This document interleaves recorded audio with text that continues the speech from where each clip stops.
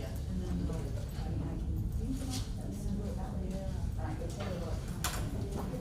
I couldn't print anything yesterday. yes, We were apparently down.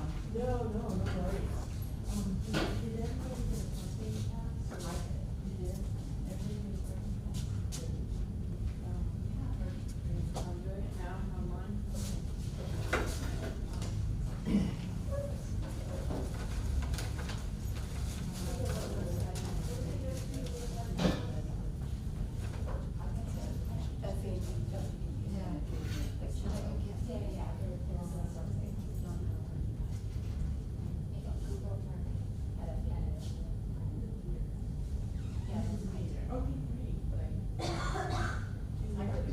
Do you know what the meter is? Is it quicker than this? I only have like 3. I have more in my office if you want them and not gonna be good after this. I know. Yeah, so might as well. We have a couple extra passes that we had purchased, so. Exciting, how are you? You only did 3 extra this month, so. I was in the freezer. Okay, yeah. Does anybody else? Okay. Good morning. How are you? I'm well. And I'll give it back to you today. I'll give it back. Oh, I could get mine. I've been sitting, I have them on my desk. Yeah, I think this is our last major event, except for, yeah, we have a task force, we're gonna give them the meter code, so.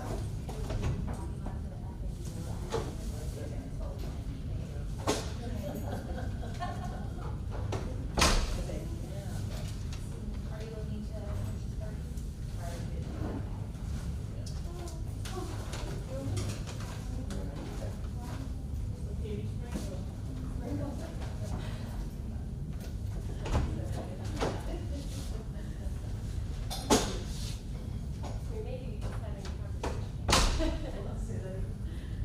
We're having a closer knit conversation. Yeah, well, I didn't do it. Yeah, that's good. Like a little.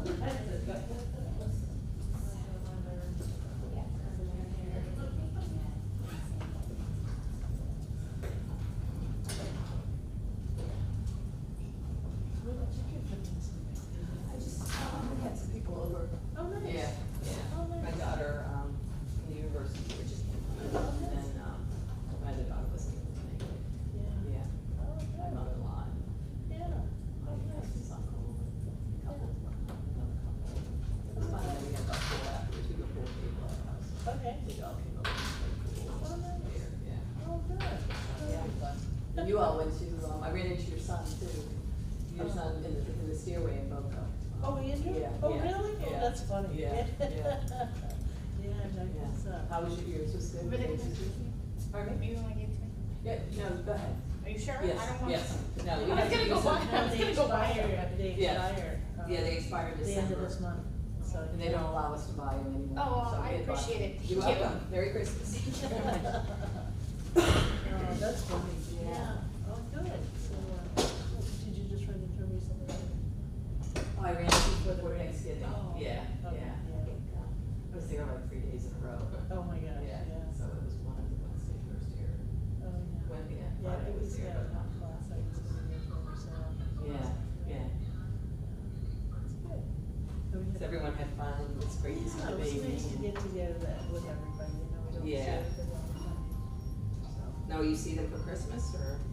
I'm gonna go to Michigan and see my son. Oh, that's right, you He's told me that. moving, so he's moving actually on Monday. So Wow. I took Monday and Tuesday off, and I'm gonna help him move, Mhm. and then. How's he feeling?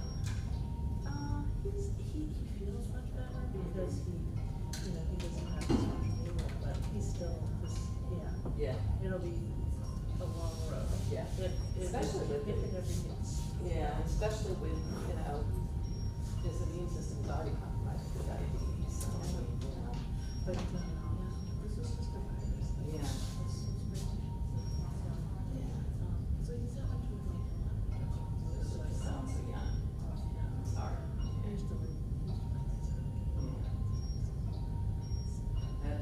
My daughter, seizures. Yeah. In college, she eats and sleeps. Yeah, She can do all the stuff that other college kids do. right, well, that's what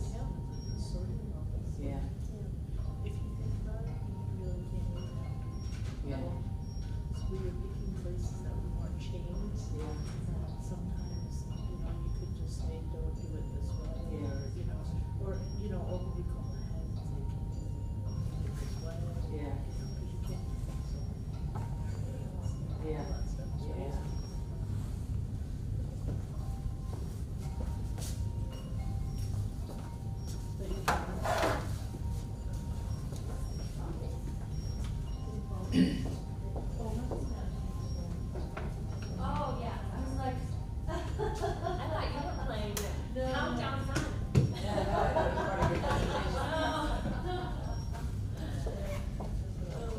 Mark, do you want us to have, to dim the front lights? I did it already. Really? Is that better? Oh, that's the back. That's, it's on presentation mode. Oh, you did it for the back room, but it's okay as well.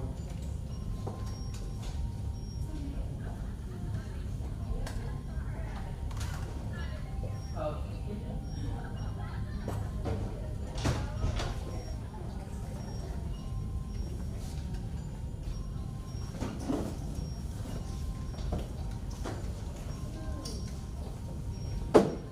That any better? What do you think for promo?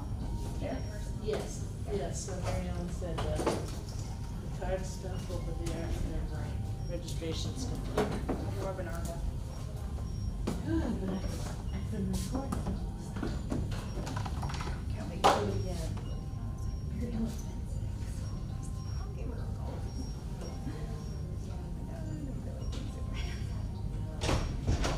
Well, it's fine. Yeah. I don't know. Yeah. No, but we can watch it, No, I know. yeah, so. Thank you. Listen.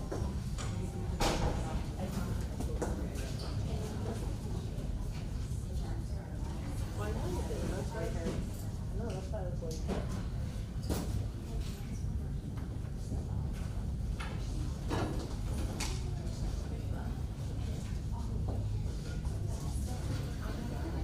I'm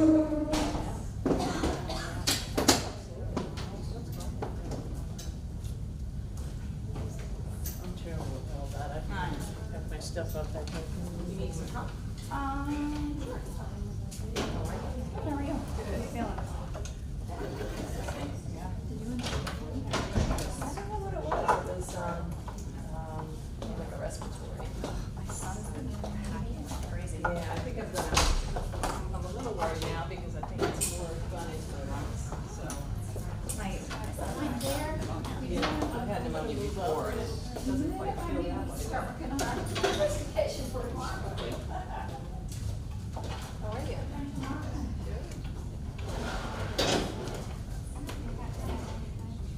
No worries. Everyone is. Yeah, we all. Of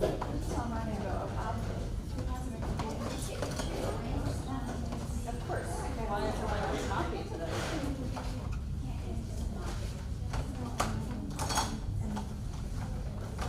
You taught me the way of doing it, so.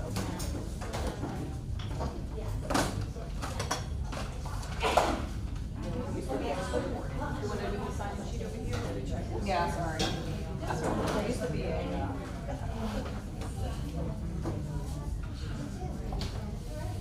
Things went out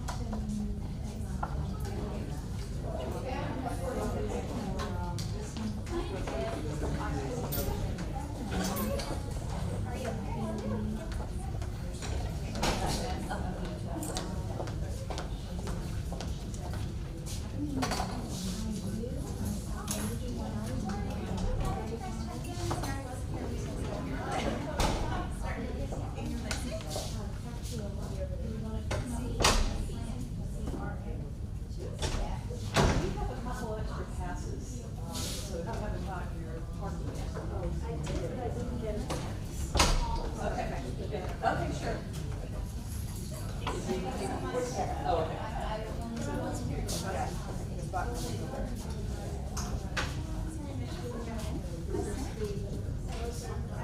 No, this is, no. Did you want to hand up? You only have 20, so. Thank you. You're welcome.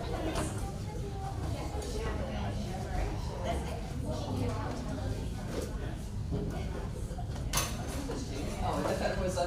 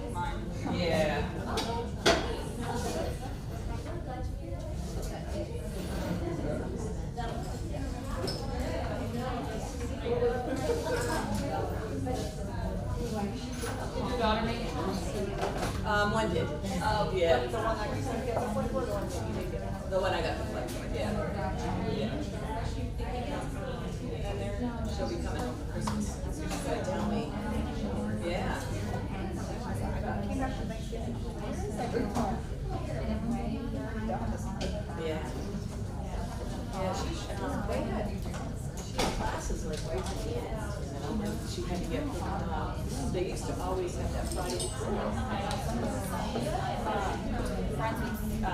Someone who teaches for common state of fire rescue, and they said that they were like mandated.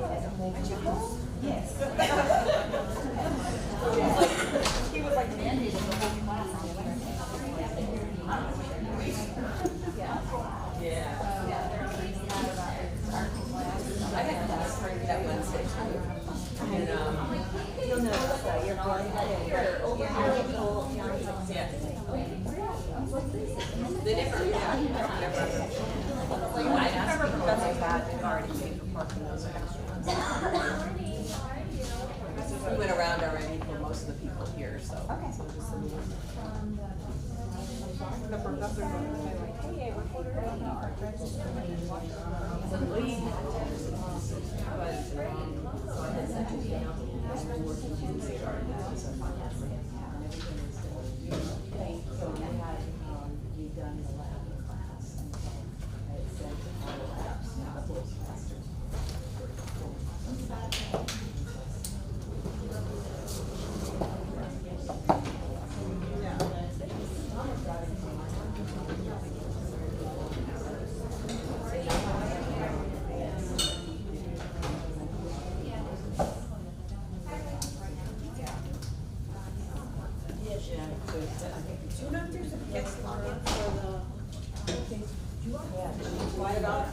Yeah, typically it tells you that you need to like request, like you put in your phone number and it'll shoot you a text message and then it'll give you a username and a password. Yeah, so that's the way it should work. Yeah.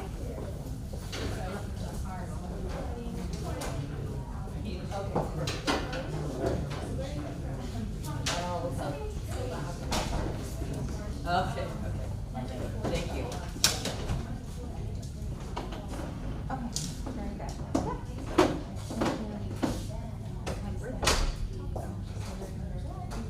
Mercedes? Okay, so you want me to hang on? Yeah.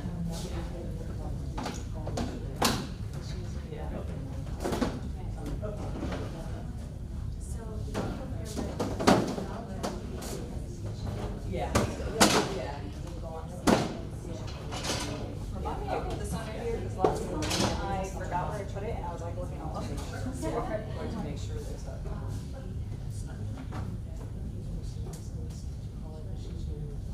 Well, so is Jennifer.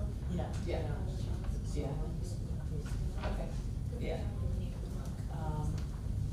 Yeah, usually Jennifer texts me if there's a problem, and then I would talk to Mark. Okay. And, we had some problems last. Yeah.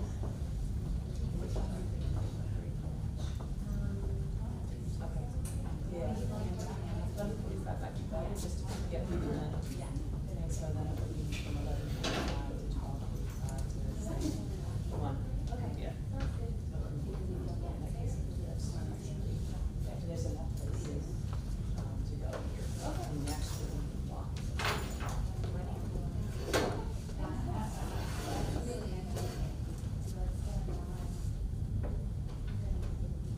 Yeah.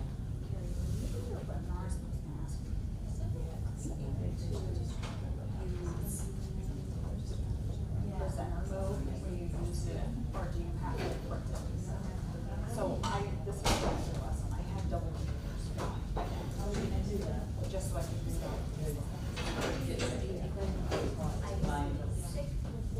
Yeah. So that was, we just.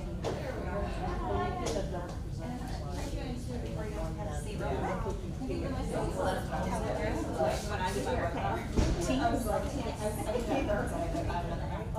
just set it up on my document. Tremaine, one.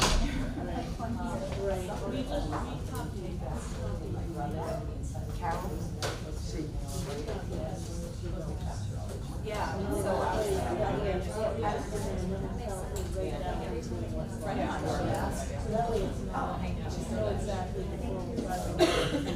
yeah, yeah. If you want to move up, we've got cards here. Yeah.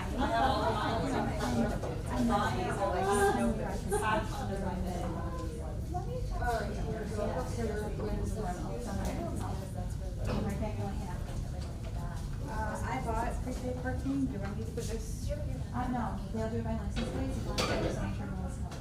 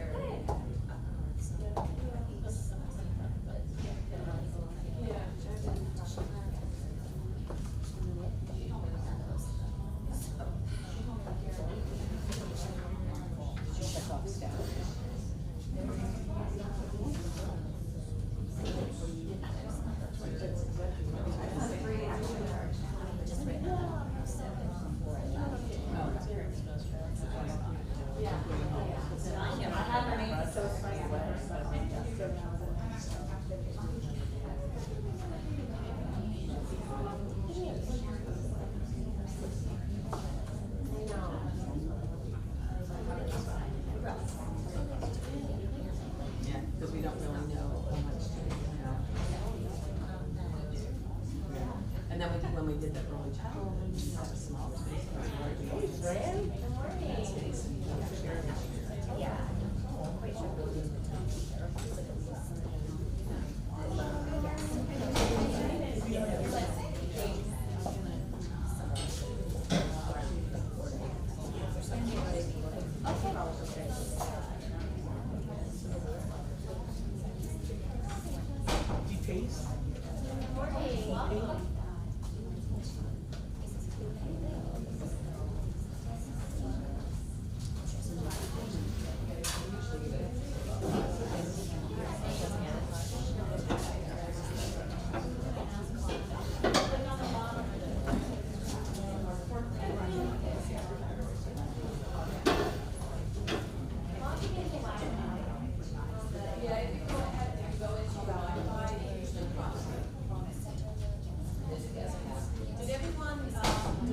check in with, Anna?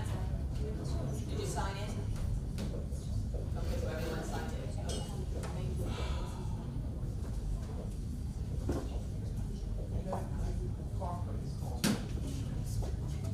you.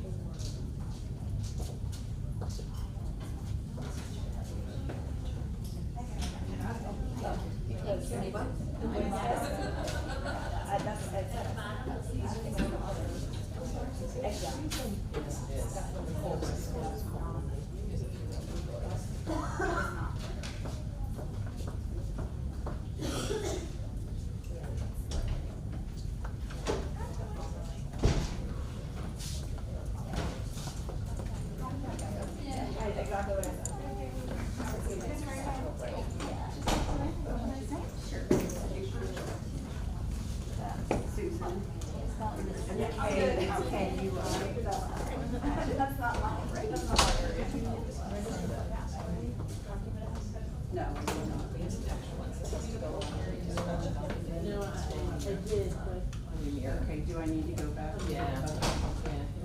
You're welcome.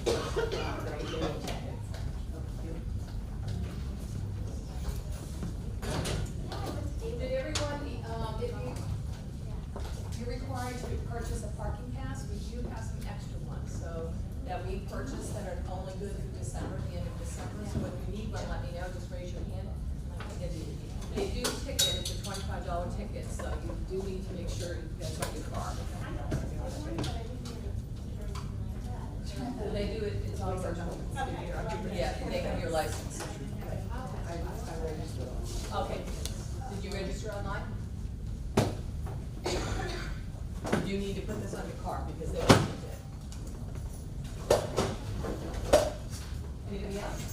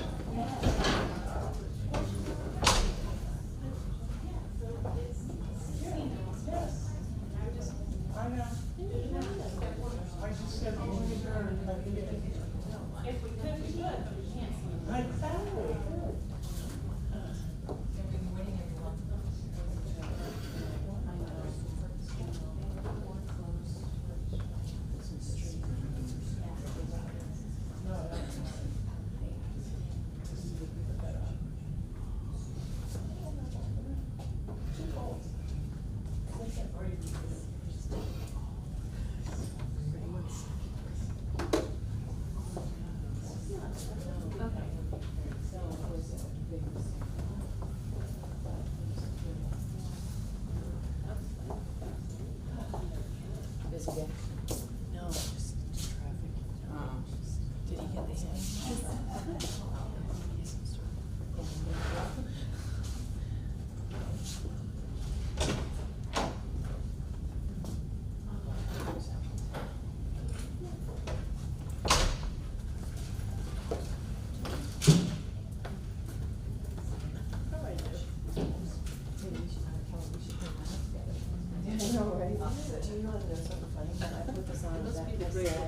Must be the greatest thing one day.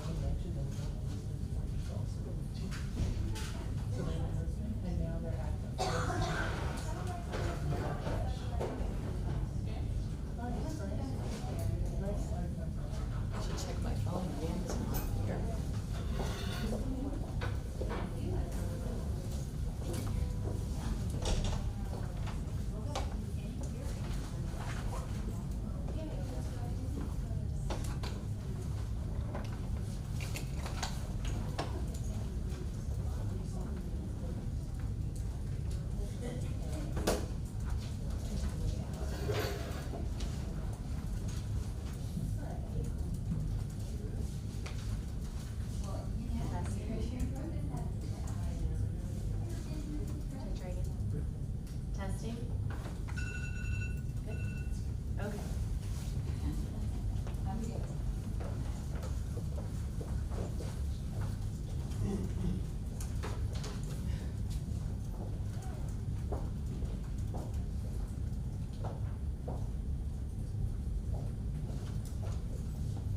Good morning, everyone.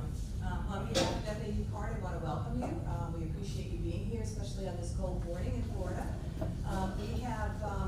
We may have some people, we have 73 people registered, so we may be having some people trickle in. But I'm real happy to be here with you today. It's not often, and I know even looking back at my undergraduate education, there's not a lot of focus on teaching written expression in teacher preparation programs. And it's really a critical issue, especially with the Florida State assessment, but also in terms of writing is something that we use lifelong. And teaching writing to kids with social communication deficits requires specialized instruction. So we're very happy to have today Dr. Katie Miller. Katie is on faculty in the ESE department. She's based out of Boca. And so this is a particular area of expertise for her, so we're very happy to have her here today. Just a few housekeeping things. We will break about 11:45. You'll have an hour and 15 minutes for lunch. There are several places, if you're not familiar with the area, you can walk right down here if you go out, exit, and go in the Abaco area. There's an Italian place, a Cuban place. There's Freshie that has kind of full natural foods. There's several different restaurants there, so that's an option. There are also, if you want to get in your car, you can go out. There's a tropical smoothie. There's a diner across on the other side of Donald Ross. There's a Publix right across on the other side. So there's lots of different options. So an hour and 15 minutes should be ample time for you.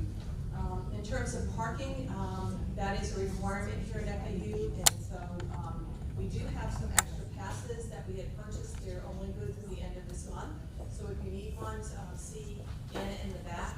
Also, if you have not signed in, please check with her as well, because we turn all this information into CAPSA, and this will allow you to get a certificate. So at the end, probably sometime before Christmas, you'll get an email from CAPSA. There will be a link there to complete the survey, and from there will be a certificate that you can add your name and print, so that you can submit it to your school district or to your school. So any questions? We do have about 27 people registered online, so if there are questions, if we can all remember just to ask the questions so that they can hear it as well. Well, thank you very much, and welcome. Good morning, everyone. Welcome. I'm so happy to be here with you talking about something that I find really exciting and important, which is writing instruction. I am a former K-3 special ed teacher. I taught in Kissimmee, Osceola County. Actually, we have somebody from Osceola County here today. And while I was teaching in the classroom, I really gravitated toward teaching writing. I did co-teaching, resource room. I worked with a variety of students with varying exceptionalities. And my co-teacher and I, she would teach math, I would teach reading and writing. I love it. I find that it's probably one of the most difficult subjects to teach kids. And as you all know, in your teacher prep programs, you probably didn't have a course on writing. If you did have a course on writing, raise your hand. Where did you go to school? Queens College, New York City. Awesome. I went to Dowling College on Long Island. Awesome. So if you, most of our teacher prep programs might spend a couple weeks on writing instruction, but particularly they usually spend the majority in reading, right? So at FAU, I teach classes in assistive technology, reading interventions, and I teach the graduate methods course. And I'm really focused on thinking about ways to provide teachers resources for how to teach writing. If you are in a district, hopefully soon you'll be getting a survey from me. We are actually looking at how we can increase resources and preparation for all teachers in the state of Florida. So we're actually doing a statewide survey looking at writing. So if you see my name in an email come to you, please take the survey. It would be great to know what kind of resources we can provide for you at both a national and a state level. So let's talk a little bit about what we'll be discussing today. I know we have a variety of professionals here, which I'm happy to see some OTs, speech language pathologists, district folks, teachers. I'm so happy to have you here. We're going to be talking about why is writing so hard? How is it taught in school? You know, that's one thing that I also find is it's different from the classroom perspective, from school perspective. There are schools that I work with that have different writing programs per grade level, right? So it's not often taught consistently, depending on where you are. We're going to talk about what good writers do, as well as what kids with ASD do. I'm also going to provide an overview with a specific strategy called self-regulated strategy development. And then I'm going to give you a lot of tech resources and talk a little bit about do's and don'ts when working with technology in the classroom. So to get started, I want to find out a little bit more about you. So if you have your phone or device, we're going to do our first opening tech tool.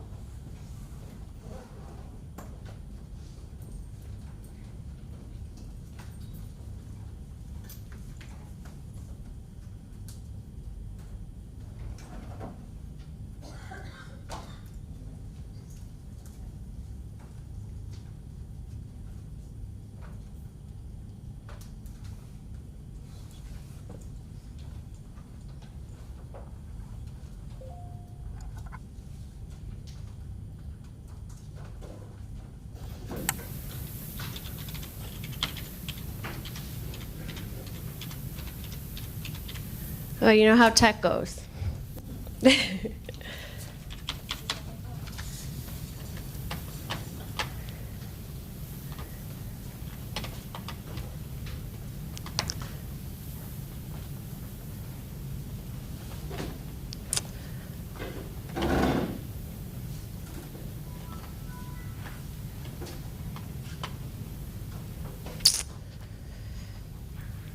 All right.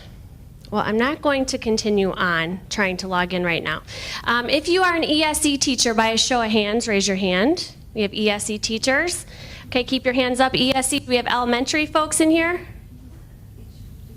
Middle, great, and high, awesome. Gen Ed teachers, administrators, parents, anyone from FAU, students? I know a couple of you have some dual roles. Okay, welcome. I will show you at the break a little bit about this site. It's interactive. You text, and then it, in real time, gives you percentages.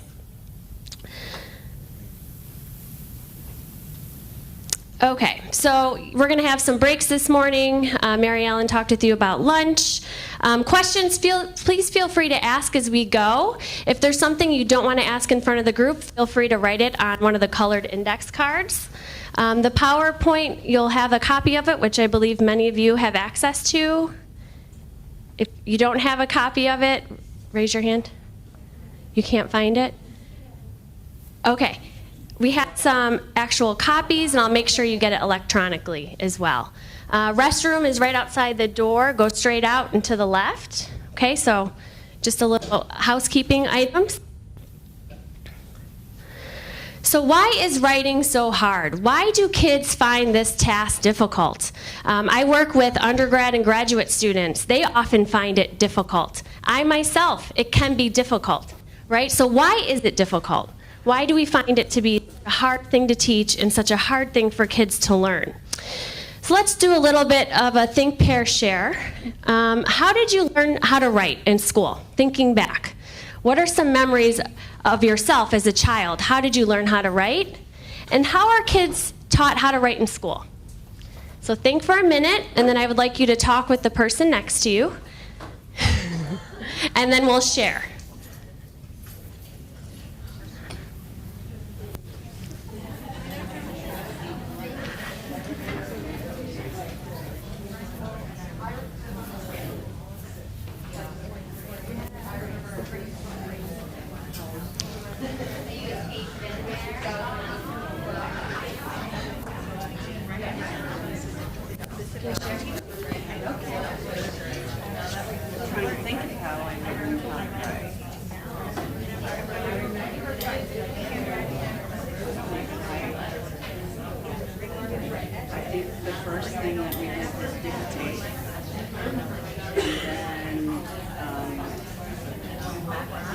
They would come up with the subject and then I had to come up with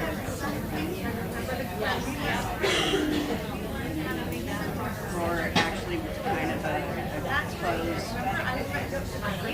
Yes. And maybe fill in blanks.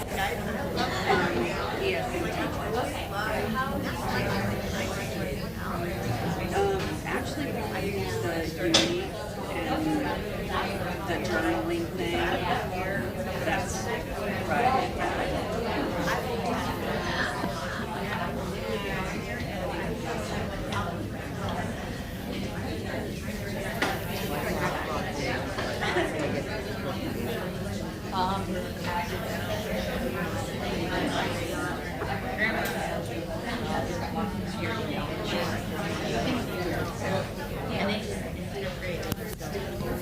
talk to them, used to dictate to the teacher. And she would write it for you, and then sometimes she would redo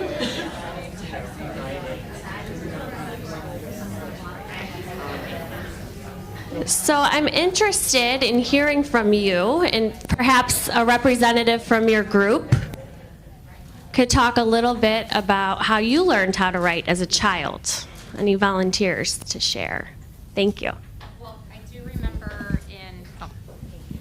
I specifically remember in 6th grade having a male teacher, and he really drove home diagramming sentences, and we did that for a long time, and that's where I remember it just clicking with the structure, how to put together a grammatically correct sentence. Anyone else want to share? Maybe something a little different?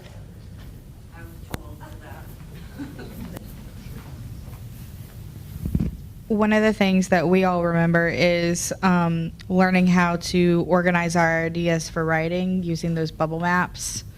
And I remember really focusing on topics and then putting ideas off to the side and things like that. Great. So we have a couple different things. Anyone else? Something a little different? So we have diagramming, sentence structure, some graphic organizers. Oh, thank you. I remember in middle school research papers. I don't remember learning how to write, but research papers and the index cards and outlines and things like that. It's a lot of structure. Excellent.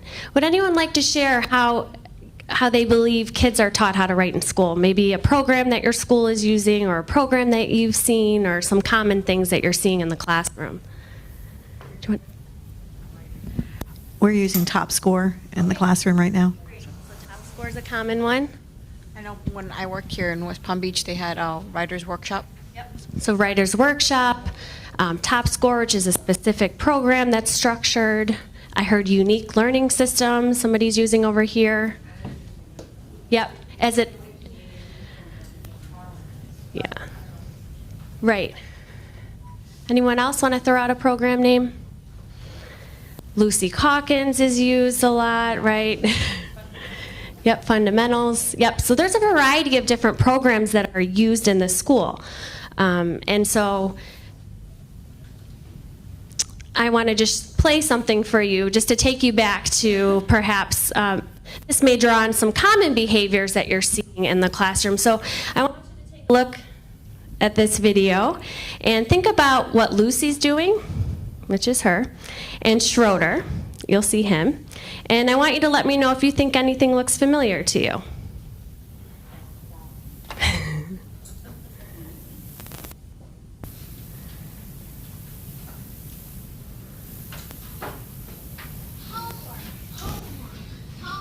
Homework. Yuck. A book report on Peter Rabbit. Peter Rabbit. Peter Rabbit. Book report on Peter Rabbit.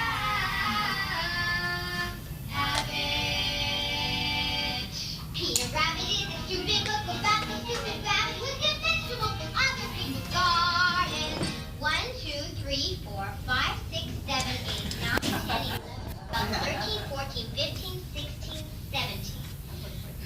83 to go.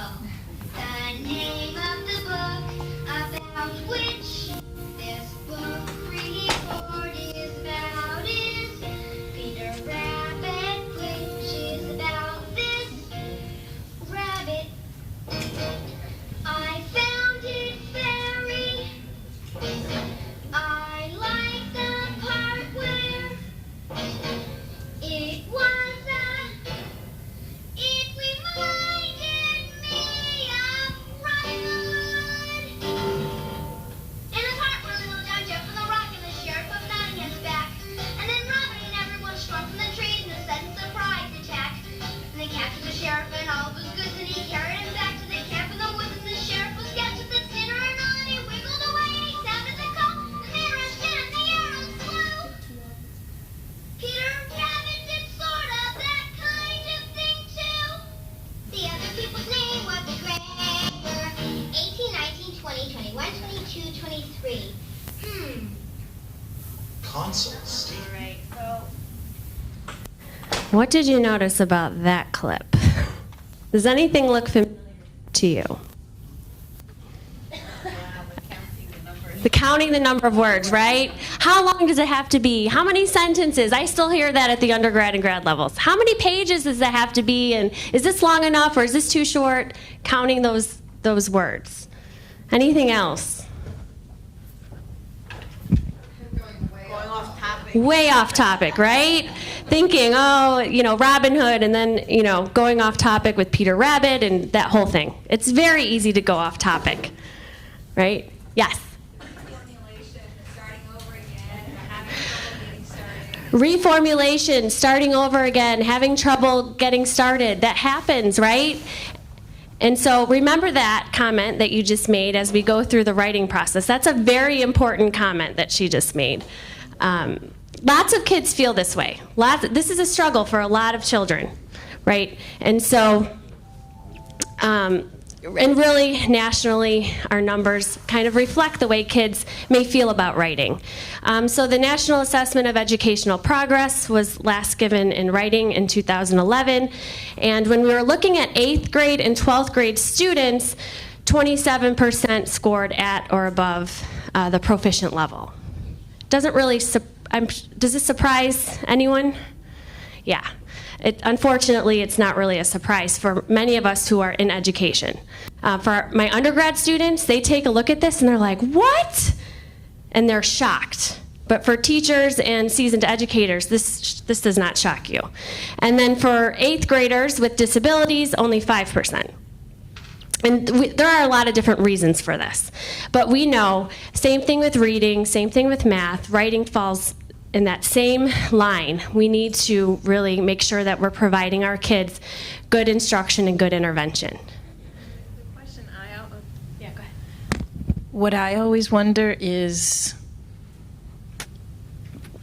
people my age, the percentages were probably a lot higher. And we were taught basics instead of all of this extra stuff. So I just feel like we should need to go back to basics so that we can have all literate citizens. Because of so much testing. The testing, another comment. And so actually when we look at data from the 60s in reading, it's still around that 40th percentile, right? And so, yeah, I mean, there's a lot of different things. It could be testing. Perhaps we've forgotten about that diagramming sentences, which is shown to really increase writing proficiency for kids. That's something that is lost in a lot of classrooms. So perhaps going back to basics. I was just going to say, I've asked some of my middle schoolers. I'm a speech pathologist, and I've asked some of the middle schoolers who have trouble with writing. I'm like, well, when have you guys been when have you been taught diagramming? And like, everyone's like, what? So like some of the 8th graders, or 7th graders, I was trying to show them basic diagramming, and it kind of blew their mind. Yeah, and so in diagramming is actually, has some good effects in the research. And I think you're making some great points here. Many times I taught K-3 in the elementary school, and there was actually a survey done in 2008 by Cutler and Graham, and they surveyed teachers for the amount of time they spent on writing a day. Anyone want to take a guess just around the time elementary school teachers? 25 minutes. 15 minutes in K-3 and 45 in 3 to 5. So it's increased a little bit as we got towards the testing period, but we're often seeing that, and I'm sure you're seeing that as well, that it's not, we're losing some of that basic sentence structure. It's not taught so explicitly. And so we know that testing really drives a lot of what we're doing in the classroom. With the introduction of Common Core in 2010, I know we have the Florida standards, which are modeled after Common Core. It really raised the bar in terms of making sure our students could read, write, speak, and listen across the content areas. So when I first started teaching in Florida, when we had the FCAT, the prompts were, for example, for opinion. Everyone has a favorite season. Think about your favorite season. Now explain to me why that season's your favorite. Now it's read this section about winter, read this section about summer, and then take these two passages and respond to a prompt. So it continues to increase what we're asking our kids to do. All right, so let's just take a step back, and I want you to take your white index card. And on your white index card, if you need one, raise your hand. I'll spread them around. Thank you.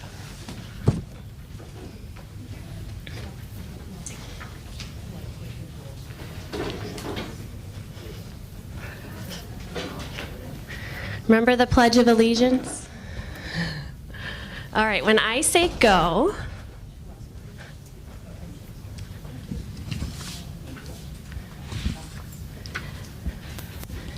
let's remember what it's like to be a kid. When I say go, I want you to write down the words to the Pledge of Allegiance. However, every 6th word, put a slash before moving on, and then I want you to underline the capital letters. Yes. All right, so do we put 6 words slash and then word 7?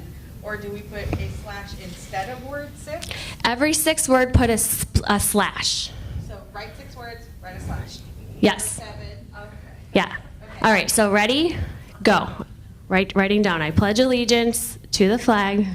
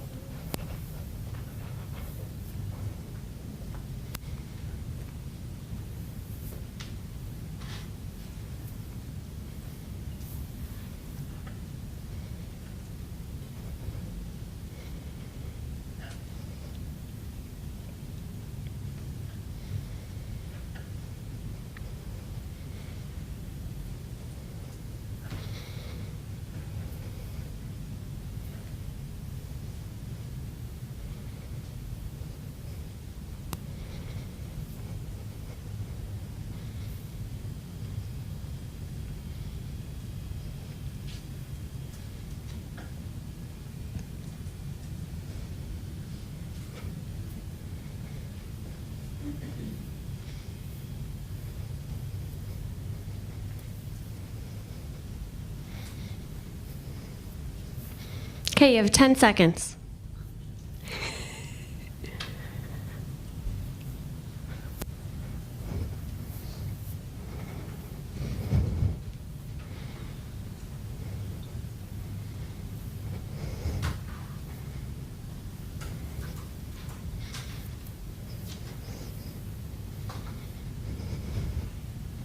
And time. Now, what was that like for you? Say it louder. Counting, right? What was that counting like? Disjointed? She had to go back and revise and do it all over again after realizing there was a mistake? To remember it. And to remember it, that processing. Because we have a flow, and when you stop the flow, you have to restart the flow again. Yeah. Yeah, go ahead. Juggling. Yeah, it felt like there was a lot of cognitive demand. I think you have something great to say. Yeah, go ahead. You forget the meaning and you focus on what you're doing instead. Oh, that was really good. Can you say that again? You forget the meaning and focus on the mechanics and what you're asked to do. Good. So she forgot, while she's trying to write this, forgetting the meaning, focusing on the mechanics, trying to remember what she was supposed to do. That is sometimes what our kids do, right? They're so focused on that spelling, punctuation, capitalization components that all of a sudden it was like, wait, what am I supposed to do?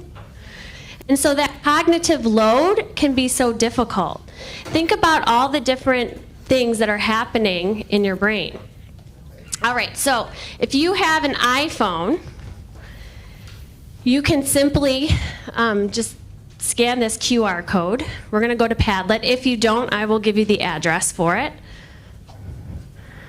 I'd like to hear your thoughts on why you feel it's so difficult.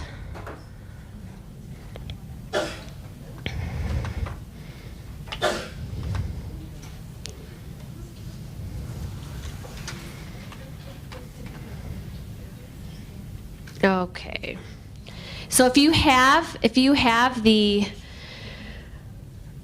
PowerPoint, you should be able to scan the QR code. If not, here's the address. I will make it big. So Padlet is an interactive organizing tool.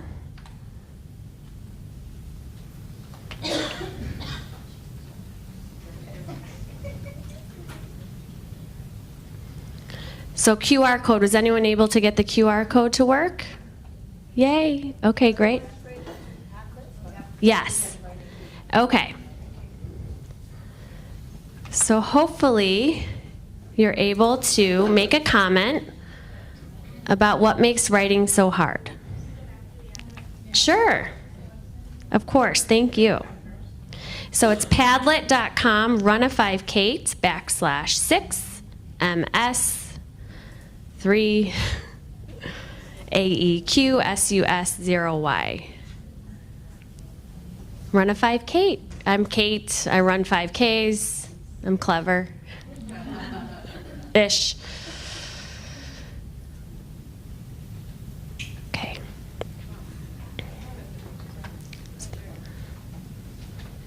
So hopefully you're able to add to it. Oh, good. It's hard. It is hard. It's way down at the bottom. You'll see a little plus. Now, what I like about Padlet is you can include a link. You can have your students Google images.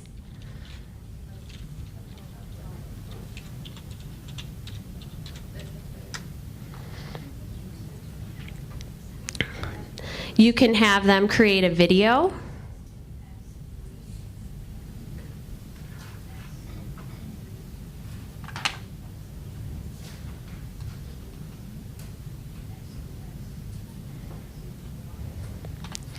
You can have them take a picture.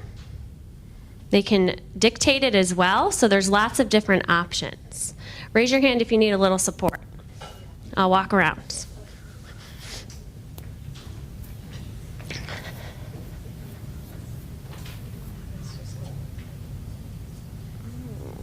Try that. Did you type something in there? Okay. So the question again is, why is writing so hard? And then when you're done, just click post.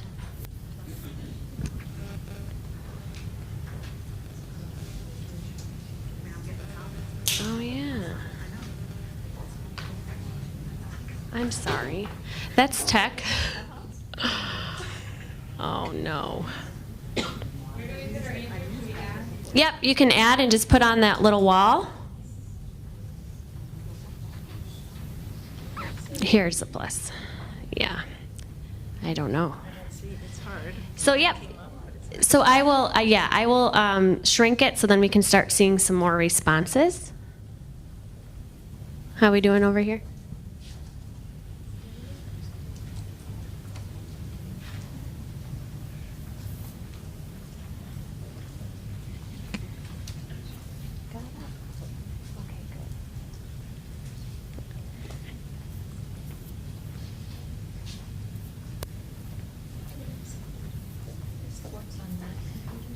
Yes. Yes. My friends are all Mac users, and they like it. School, so I could technically have like 3 different kids. Oh, collaborate. That's a great idea. Venus goals sometimes, so they could type like a collaborate on a story or something. Yes. Yep. You could use that for that. There's some other good ones I'll show you too after lunch for that kind of thing. Yeah. Yeah. That would be one. Yeah.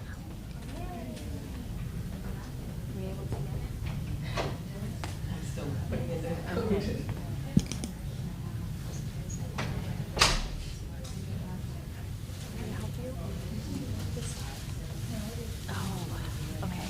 Request the login. You need to put in. Hi, how are you? Oh, no worries. How are we doing back here? Good? Okay.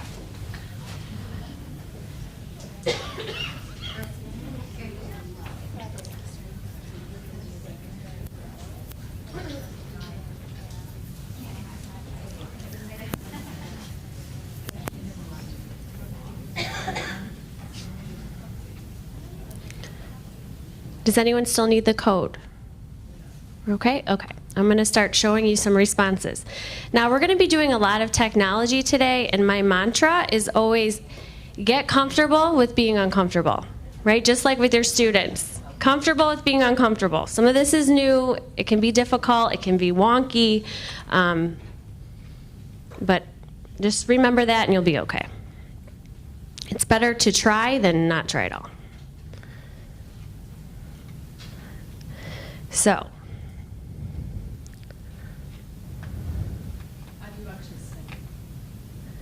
send it. Did you press plus? Okay. I'm sorry. It already posted? Okay, I'm going to pull it up and see if I can arrange them a little bit.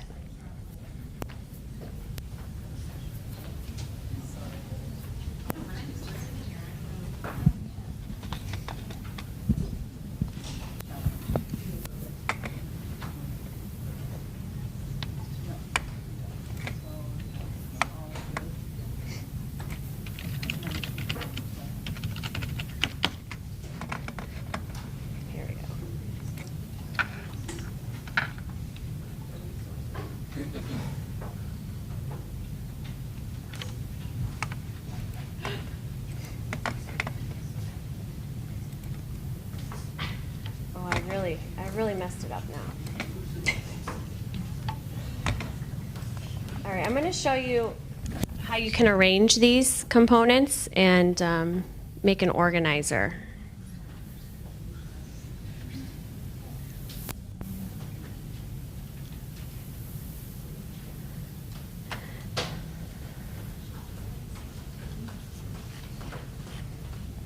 Oh, good. We have tons of comments. I see them. They're all here, I promise.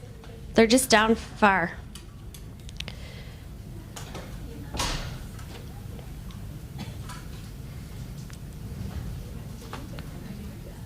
Hopefully, are you seeing me moving them on your screen? Try to refresh. You'll see them up here. I think, hopefully I didn't just break the computer.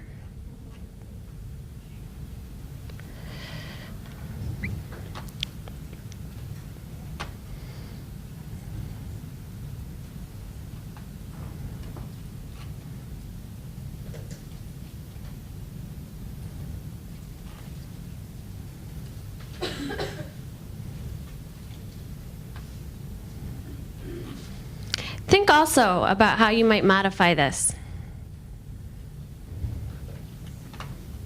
Okay, so here's my starter. I can connect the posts. Okay. So I've used this before to generate ideas with my students, and then from here create subcategories so they can see how I arrange things. So, for example, we have fear of the red pen. I get that, right? When you hand in something to a teacher and then it comes back all marked up. My teacher prep program told me to use green pens. It can be a little better. Anyway, so it's an integration of many different skills, putting my thoughts to paper. It's hard to transfer thoughts to paper in a proper format. So I would arrange all of these things together. This is really about idea generating. Time, let's see. Some more idea generating. It's just hard. Spelling, lots of skills at once. So you can really link these things together for your students and create an interactive graphic organizer for them. How would you modify this for kids with more significant needs? Anyone have any ideas?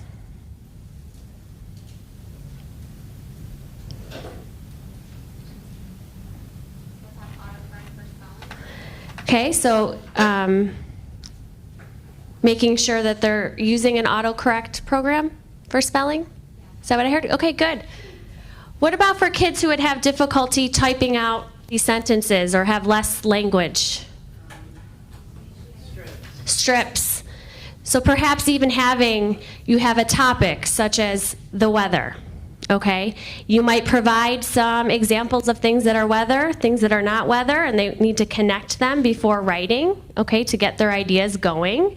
You could have some existing things that they're just connecting. You could have some pictures that they could automatically use. It would take some preparation on your part. Word banks, so including some, maybe already prepared sentences with some blanks. Padlet can be used across a variety of subject areas, right? You can see some use all the way from kindergarten through secondary.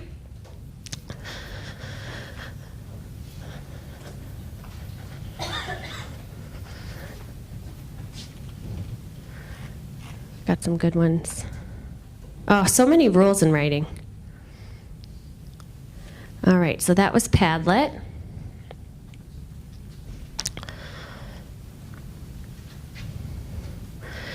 Okay, so as you know and as you just experienced, it requires a lot of details. How should I start? How do I spell that word? How do I make that letter S? I don't remember. Where do I look? What was I going to say? I ran out of things to write. My hand hurts. This is painful for me, right? Kids with autism, spectrum disorders, this can literally be very uncomfortable for them. I don't know what else to write. How do I indent? There's a lot of details going on in the brain. There's a lot of cognitive processes. We have short-term memory, long-term memory, their working memory. It's such a large cognitive load, right? It's so much going on in their minds. And those assessments, like you brought up before, are really difficult. They're difficult for many children, many struggling students, many typically performing students. It's still difficult. They have to read multiple pieces and synthesize information about things that they may not be familiar with or have prior knowledge on. So when I think about writing, when I think about writing development, today we're going to frame it in these 4 areas. The first area is strategic behavior. So how do I plan when I'm going to write? What is the process for revising? What is the process for organizing my information or finding out what I need to write about on a topic? So kids develop strategic behavior as well as writing skills. Often when I talk with people about how do you remember learning how to write, many times they talk about the handwriting component. Oh, I remember making letters and cursive and trying to be really neat. Or I remember writing sentences or essays. The actual transcription part are the skills. A lot of our students get hung up on the skills. And then knowledge of writing. I need to know about different types of genre, how to write for different audiences, different purposes. That's another area of writing development, as well as motivation for writing. How do I feel about myself as a writer? What are my beliefs about writing? All of these 4 things, all these 4 areas need to come together for students to become good writers.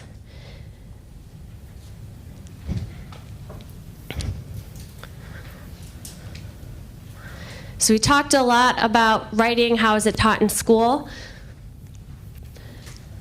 So historically, going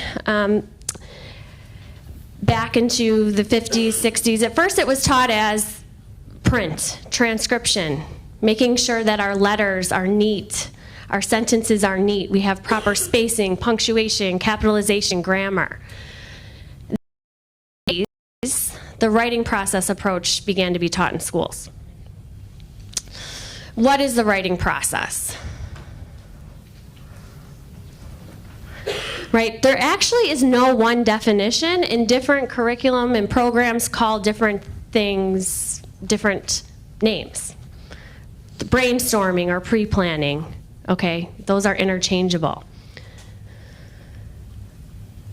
So typically what you'll see is there's the planning component, the drafting, revising, going back and checking for structure, editing, and then finally publishing.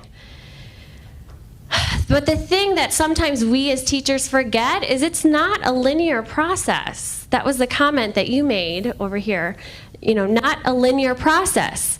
Our students sometimes will start planning, drafting, they'll go back to revising, they'll think, oh, I can't write enough about that, I'm going to go back to planning. And so it's not really linear. And sometimes as teachers, we forget that. We give them a topic and we expect for them to go in this linear fashion. But really what happens is, think about when you were in school, when you were given a topic, many times, at least for me, I would start writing about something and then I would stop because I didn't feel comfortable on it or I needed more information and maybe I go back to the drawing board. And so that's sometimes an area that we forget. It's not linear. And I don't know about you, but how many times do your kids really get to publishing? Like taking a first draft, revising, editing, and then doing another draft? Like that is, I remember as a teacher, that was really hard to get to, and we just didn't have time to go through the proper process. So how familiar are you with the writing process on a scale from 1 to 5? 5 being, I use it every day, I'm an expert, I teach my kids, I don't want to hear about it, and 1 being, I don't know anything about it. So you're going to show me with your hands on a scale from 1 to 5. 1 meaning like, I'm not very comfortable, I've never heard of it. 5 meaning I'm an expert, I could get up there with you right now and co-teach it with you. So just put it under your chin, and you're going to show me at the count of 3. 1, 2, 3. Okay. All right, so feel free to put this on the back of the Pledge of Allegiance paper, that white index card. We're going to do a little bit of an activity. We're going to spend a short amount of time actually going through the process, and you're going to be working with a partner. And our topic is, would you rather give a gift or receive a gift? Yes, so we're going to start going through each step of the process. You can use the back of your white index card. And we're just going to spend a little bit of time on each area just to give us all some similar prior knowledge. Thumbs up, are you with me? Good? Okay. All right, would you rather give a gift or receive a gift? So right now I want you to go through the pre-writing or planning process, start brainstorming, considering what you want to respond to. Remember, it's would you rather give a gift or receive a gift? So on your little white index card, just start planning. How would you plan to respond to that topic? So you want us to just do what we would do? Yes. Yes, your students, your K through 12 students.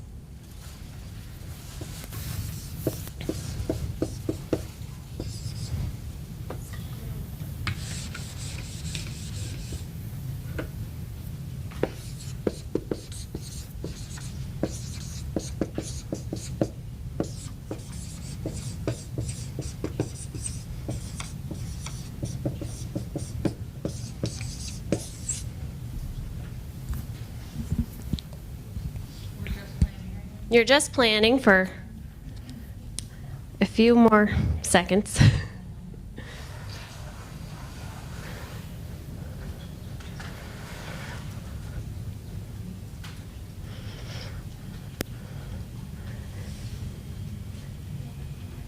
Good, I see lots of graphic organizers, some outlines.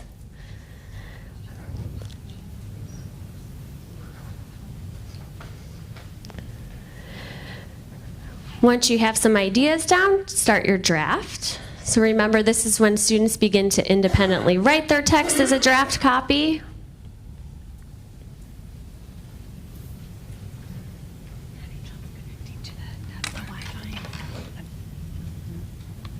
I can email your PowerPoint.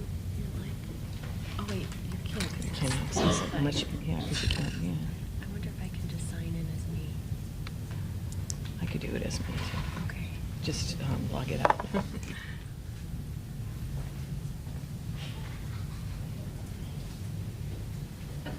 So think about the process you go through as you're drafting.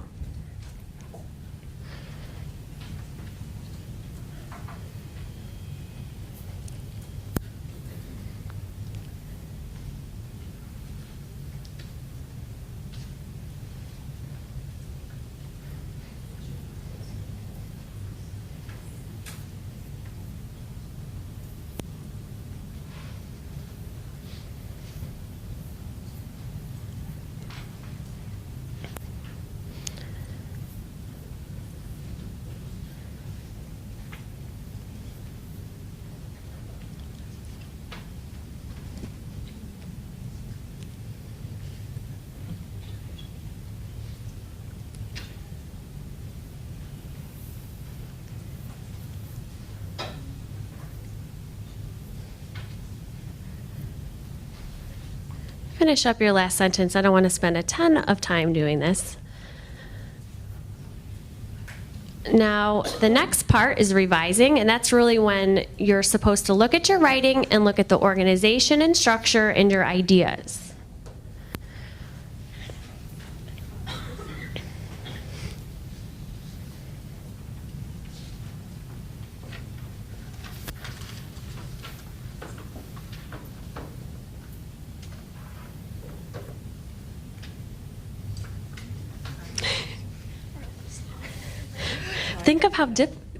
Think of what's going on in your mind, right? The cognitive process. That's great.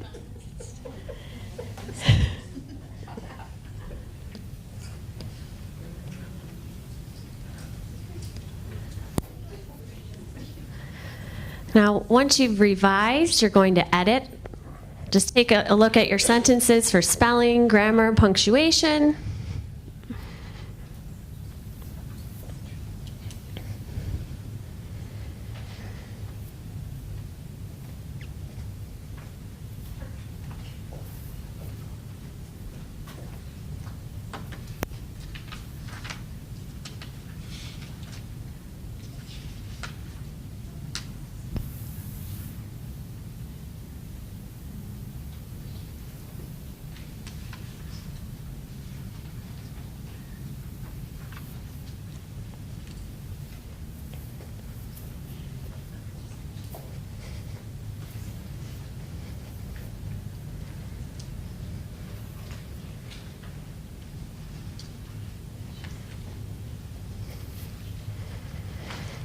And finally, publishing. So now I want you to rewrite it on another sheet of paper. You don't really have to, but think about that for kids, right? So after doing all of that, writing down their ideas on an organizer, doing their first draft, then going back and revising and editing and publishing. No wonder why it takes so long. No wonder why kids get upset about doing it. To mention ADD. Go ahead, explain a little bit about that. That was a really good comment. I said it's overwhelming, especially like with someone with ADD. I have ADD, and I remember how hard it was to put my thoughts together, and I always heard, you didn't transition here or there. I just would write and then think that was long enough. Then I'd start writing another paragraph. My thoughts were all over the place. Yeah, it's hard sometimes to stay on topic, right? You start going off into a direction, or trying to make it coherent and cohesive can be really difficult. And then the transition words. Even myself, I use therefore and however like 100 times in a paper, right? So we all have things that we're aware of, but go ahead. It's kind of like on her ADD part, even to just like sit still for that block of time to like do this whole process is a lot, because they need to like be stimulated, and it's just a lot to stay still for that long. Think about how hard your brain is working to do this. Think about all the different functions in your brain that you're using to hold those ideas, and then in the same time as you're holding those ideas, then put those ideas to print is very difficult, especially if you're not good at spelling, if you have a hard time even thinking of the ideas because you haven't had those experiences. It can be very difficult. So maybe just talk with somebody about a couple things that you would like to just share with them. What are some components that you think would be difficult? We talked a little bit about the drafting part, making sure we have good word choice. Yes? Paraphrasing. When they have to look at all of these articles and then write about the topic. For example, like I had a student that was writing about recycling, and she had the most difficult time paraphrasing the definition of recycling. So the beginning of her essay was word for word what was given in the text, but they have a really difficult time just putting it into their own words. And even thinking about the reading levels, right? So when we have to teach our students how to annotate to help them with paraphrasing. The reading levels can be so difficult. So not only do I have trouble reading, but now I'm trying to put my words into print. and there's a lot going on, and I'm not even sure how to paraphrase because my teacher doesn't really give me good models of it either. It's hard for us as teachers to make sure, there's a lot of planning involved in teaching writing, right? So making sure that we've paraphrased correctly, we're able to model it correctly, can be really difficult. So Lucy Calkins is often used in the schools. Its basis is Writer's Workshop, units of study. That's often used in the general education classrooms, and it's a method of teaching the writing process across a variety of genres. Typically, the teachers start with a little mini lesson that has some type of focus, and the teachers do a write aloud or a think aloud. Their mini lessons could be focused on word choice or organizing paragraphs, whatever skill of the day. And then students are then released to work on their written pieces, and students are all at different stages of their paper. So maybe some students are still planning while others are drafting, others are revising, and then while the students are working independently, the teacher often pulls students aside to meet with them. So this is what's happening in general education in many of our schools.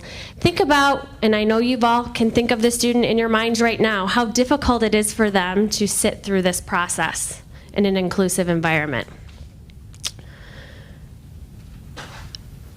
And then at the end of Writer's Workshop, typically a student will share their writing piece, and it's really child-centered. But it's really hard for kids who have a difficult time with writing. So where could students with ASD struggle during this process? So we're going to actually make some groups. I'm going to give you some poster paper. We're going to think about some problems that we've seen in our classrooms or some issues that you've seen, and then hopefully today we'll address those through solutions.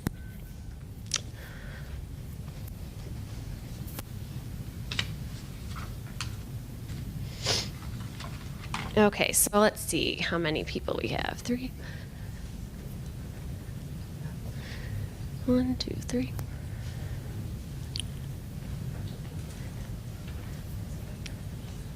Why don't you all talk with somebody near you, perhaps why you came today to find out more about writing, okay? So your why, as well as some issues that you may have seen in your classroom setting. I want you to talk with the people around you while I get you into groups. And then we're going to do an activity with our poster paper. So what are we doing? Talking about issues and why you came today. Okay.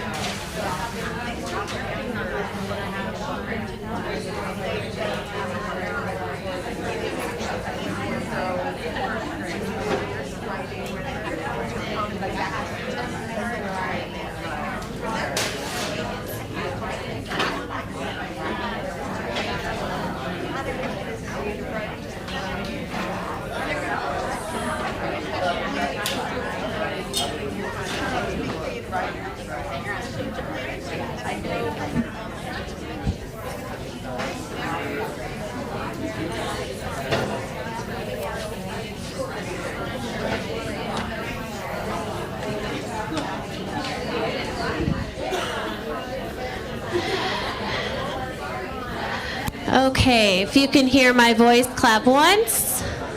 If you can hear my voice, clap 2 times. If you can hear my voice, clap 3 times. I don't want to interrupt you. I just want to give you directions for your poster paper, and I want you to continue the conversation. On one side of your paper, I'd like you to write down some issues that you have seen with children in if it's a home setting or a school setting when it comes to writing. Okay, so really your why of why you came today. Okay, on one side of your poster paper, one person from each group can come on up and get some markers. Okay?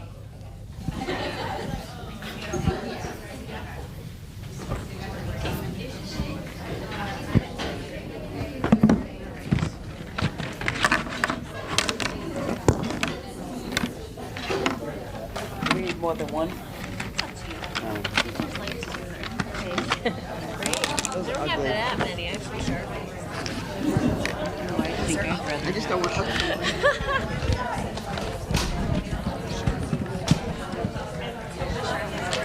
Oh, no.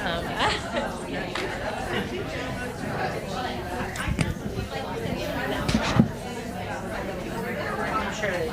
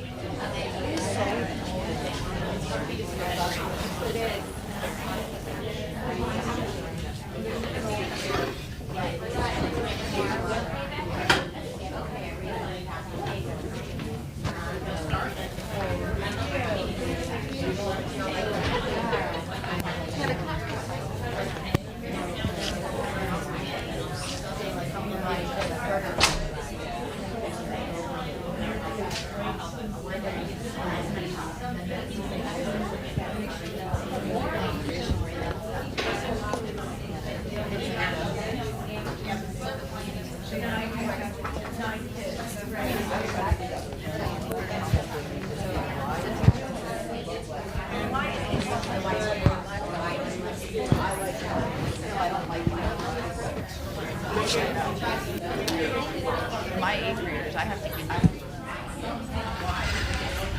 Why do I have to? We were talking. Yeah. And a test grade doesn't matter. They're like, it doesn't matter for me. I don't care. They all want to type versus because we are a 1-to-1 county. We have that fight too. We're another 2 county. So our kids all have so getting them to actually write something on paper. Yesterday, our internet was down. And trying to figure out something with pencil and paper was like,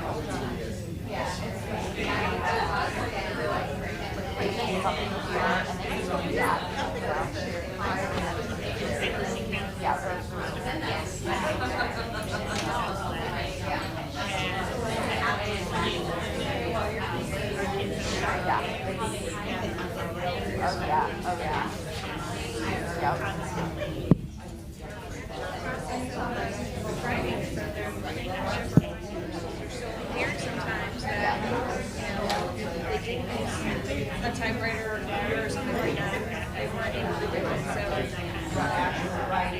So I was to say fine motor, writing.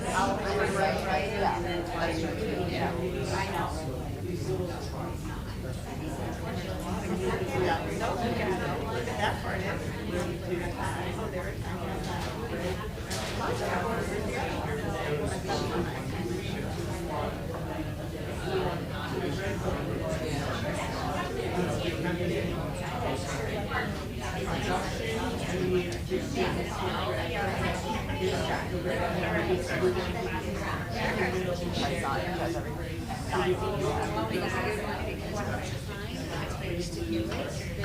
Stretch it out so they get started, because like writing takes 2 hours for a student that takes 20 minutes.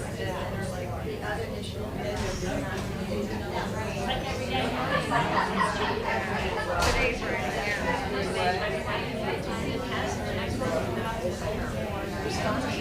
understanding the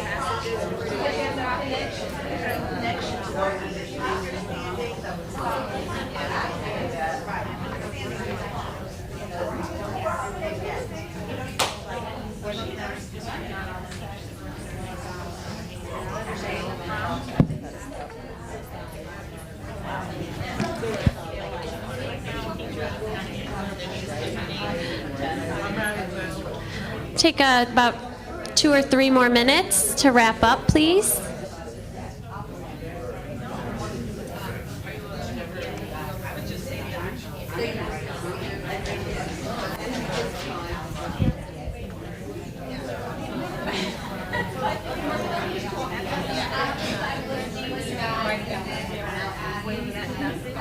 Then you're sitting there for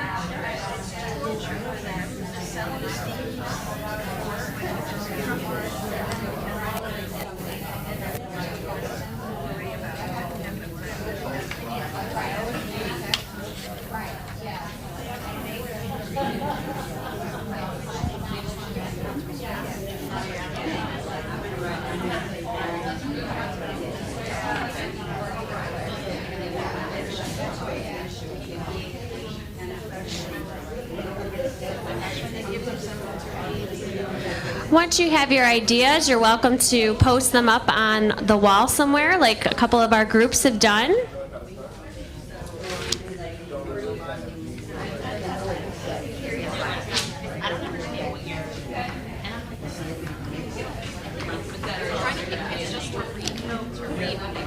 I like your teacher writing.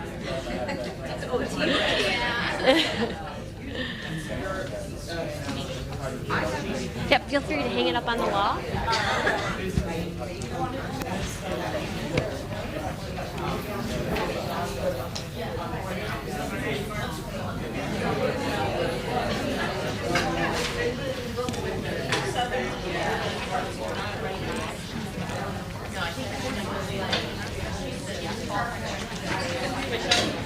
Oh, thank you.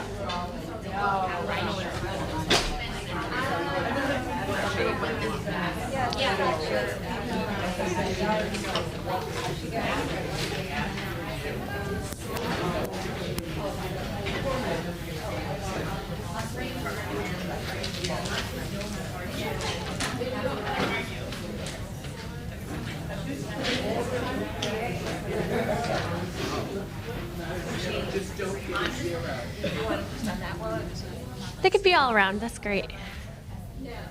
I'm seeing a lot of common themes. Organizing thoughts, not wanting to revise. This happens a lot, being stuck on a step.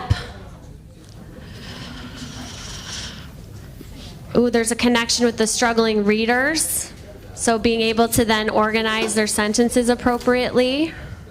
Endurance. The physical task of writing can be painful for some kids. And I think sometimes teachers forget that. Due to sensory issues, it really can be uncomfortable. So giving those breaks are important.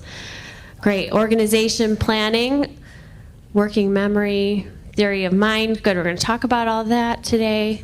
Spelling, limited vocab, background knowledge. Got some good ones. Elaborating on those details and lacking motivation and time consuming. Issues with the cognitive process, lack of confidence can really affect our kids. Okay, I'm glad to see your issues. At this point, let's take a 10-minute break. Sound good? Get up, moving, go grab something. We'll take 10, and then when we come back, we'll start to unravel these issues. So 10:25.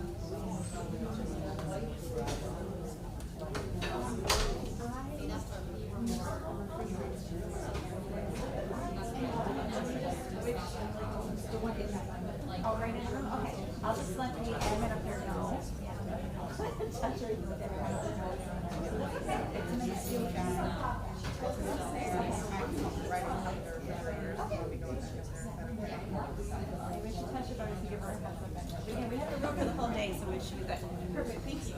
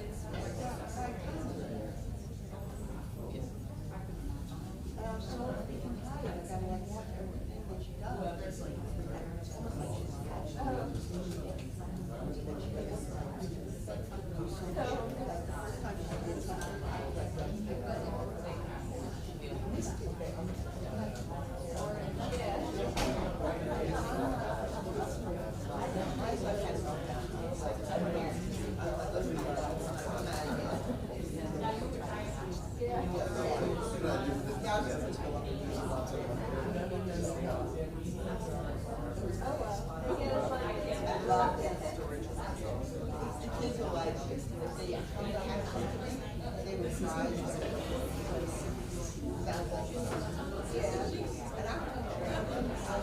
I wasn't like kind of outside of I'm still like, I'm like Facebook friends with them.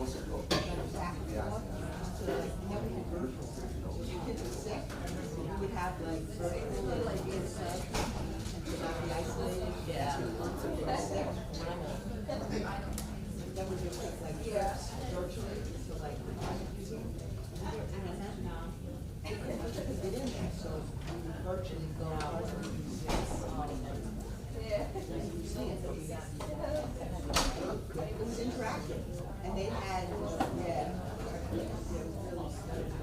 it was so cool for me. But on the flip side, some of the kids on stage, so we had like 2 or 3 kids that died. And the first time a kid died,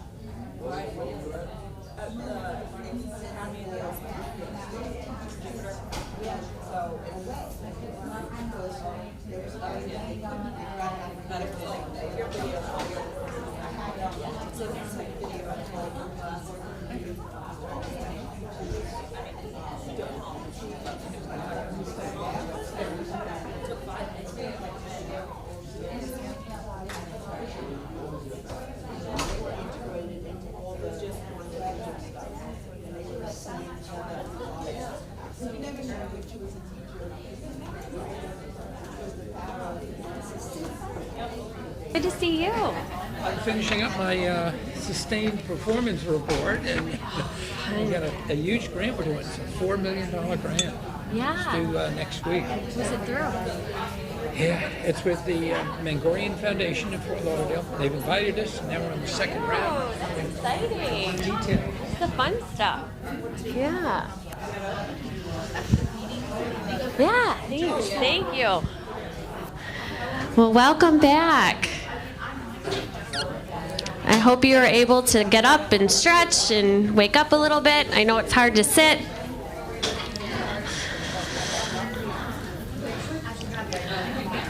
All right, so I think what you probably already understand, or hopefully you're getting this message, is that writing process approach that we were talking about is not strong enough for kids with disabilities. They need something else. And remember, writing just doesn't come naturally to most people. It's difficult. It has to be explicitly taught, and just putting kids in a room and having them go through the writing process is not going to work for kids with disabilities. They need something else. They need something stronger for many of them. And writing is just like exercise. The more you do it, the stronger you become. Okay, it's a muscle. So if you're not writing, if your kids aren't practicing writing often, they're not going to be able to develop. So the more you do it, the stronger you become, which is important to remember. And I think we can talk about some ways that we can get writing into our day that isn't the typical paper pencil thing, because that's not going to work. More of doing something that they dislike strongly is not going to increase their competency. So yeah, what if you hate writing? First, let's get a good understanding of what good writers do. For me, I was a special education teacher, and so going back to school, getting my PhD and studying writing, I really had to understand what is the typical expectation for quote-unquote good writers, which can include some kids with disabilities. For some kids, this is an area of strength, but for the kids that we're talking about today, this is not an area of strength for all of them. So anyway, it's important to remember and important to think about what is typical, right? As special educators, sometimes it's not always clear to us. I have friends and family that often ask me things like, oh, my second grader is reading at this level and is this good? And it's like, wait, now the kids in my class who have disabilities are at this level. So trying to remember what is typical can sometimes be difficult when you're teaching kids with disabilities. So let's ground us and remember just, what are some things that good writers do? So good writers are able to generate ideas easily. They can understand and evaluate themes. They can organize text structure. Text structure is something really important to teach students, all students, to be able to identify what type of text structure am I reading, and how would I create then this genre in my writing. They're able to have logical writing pieces, and they have an overall foundational understanding of the process. They also develop metacognitive knowledge, which is a really long word that describes that they're able to think about what they're doing. They're able to think about their own thinking. It's the awareness of one's cognitive process. So it's that little voice that many of you have in your mind when you're writing or when you're doing something difficult that tells you and coaches you how to get through something, right? So think about a time when you were learning something. For me, statistics, right? That was not an easy course for me at University of Central Florida, where I went. And so I remember thinking, okay, what are the steps? What do I need to do? When I get stuck, what do I need to tell myself? Where do I go for resources? So good writers are able to think about what they need to get done, and they're able to think it through. What do struggling writers do? So this is a really short clip by Dr. Steve Graham, who's an expert in writing, especially for kids with disabilities. And he'll describe what struggling writers do.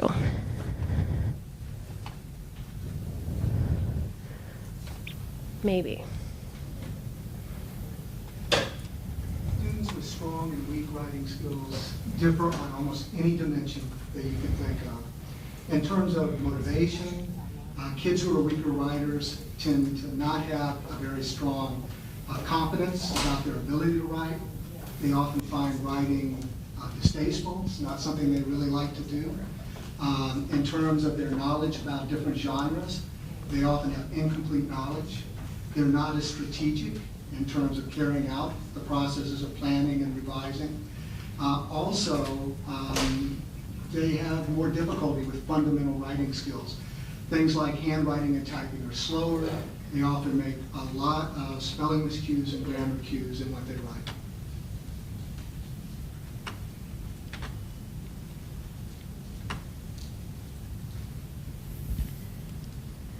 So let's just think of some examples of some characteristics of students with ASD in writing. And just like I'm sure you've heard this quote, when you've met one student with autism spectrum disorder, you've met one student. So these are characteristics I've pulled out from the research, but as you know, every child is different. But these are some overlying themes. So we're going to think about some issues that you have probably seen in your classroom through these areas of writing development. Such as strategic behavior, writing skills, knowledge of writing, and motivation for writing. So the first step is strategic behavior. And today we're going to learn about a solution to help increase your students' ability to have that strategic behavior in writing. So students with ASD, compared to their typically developing peers, produce less complex and cohesive texts. Sometimes they're off topic. They often have difficulties with using language. They have a difficulty with being able to take an idea, put it into words, and then organize it appropriately. And those executive functioning challenges are very difficult, which includes planning and initiating that writing process and generating new ideas. We see this with many of our struggling learners across a variety of disabilities. Executive functioning challenges. How do I get started? How do I stay organized? How do I stay on topic? Then there's knowledge of writing, such as genre, audience. So when we're talking specifically for students with ASD, that theory of mind, which involves an inability to understand the mental states of others, and to explain and predict behavior of others, will then affect their writing. They have difficulty sometimes with taking a different point of view or describing something they may not have experienced, including difficulties in self-regulation, which this long strategy I'm going to teach you about today, a long name, not a long strategy, directly targets. So what is self-regulation? Today we're going to be talking about self-regulation, self-monitoring, all of these processes. So there's not really one definition, but really it's the degree into which students are involved in their learning, and they can take their actions and behaviors in order to meet a goal or change a behavior. So they're able to, for example, if they have to write an opinion essay, they're able to think, oh, I need to use this specific strategy. This is the goal that I need to have so that I can get my writing to where it needs to be. And I'm able to do that without a teacher telling me, which can often be the most difficult part. So how do you create goals? How do you create goals for your students, maybe specifically in writing? How do you decide where you're going to go? It can be overwhelming. What do you first need? You need writing samples. You need to really know your students, and you need to get a good sample. What is often difficult for kids who struggle in writing? Everything, to actually get the sample, right? So then you as a teacher have to decide, is it because the child has difficulty generating ideas? Can they tell you a story verbally? Or is it the transcription process that's really frustrating? Or is it the organizational process? So when you're gathering samples and setting goals, try to get some different types of writing samples. So maybe a paper pencil one. Maybe you're going to have them dictate a story to you. Maybe they can create a video. Okay, so having different types of samples and having those behaviors listed can help. Because often as soon as you take out a paper and pencil, a lot of students shut down, and you see those behaviors, and then you're really not clear with identifying what types of specific supports that they need. So thinking about creating goals always starts from getting a good sample and really knowing your students and what they need. So the strategy that we're going to talk about today really involves goal setting. Students make statements of their goals regarding the organization and completion of the writing task, generally within a specific time frame. And there's a lot of evidence that supports that this strategy of self-regulation interventions work for kids with autism spectrum disorders. And then motivation. Oftentimes, kids with ASD, they may perseverate on preferred topics, right? I remember working with a child who Thomas the Tank Engine, the train, was all he would write about. Okay? So sometimes they may not have a desire to write about non-preferred topics. They may only want to write about their preferred topic, which can be okay, depending on where we are with them. It can be okay to have them, I'm sure you all know, let them write on that topic while they're developing. And then many times there's some handwriting difficulties due to fine motor coordination, sensory issues, can really interfere with that part of writing. So we've talked a lot today about difficulties that we're seeing in the classroom. We're talking about things that we see our students struggle with. We're talking about writing development and how kids typically develop in writing. So we've talked a lot about what good writers do and what struggling writers do. Let's talk about some solutions, which is why you came here today. So there are two main solutions I'm going to focus on. The first one is strategy instruction. And this specific strategy is called self-regulated strategy development. And it's a way to present and teach a strategy. You can use it in math, you can use it in reading, you can use it in writing. It's an evidence-based practice. And I'm also going to show you many different technology tools that you can infuse within your writing instruction, as well as across different content areas. Yeah, self-regulated strategy development. And I have some slides on that as well. It's a lot. It's actually, when I was first reading about it, I was like, this sounds really complicated. I don't know if I want to do that. But it's not once you break it down and see. It's a very powerful strategy that I haven't seen in the schools. I haven't seen being used in the schools. So I really want to share it with you because there are some free resources online, and the authors have made some great texts that have lesson plans and everything you need. I'm not here to promote it, like promote them. I don't make anything off this book, but it's a lifesaver. If you're looking for a specific intervention, and it's pretty easy to follow once we get into it.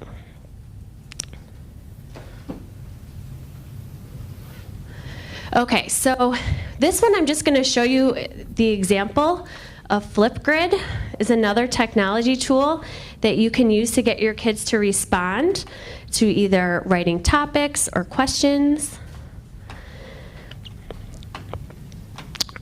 So for example, if I had a group of students and I wanted them to perhaps talk about a topic they were going to write on or answer a comprehension question in reading, this is a different way that you can get all of your students engaged. So here's my starter.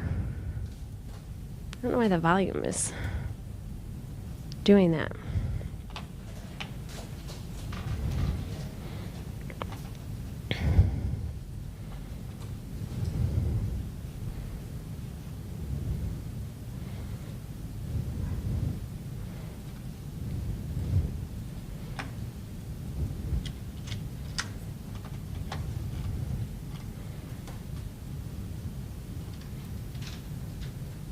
There's still volume. Is here. I like using Flipgrid because it gives students choice in how they would like to respond. They don't necessarily have to type, they can record a video or even add a picture to create their response. So this is Flipgrid, another interactive tool that you can use. So what is a strategy? Shout out some answers. What's a strategy? Anyone over here? How do you tell your kids what a strategy is? Yes? It's a trick that they can use in order to achieve whatever their goal is, some sort of vehicle to Good. I like that. A vehicle to get where they want to go. A trick that they can use to help them with writing. Steps. Right? It's steps to get something done.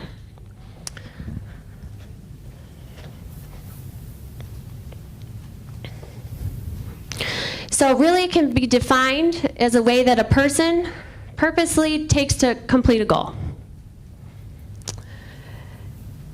So you can have a strategy about anything, in any area, right? There goes Flipgrid. One thing I want to say in terms of strategies, there are different ways. I'm sure you've heard of the SIM strategies by Deschler, the strategic instruction model that's often used in literacy in some of our schools. So that's one way that you can teach a strategy. Self-regulated strategy development, which we'll get on to the next slide, is like a neighbor, a brother, a sister. There's many similar components, and you'll see that as I talk about SRSD. But remember, it's not about, when we go into it, it's not about the mnemonic. It's about how you teach it and how you teach your kids to use it. So there are really 3 goals for SRSD. The first one is to really make sure that our students have assistance in mastering those higher level thinking processes, those higher level cognitive processes, such as planning and revising. There are strategies in SRSD for every stage of the writing process, and today we're going to talk about an organizational strategy. Oftentimes, writers get stuck because they use that cognitive load, that energy, on doing the actual transcription, spelling, and grammar. And so this actually frees up that area of cognition so that they can start to engage in those higher level processes. The second goal is it helps students monitor and manage their own writing, because we know that less skilled writers often have difficulty even recognizing that their writing isn't good. I remember sometimes going up to kids and being like, hey, how's it going? How's your writing? Oh, it's great. I did a great job. I got a 10 on the FSA. You know, they don't often have that grasp of, you know, there are some areas I can improve in. And I think this is the most powerful component of the strategy. If you take anything away from this workshop today, is to have kids set goals and monitor. Track and chart their goals and their progress, because that's how they're going to buy in. They're going to look at you and say, you know what, this strategy is working. I can see it. I can see my improvements. I can see what I'm supposed to get to and where I am. And I think that's the most powerful part of the strategy.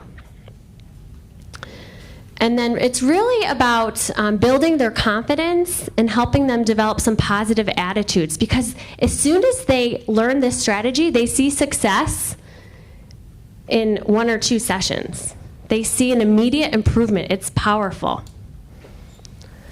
I will say that before you teach students SRSD, they should be able to write a sentence.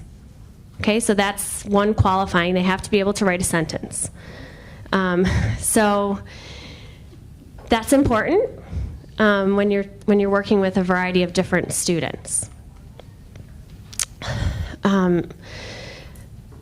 So why is this good for students with ASD?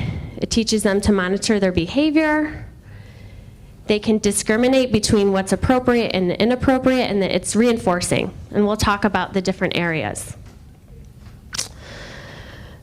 So within SRSD, they use a mnemonic and often a graphic organizer. And it appeals to kids with ASD because it's really a form of visual supports. And what's nice about this program is you can tailor it to your students. It's not a script. There are guidelines. It's not a scripted program. You can make modifications. So if you're teaching that kiddo who loves Thomas the Tank Engine, you can do a graphic organizer that incorporates that. And it's explicit. We make those parts, we make that self-talk that we often have as writers explicit for them. We give them tools for what to do when they get stuck and how to talk themselves through it and how to talk themselves out of it.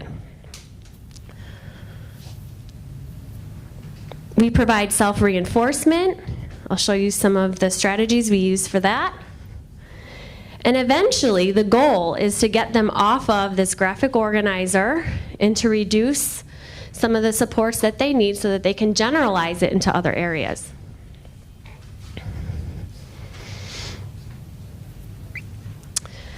Okay, so what is it?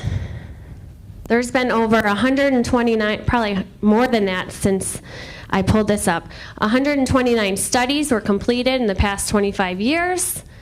It's an evidence-based practice from the What Works Clearinghouse. However, the area of writing instruction for kids with ASD is not heavily researched, and neither is reading, to be honest. There's a lot of room for research to grow in those areas, specifically looking at students with ASD. So it's an area of room for exploration. However, this specific approach does have 11 studies that have supported it, working with kids in grades 2 to 12. Which is good, because I don't know if any of you have been looking at the news in terms of different instruction or intervention that is happening specifically in reading. As you all know as teachers, not everything we do has a research base. So it's good to know that there's something out there that says this is effective for kids with ASD and that has been shown to work for some kids. Okay, so I just want to show you an example. This is a student that I worked with who had autism spectrum disorder. She was in 3rd grade. Her prompt was thinking about a game that she likes to play, and she had to talk about why she likes to play that specific game, and I'll read it to you. I enjoy playing the game, Where's My Water? I just love playing that game because it is so much fun. I just love playing that game because it's so fun. I love playing the game, Where's My Water? Because it's so much fun. I just love playing that game, Where's My Water? I just enjoy playing that game. Here's her pre-assessment. What do you notice about her writing? Yes, exactly. Over and over, right? This is after. This is, I think, 7 lessons. She had to write, the prompt was her favorite sport. My favorite sport is the Yankees baseball. First, because I really enjoy watching it. Second, I like watching the players. And third, I watch it with my dad. It's a very fun sport to watch. So you can see there's some improvement, right? And it was immediate. So that's positive. Remember, whenever we're teaching a strategy or whenever we have a goal for a student, little steps make a difference. And so she was on her way to becoming a better writer. Okay, so SRSD strategy instruction has 4 components. The first one is really met through teacher think-alouds. So we teach our students what to do when they get stuck. We teach our students through a think-aloud what to do when they're not sure where to go. What to do when I'm sitting there looking at my paper and I'm waiting for lunch, right? What do we need to tell ourselves? We also have students monitor their performance. They take control of the strategy. And it's individualized. So each student creates their own self-statements. What do I mean by self-statements? Okay, so if I'm having difficulty writing, I'm going to go into student mode, okay? Okay, I'm looking at a prompt. Okay, my teacher asked me to write about my favorite game, and I'm getting stuck. Okay, what do I do when I get stuck? Oh, I remember. I tell myself I need to look at the prompt. I can do this. Keep going. Whatever it may be that your child needs. You create these self-statements to get them going, and you really work with them through modeling and getting them to use those self-statements. Students monitor their performance. So, for example, we're going to do an activity today, which I'll teach you how you would get your students to monitor their own performance of writing. Depending on where your student is, a goal could be to increase words. It could be to increase the essay element parts, which we'll talk about, the parts of the essay. And so it's really a framework, and it's taught in 6 stages. But a stage is not equal to a lesson. Depending on your students, it can be anywhere from 5 to 15 lessons. It depends on where they are and what they need. I've done it with typically about 7 lessons. 7 lessons of about 30 minutes or so. So it's pretty powerful once they start to understand it. So there are 6 stages. The first stage is to really develop background knowledge about the writing task that you're asking them to do. So if you're going to ask them to answer a prompt about opinion writing, what do they need to know? What an opinion is, right? What is an opinion? What is an essay? What's an organizer? You're going to discuss it with them. You're going to motivate them. You're going to model it for them. Okay, you're going to model for them what do quality essays look like. And you're going to teach your students to find the different parts that are needed in those essays. You're going to support them through guided practice and teacher modeling. The memorize it kind of goes throughout all of the different stages. The mnemonics sometimes can be long, so you have to every day teach them what the different parts are. Finally, they move to independent practice where they're able to do it on their own. Our students create self-statements and they set goals. Remember, a goal or a stage is not necessarily a lesson. So when I talk with you about our first lesson, you'll see many of these stages are weaved throughout the program. Thumbs up, are you with me? I know, this is like the talking, the teaching component. Okay. It's a lot of information. So the strategy that I'm going to model for you today is going to be on opinion writing. There are specific strategies for informational, for argumentative and persuasive. There's really a mnemonic for most of the genres of writing. So the first step with developing background knowledge for opinion writing, you got it. They have to understand what an opinion is. If you're teaching argumentative writing, again, you have to make sure they understand what an argument is, what a counter-argument is. You have to identify what are some of those prerequisite skills my students are going to need to know. The second part of this stage is to discuss the strategy, motivate them, explain to them how this will help them and why this will help them, and help them begin to understand how to use it. That's important. I think there's always something new kids are learning, and it's important to get them to buy into you. Like, what I'm going to show you in writing is going to work for you right away, and get them to buy in. If they buy in, they're more likely to use it. And then there's modeling, and this really goes on for throughout the whole process, but definitely 3 or 4 lessons. You're explicitly teaching them all parts of the strategy and how it's used. And you create a think aloud for this. You're going to step into the role of the learner and talk yourself through the steps of the strategy. You're going to verbalize your thought processes along the way. We could even do some visual supports for each step. Memorize it. This one, every single day, just getting them to even write down the parts, write down the mnemonic is important.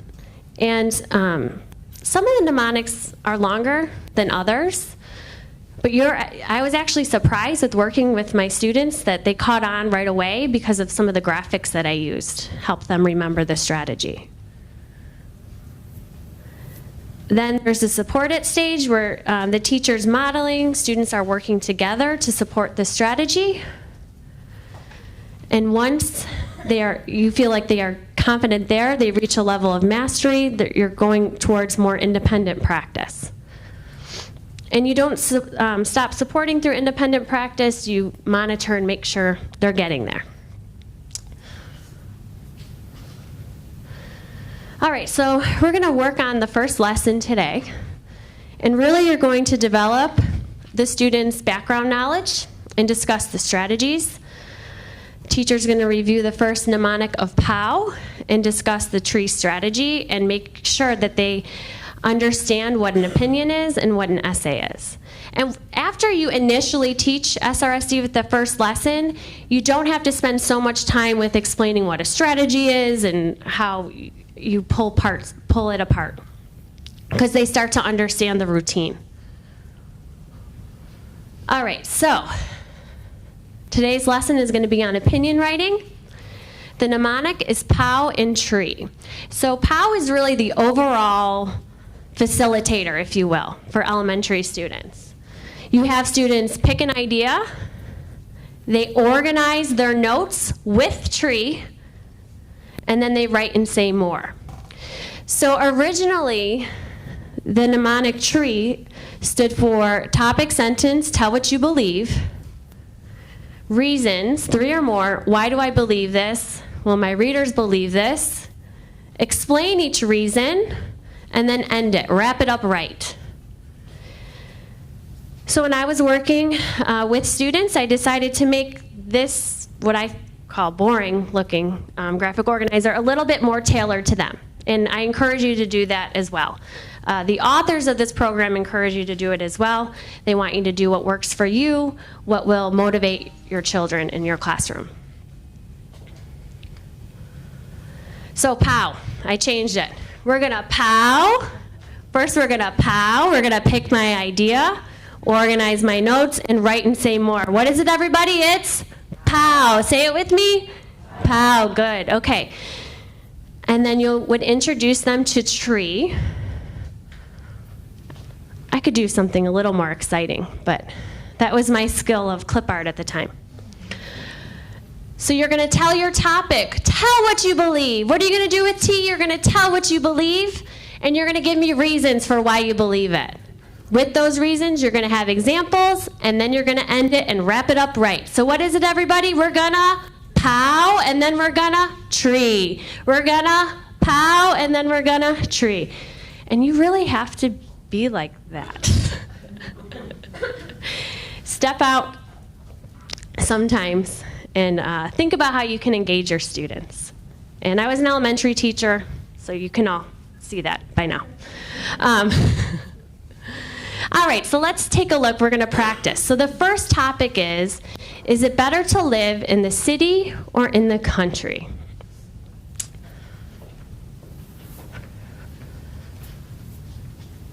So think about that. Think about your experiences.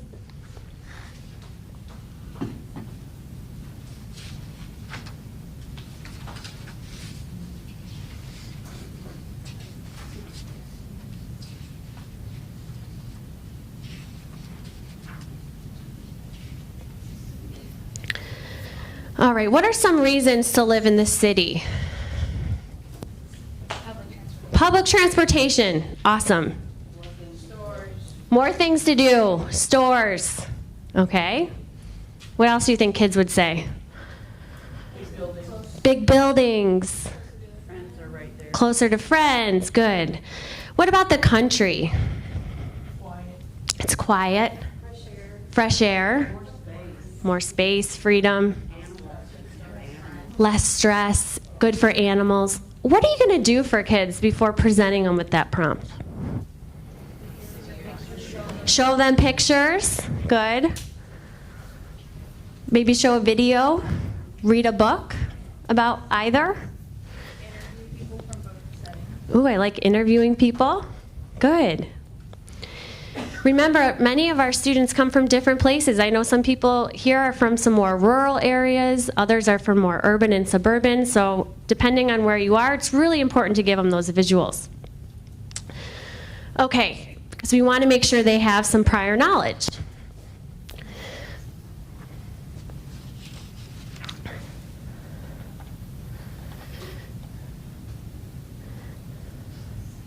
The next part is you would find the parts in the essay. So you're going to say, okay, so I just gave you an opinion prompt, and it was about the city or the country. This student right here did a really nice job of responding to the prompt.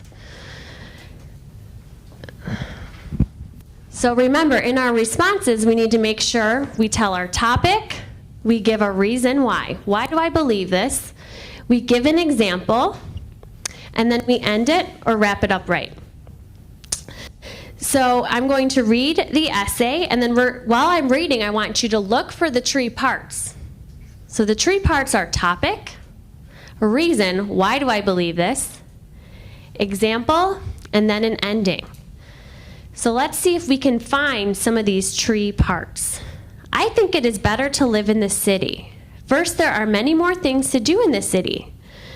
My second reason is the city has lots of stores that sell toys. My third reason is the city smells better because it has no cows. If you ask me, I would take the city every time. So the teacher and the student would then find the different parts. So let's find the different parts together.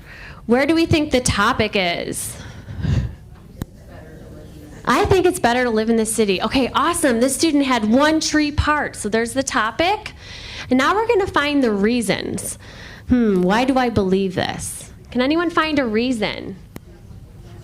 More things to do. Oh, so they already have two tree parts. The second reason? Stores that sell toys. Oh my goodness. So we just found a reason, and we also found an example.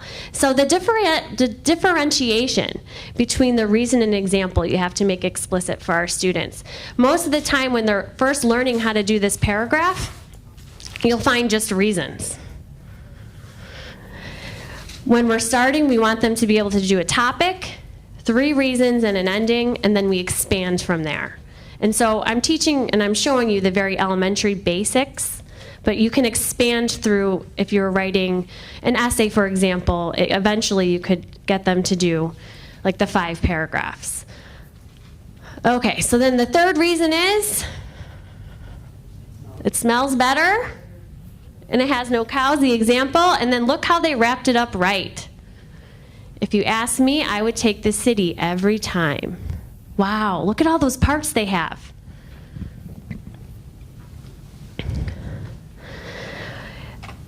Okay, so I just showed you the graphic organizer.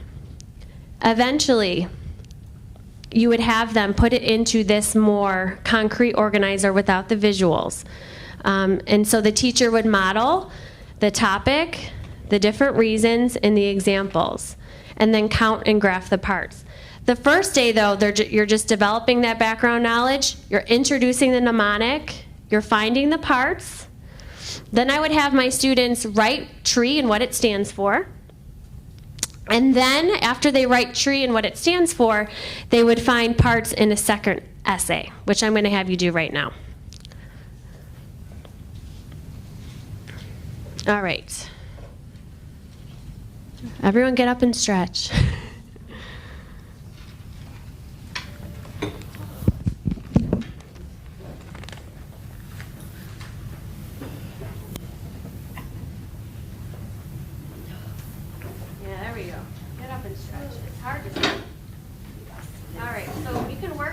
Around you. I want you to take a look at the second paragraph on your paper, and you're going to find the parts and then start to graph them.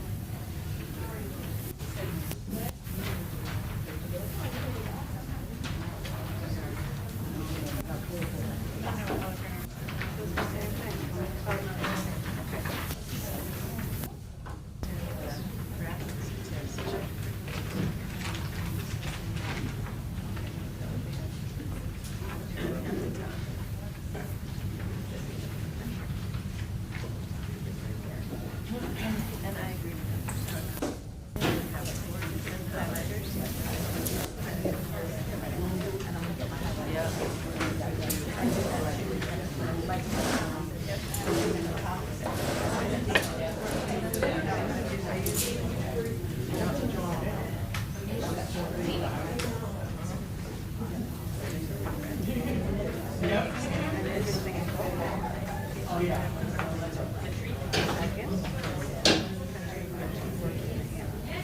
have a copy? All right, go ahead. You're going to start to count the parts.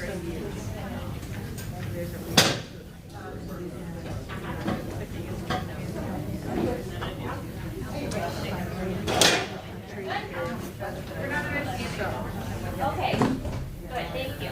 All right, so.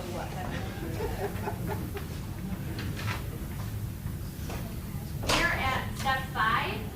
We're finding parts in another essay. So what I want you to do with your partner or somebody around you is you're going to count the tree parts. So if they have a topic sentence, that counts as how many parts? 1. If they have a reason, that counts as how many parts? 1. If they have an example, that counts as how many parts? 1. And then ending? 1. Typically, there's only one topic and one ending. The reasons and the examples sometimes can be a little subjective, and we're going to talk about that, okay? So go ahead and read it over and count the parts. Topic is easy. Yeah. Yeah. Reason and the example that was playing field so there was a thing. Second, the country gets more examples. That's a reason.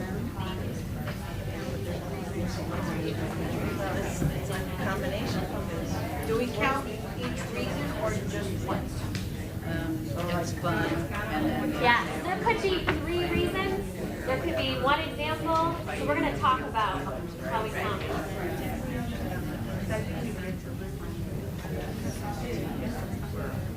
maybe work is what you get to do.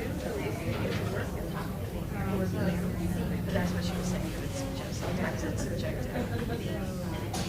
Third, the earth. Yes. And then I could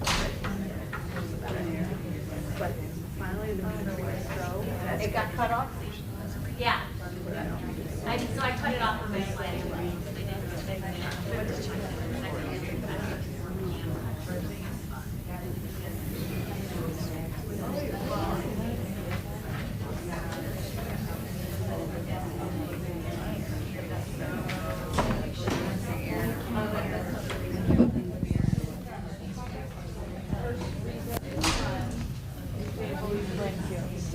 So we had 6. Topic, reason, example, reason, example, like.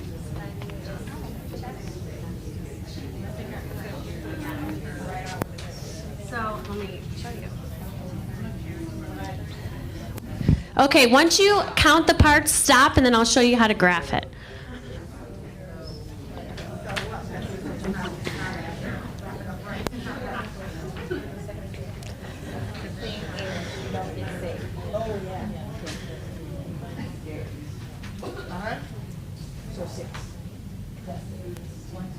I like that.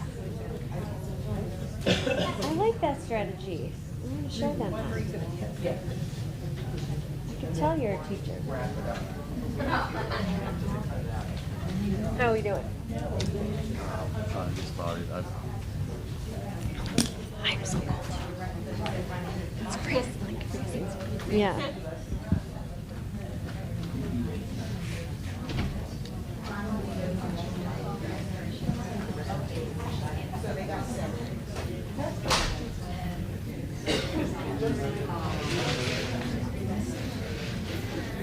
How many do you think? There was not a couple there. 5. How many do you think they're like? Oh, I just went to that, so was this one? Oh, okay, good. And they're like, oh, it's 10 pounds, and it says it takes this many minutes per pound. How are we doing? Did you want us to write it down? Not yet, not yet. Okay, good. Okay, so hopefully you took a look. You think you know, and then I'll show you next steps.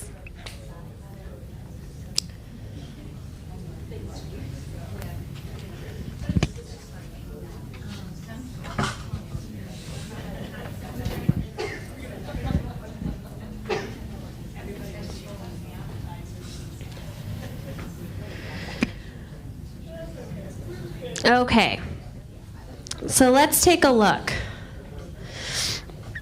we're going to go through the essay and then label our parts, and then we're going to graph it, okay? I think it is better to live in the country than the city. First, country living is fun because you can play in the fields and woods. Second, when you live in the country, you get to work with the animals. Third, the country has clean air. You do not get sick. Finally, the country is so.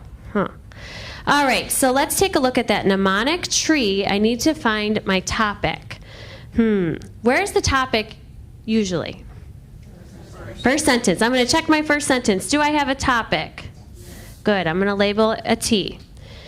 First, the transition word usually tells me that my first reason is coming up. Did the student, were they able to write the first reason? Yeah. The country living is fun. Because. Because usually signals to me that there's going to be an example. You can play in the fields and woods. What do you think about that? Good example.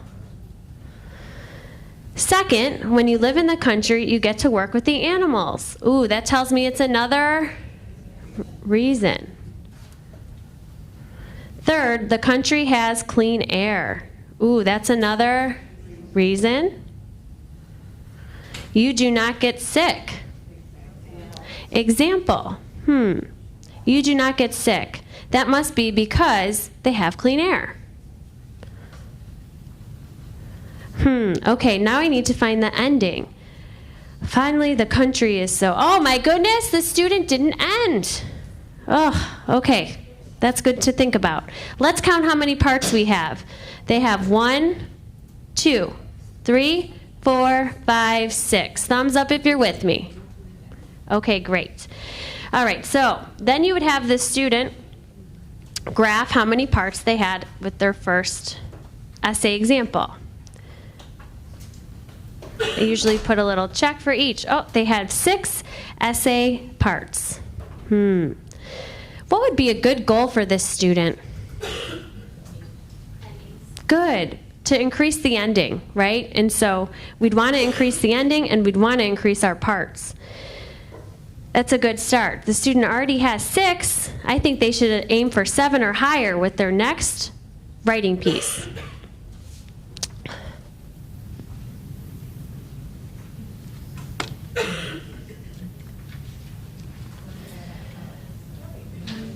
A second part would be to pull out each part. So you saw how I just labeled the paragraph? You could also, for each individual student, if you're working with them, pull it apart into this more structured organizer. You guys with me? Okay. So we labeled the parts. When you're working with your students, you want to keep an individual graph for each of them. Each student's going to have their own goal to work on, okay? So as you're teaching SRSD, that's important to think about. I'm going to show you a quality think aloud, okay? And I want you to pay attention to what types of statements she did to get herself started. So as you're introducing tree, right, the first step is to develop background knowledge, okay? So you're going to talk with them about the genre that they're going to be writing in and the mnemonic they're going to use. You're going to introduce tree. You're going to show them the graphic organizer in the chart. You're going to have them that first day find parts in the essay, teacher and student reading it together, practice that tree mnemonic, and then find parts in a second essay, wrapping it up, write the mnemonic. That's just the first introduction lesson. As you go throughout and plan your lessons, and I'll talk about the next 5 lessons that you would do, it's really important to plan your think alouds. That's a really important step of the strategy. So I'm going to show you a video of a teacher planning her think aloud. As you're watching, I want you to think about what types of statements did she say to herself to get started.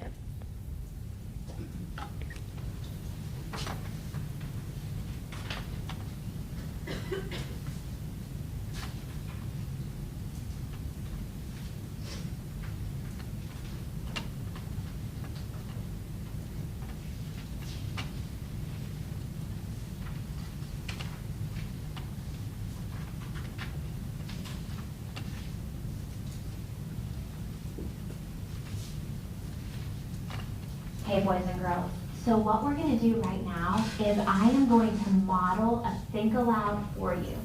And the purpose of me doing this is that you can see what I'm thinking in my head. Because normally thoughts, you can't see thoughts. You don't know what somebody else is thinking, right? So what I'm going to do is I'm going to think out loud everything that I normally think in my head as I write. And I want you to be really good listeners and to listen for things that I'm saying to myself to encourage myself, things that I say when I'm starting to get tired or distracted, and the kinds of things that I say to myself as I'm writing. So I'm going to pretend like I'm a student. Andrew, what should my name be?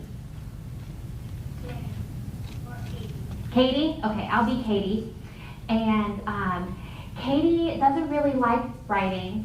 She thinks writing is kind of hard, but her teacher has given her some strategies to use that make writing a little bit easier, okay?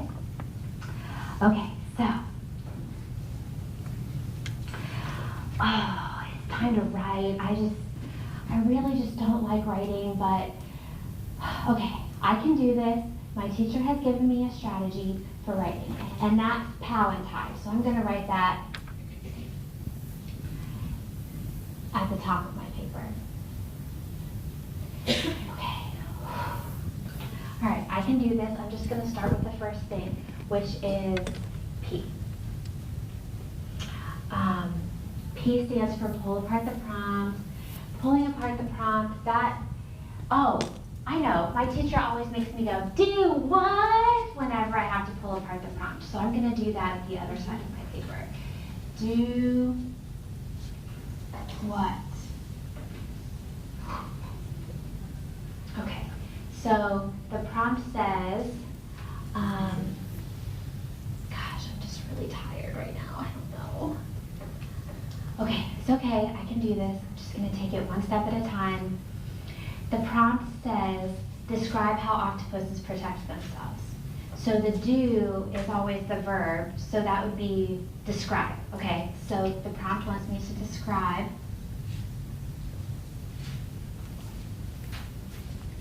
Describe what? Describe how octopuses protect themselves. So I'm just going to say octo protect. Okay. All right, good. So that's the first part of P. Woo! I just did the first part of P. I'm so good. Okay, now I'm going to pick my ideas. So I have to make my circle map to pick my ideas. So I'm going to say octo protect.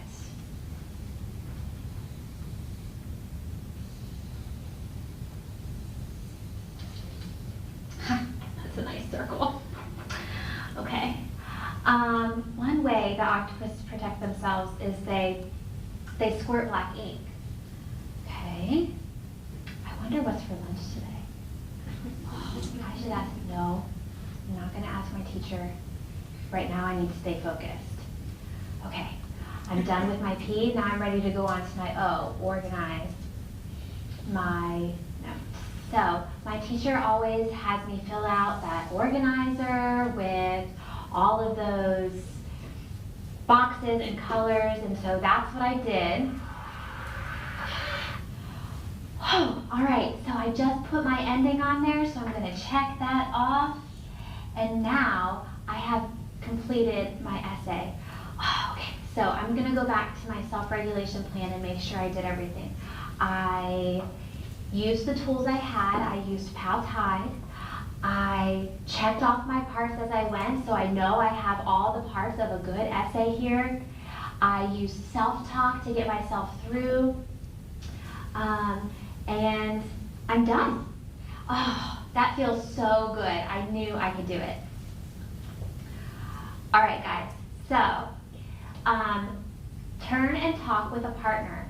And I want you to talk about some of the things you heard me saying or that you heard Katie, the student, saying as she was going through this whole Fau Tide process. So turn and talk with a partner for a second.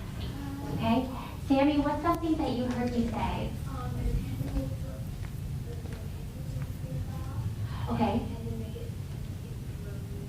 Okay, very good. Now, what is something that I said to myself to keep myself going and to keep myself focused. Did you hear it? Did you hear me say anything like that? Go me. Okay, very good. Katie, what did you hear? I got this. Okay, good. Reagan? Yes, I got off topic, man. Thinking about that lunch every day. You never know what they're going to have. Finn, what did you hear me say? I did it. Okay, good. So you can see that I had to talk to myself through the whole process to make sure that I was staying on topic, that I was using the plan, and that I was encouraging myself as I go. Okay? So those are the kinds of things that I want to hear you saying to yourself, and that I hope that you're saying in your head as we continue writing.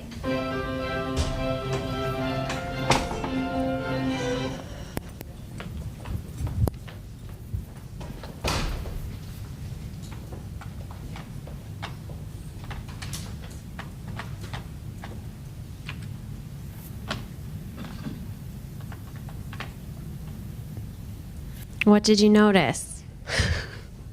Let's talk about this, because we have to talk a little bit about how we could tailor it for the students in your classroom. What did you notice about the teacher? Say it louder. She modeled all those parts that we talked about. See it a little bit clearer now? What else did you notice? She modeled positive self-talk. Positive self-talk, right? So what do students do when they get stuck? She modeled some positive self-talk. Good, some self-regulation strategies. What did she say to herself to get herself started? I can do this. I have the tools. I can do this. Right, what did my teacher tell me to do? I can do this. I have the skills and strategies that I need. Now, in that think aloud, there's a lot of what? A lot of talking, a lot of words. What could happen to kids at the ASD sometimes? Right. They may go off topic in their mind, that you may lose them. What could you do to support them? Maybe even have a picture of whatever it is. Good. A picture to help them focus. So maybe you want to break it down. Maybe you wouldn't do 6 minutes. Maybe you would do 2 and have a visual there. Yes? Little goals. I did that goal. Check it off. Good. And even when you're modeling those parts for them, you don't want to make it too wordy. Nope. Let's make it short, explicit. This is the part that I'm showing you. Here's the visual to support you. Okay. So now in small groups, I want you to think about how would you build background knowledge on that strategy. The strategy that she modeled, by the way, was POW plus TIDE. TIDE is for informational writing. Okay, so it could be more appropriate with some of the kids that you're working with, which is the topic, the information, details, and an ending. How would you build background knowledge on the POW plus TREE strategy or whatever strategy that you would pick? What would you need to model for them? What would you say to motivate them to use it? Okay, and if you have some time, I want you to write out the beginning of a think aloud. Thumbs up if you're with me. Okay, what are we going to do?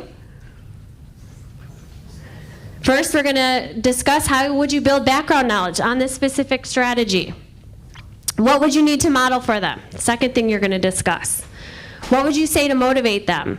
And then maybe just write a few sentences or a few points that you would want to check as you're doing your think aloud. With SRSD, there's a lot of upfront preparation, especially the first time, okay? But it's not that many lessons. It's just that front loading that can sometimes be tedious. But it's worth it with the results. Okay, so take a few minutes. You're going to discuss this with your partner, and if you have some time, we'll have a few minutes before lunch, talk about the think aloud you would do, and I'm going to ask some of you to share. Thumbs up, are you with me? Okay.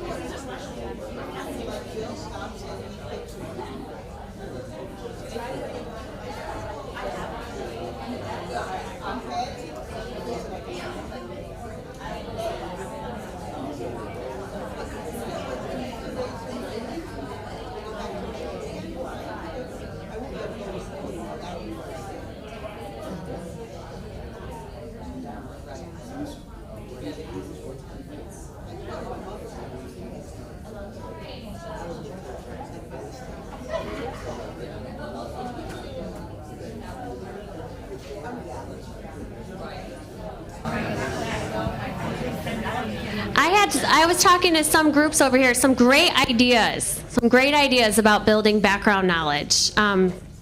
Raise your hand if you wouldn't mind sharing. I heard a lot of really good things. Maybe over here. You had some great ideas. So one of our ideas was to, when you're talking about motivating the students, instead of telling them why this would be a good idea to use these strategies, have them tell you. So asking them, like, why do you think this will help you? And then having them come up with ideas that will motivate them. Yeah. And then I love that pulling apart. Elicit what they know, and then after find out what they know, do little examples of what is an example, what is a topic, and then having them like place it under what's topic, what's an example, what's a reason. Yeah, like having them physically cut it apart and put it where it needs to go. Anyone else want to share? No? Okay, thanks. No, when you were talking earlier, I thought about laminating like a tree about this big, cutting it apart, being able to have it cut apart and being out the different pieces. And behind it is what the T means, what the E means, and same thing with the... That's a great idea. So she has a picture of a tree cut into parts. I'm going to show them this. It's a great idea. Just, thinking about paper and having supports in the classroom.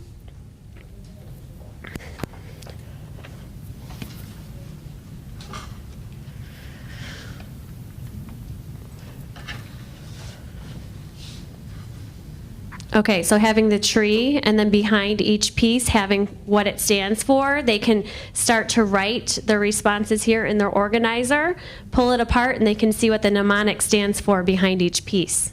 What a great idea. Thank you for sharing.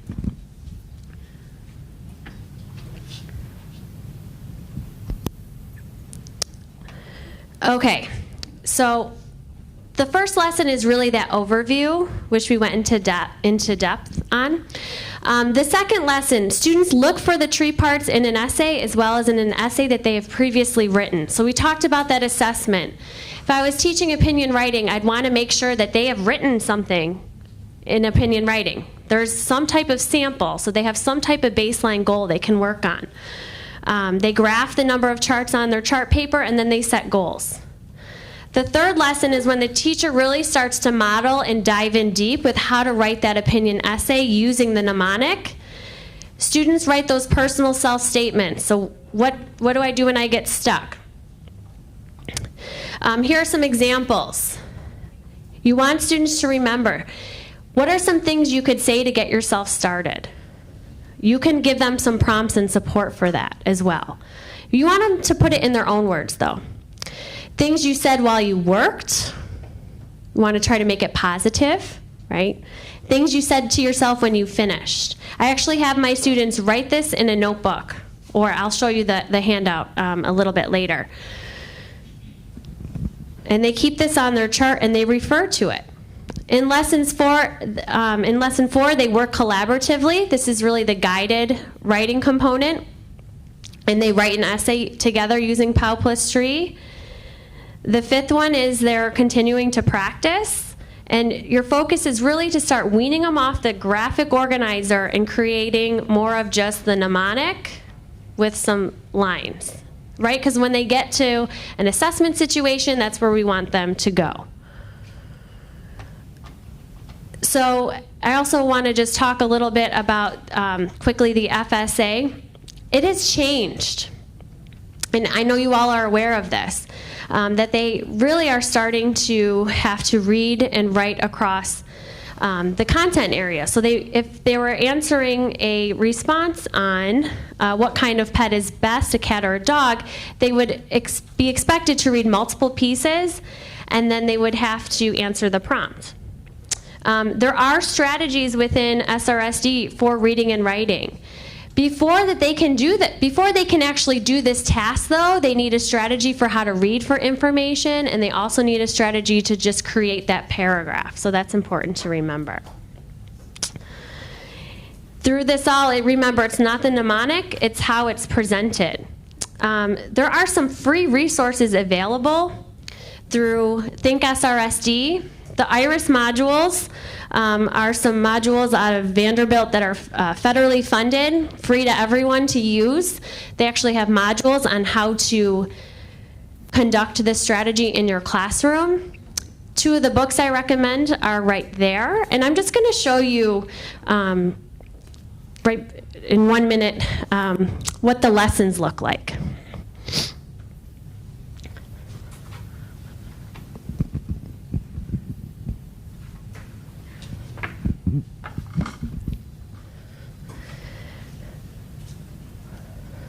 Let me just show you the table of contents. The lessons are more of a meta script, so it'll give you ideas for what to say and what to do with your students. But there's room for personalization, which is really nice. So they have different strategies for all these different types of genres of writing, including story writing. They also include strategies for revising. And just taking a look, I'll show you the POW Plus tree. It includes all of the materials, which is really nice. You can find some of these things online.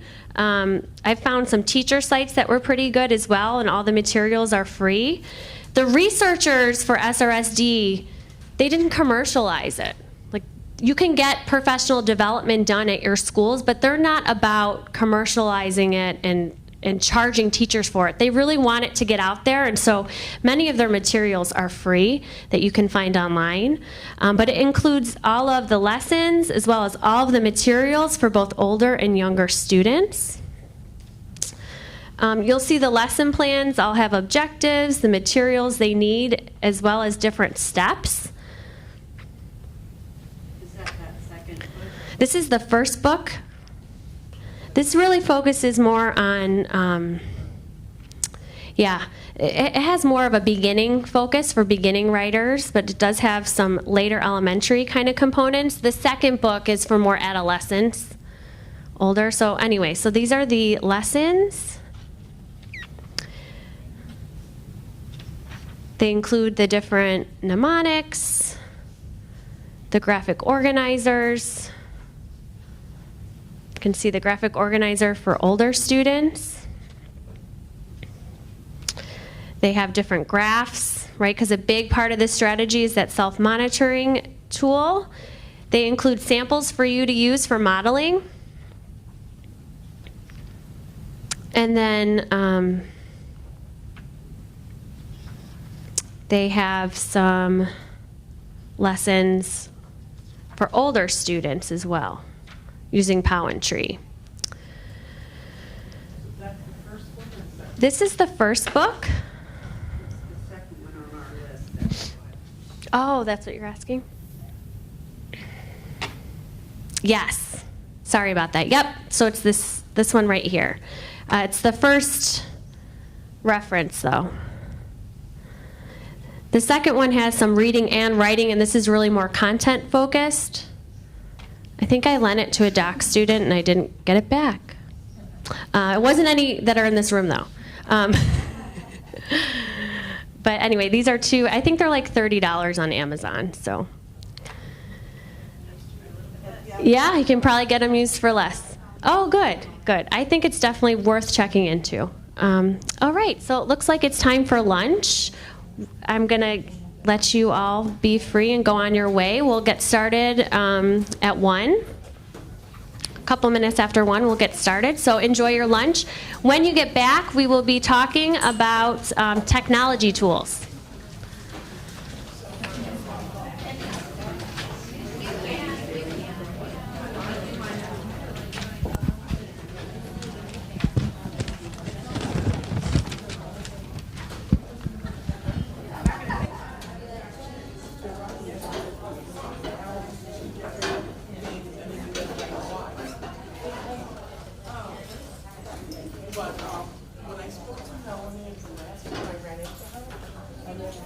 Dan Frank also told me that a lot of the accommodations were in, and that's why you want to be able to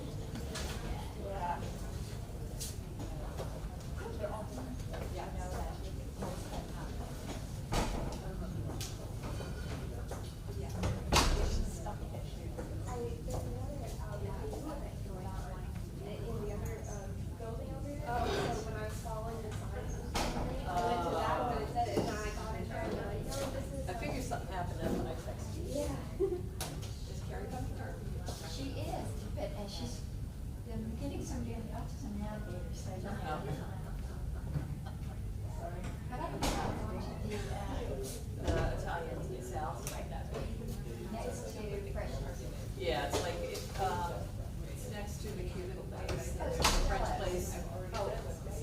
Oh, okay. Okay. Sorry, it's an Italian place.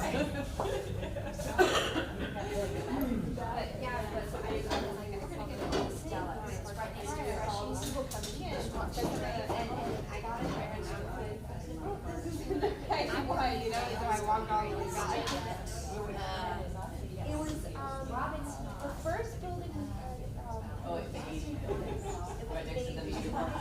yeah. Yeah. We're on the gate, and we usually have to have the tags. Yeah. And, I think we had offices for kids and schools there. Katie, do you want to join us? Yeah.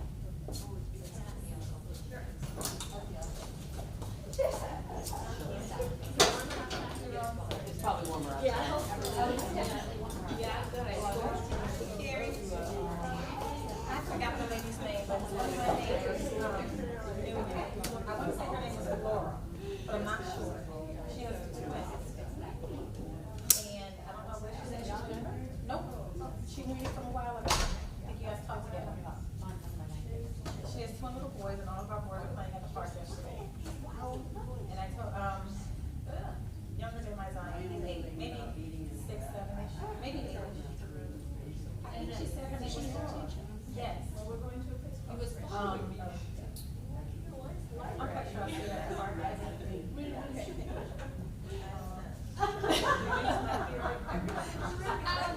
When I told her, she was like, oh, you know my friend. And then I had to go through a list of people that work for Card. And then I said, Karen,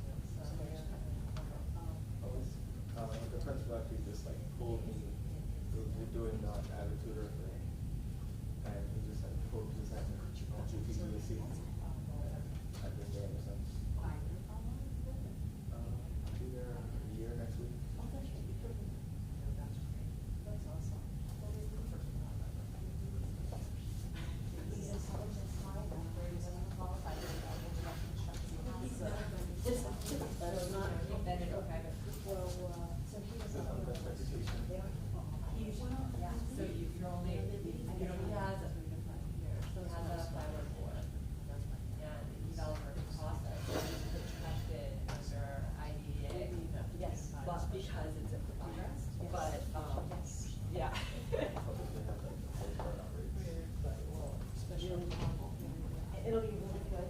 And these as well as I don't know, but. So do you want me to do some lunches and stuff?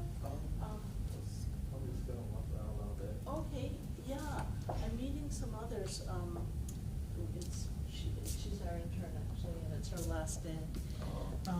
But, other ones can join me. So there's a whole bunch of places though.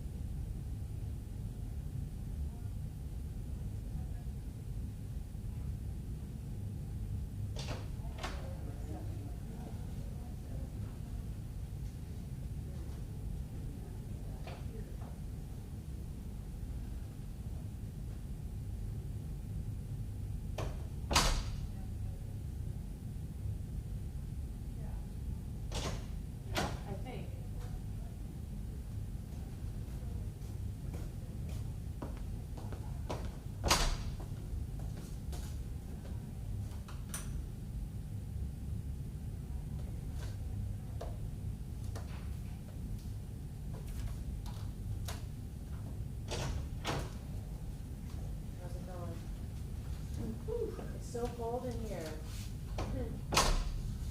It's freezing. Caitlin and I have blankets that we bring occasionally.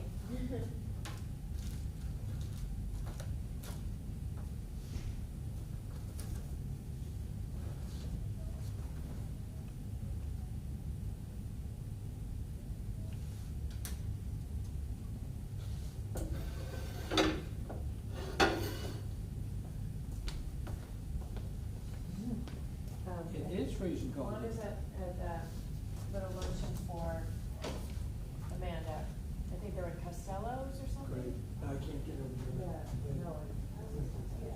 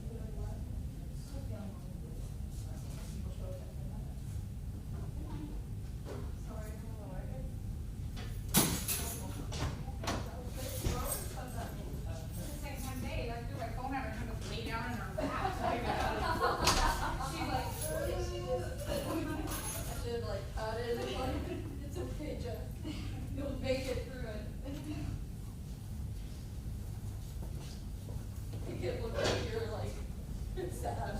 I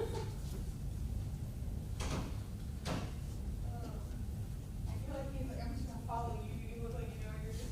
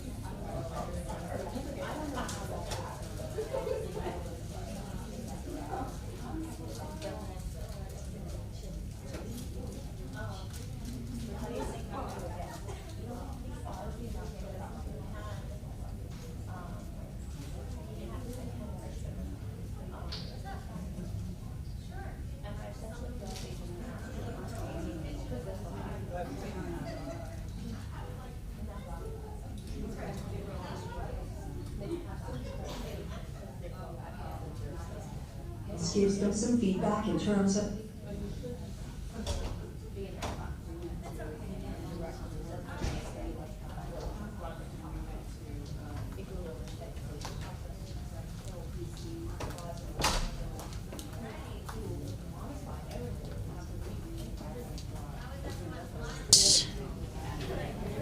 Good lunch, everybody. Thanks for getting back here on time. I appreciate it. So now we're going to dive into the do's and don'ts for technology. I did have a couple questions from our folks watching online. The first one, do you think that the use of technology help or hinders the writing process? And a comment that Jeanette Farmer has developed a handwriting remediation process. Her research shows that penmanship stimulates the brain. So that's a really important question that's been asked to some other experts in the field, such as Steve Graham, in terms of handwriting. Handwriting is important. We do see that there are positive results when students handwrite over keyboard at times. It's important for the brain to make that connection. So with all of this talk of technology and where are we going, what is writing even going to look like in 10, 20, 30 years, some folks say we don't need to teach kids to actually physically handwrite. But the research doesn't support that. The research says that you still need to work with students on that, provide them the accommodations, but they still do need to make those connections. So that was a great point. And a comment was just, our brains don't get the same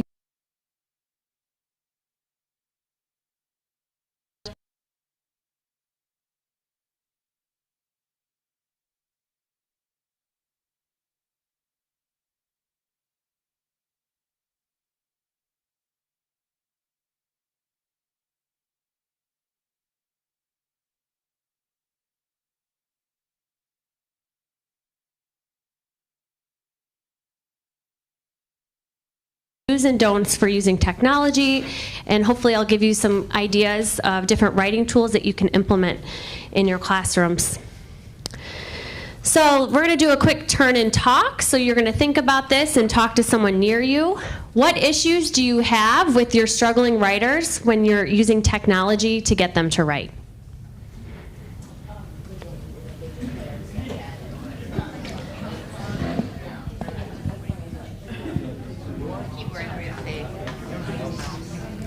I feel like I'm on a TV show. What do we think? They don't do what they're supposed to be doing? Yeah. Yeah. Navigate elsewhere. True. True. Yeah. Yeah. Yeah. Yep, they're checking their grade. This is going to help your grade. So they're completely like, They'll give you a dirty look. And then they'll go, what's my grade for this class? Mitch, why do I have a D in here? Why'd you give me internet safely and obsessive technology? What about technology? We said they get distracted or they have a hard time like doing the keyboards and tracking that or the mouse on the screen to write and do that. Kids don't use mouse. They don't use it as often, right? They're on the iPads. Yep. What do you all think? The biggest thing is the second you walk away from them, they're trying to like search another web page or get on this. Hiding things in social media apps. What do you all think? We were talking about how technology can fail. And also distracting. Good point. Yep.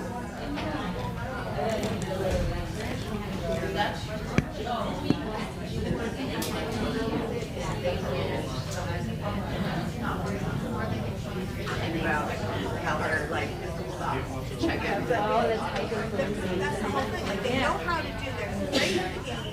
They can do it. It's getting them to get on. It's a whole nother task. It's a whole nother skill, right? They have no idea what they can do. Right. Definitely. Right. Good point. It was hard enough getting my kids to carve out just yours. Yeah, logging on and oh my gosh. And the directions for that, right? Oh, we brought up some great points, some of these groups. So what to do when the technology fails, which can often happen. Internet went down at 8 o'clock yesterday at school. Internet going down, what do you have planned? This group also talked about logging onto the computer, and the steps that takes can really take up time, as well as the keyboarding proficiency, the writing fluency there can really slow students down sometimes. Distracted, right? They avoid it. Sometimes the kids with autism will perseverate on the font or the size, the way it looks. Things have to be. That's a great point. So she was talking about sometimes kids perseverate on the font, what it looks like. Yeah. A different program they want to play, a game they want to play instead of what you want them to do. They get distracted. So it does have some issues. Those are all very real issues that we're going to discuss today. But actually, research shows that even the use of a writing tool such as a keyboard can increase writing quality. So it's important to think about what the objective of your task. What is it? Is it to get them to actually do the physical process of handwriting? Is it to get them to write a sentence? Are you working on ideas? So make sure that when you're thinking about technology, you're thinking about what is the purpose for this technology. I'm not going to just use this because it's in my classroom and it looks interesting. I need to have a purpose first. I'm sure you can all think of some classrooms that have some great technology, but it's not being used. Number one, maybe because teachers aren't properly trained on it. Number two is the cognitive load could be too much for some of the students in your class. But in general, it does reduce the demands on working memory, and students can then focus on fewer elements at once.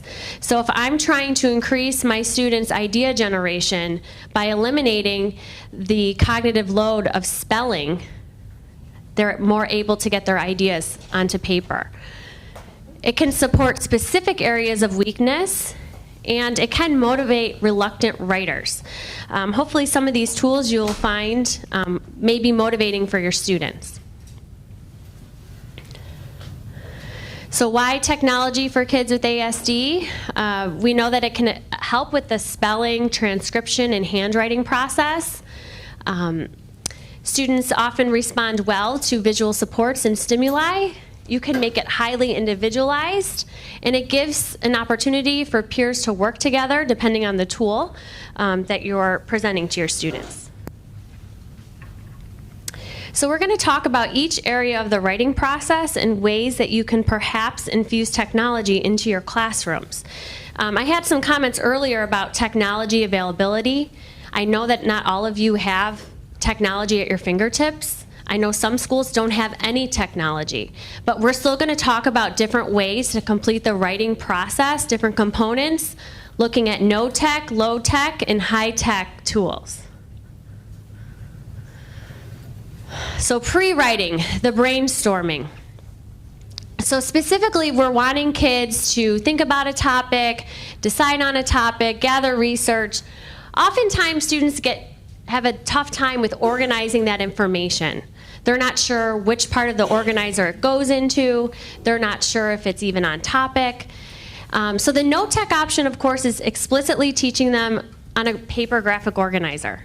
I'm sure all of you are familiar with many of the different graphic organizers that are out there. I'm going to show you another website to try and how you can get your students to organize their information in graphics. What are some other barriers, though, to pre-writing or brainstorming?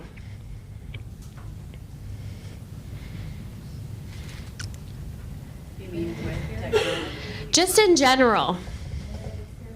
Limited experiences. If I asked you all to write me a 5-paragraph essay on hockey, some of you would be fine. You'd You know, you have people that you know that play hockey, you watch the Buffalo Sabres, but then you have other people that grew up in South Florida, have never been to a hockey game, don't know anything about it. So how are you going to build their prior knowledge? There are technology tools that you can use to do that as well. So I'm going to show you Poplet.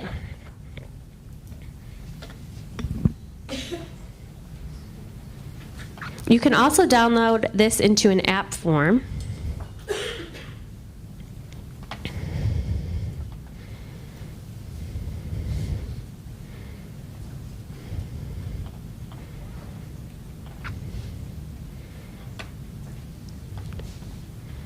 Oh, you know what? The flash isn't working on this computer, but I have a photograph of it in the slide, and we'll open it up.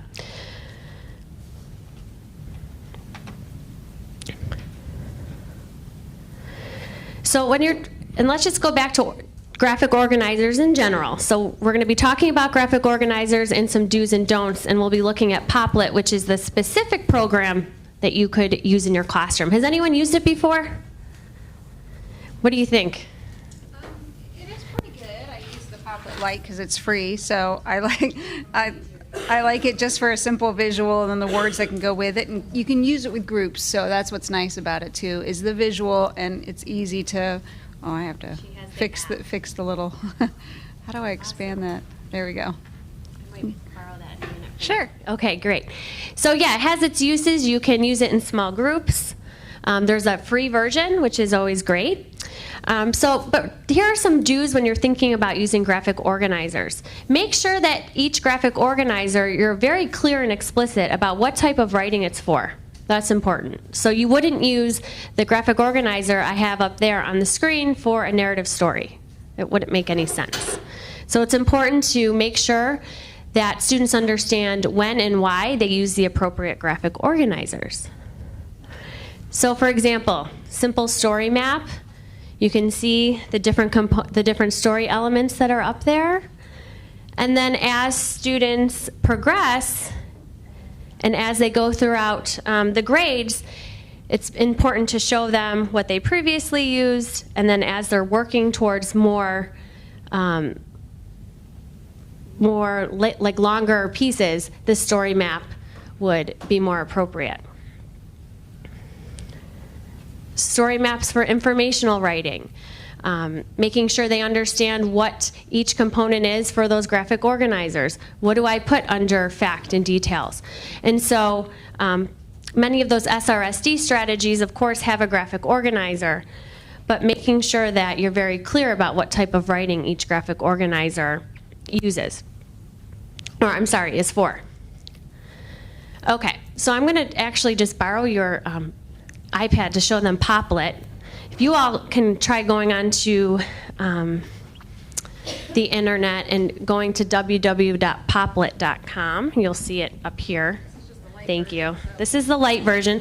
They have it in an app version as well as a computer version, but the flash on my machine is not working. Right? It's always important to have options.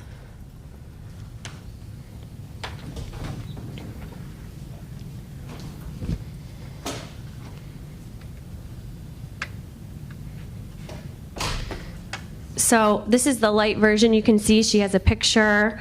Looks like some informational writing about soccer and some descriptive words about soccer. You can link ideas.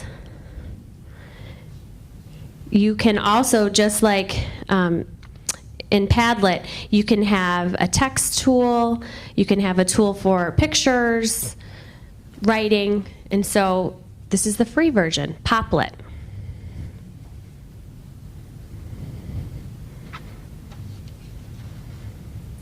Thank you for that. It's always good to have a backup too when technology doesn't go your way. That was Poplet Lite, is the free one.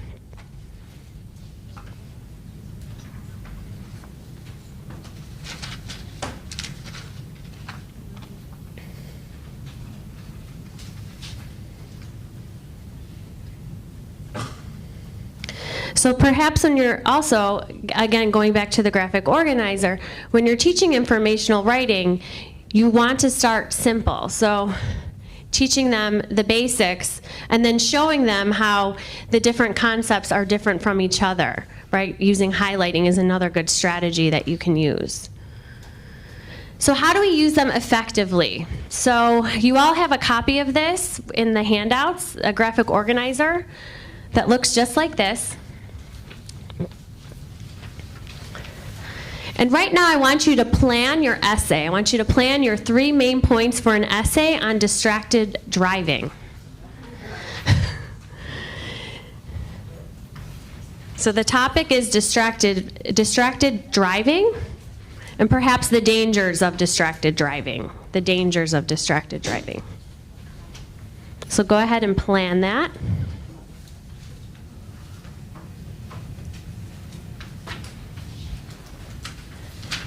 Do you need a sheet? You're good? Oh, good.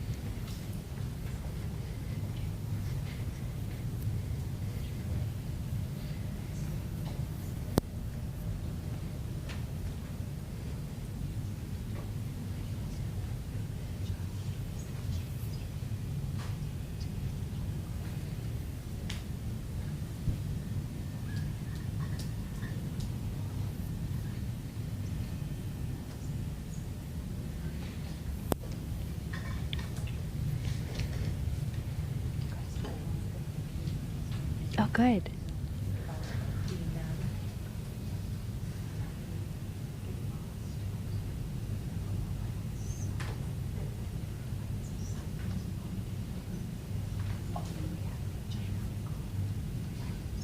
Right. Yeah. All very. Oh, I know. We're in the best place for this.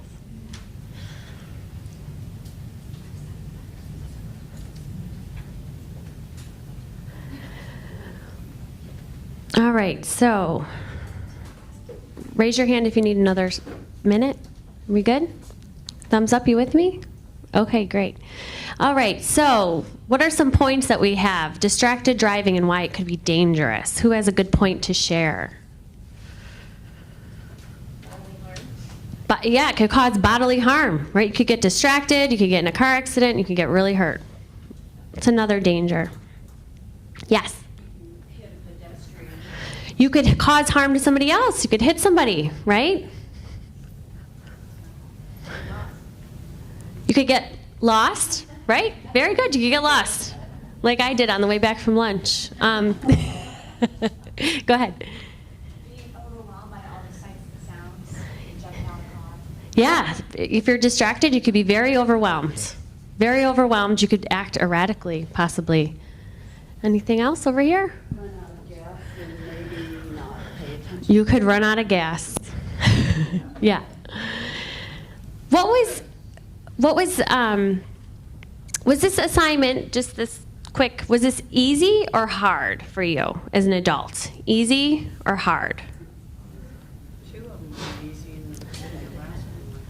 Yeah, so for some people it was so-so. A couple, it was easy to get a couple, it was harder to get other reasons. Why do you think that could be? Background knowledge, right? So we may not have the background knowledge. We may not, yeah, I may not even drive. Or how long you've been driving, your experience. So how long have you been driving? Is this your first year, or have you been doing it a long time? Thinking about for our students, if they get a prompt like this in 9th or 10th grade, they may not be driving at all. How could we increase the prior knowledge of this? You could have them watch a video. Yes?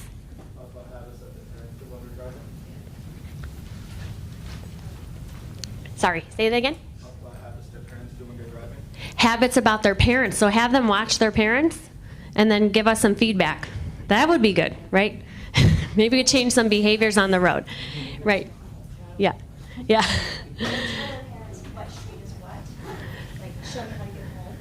Okay.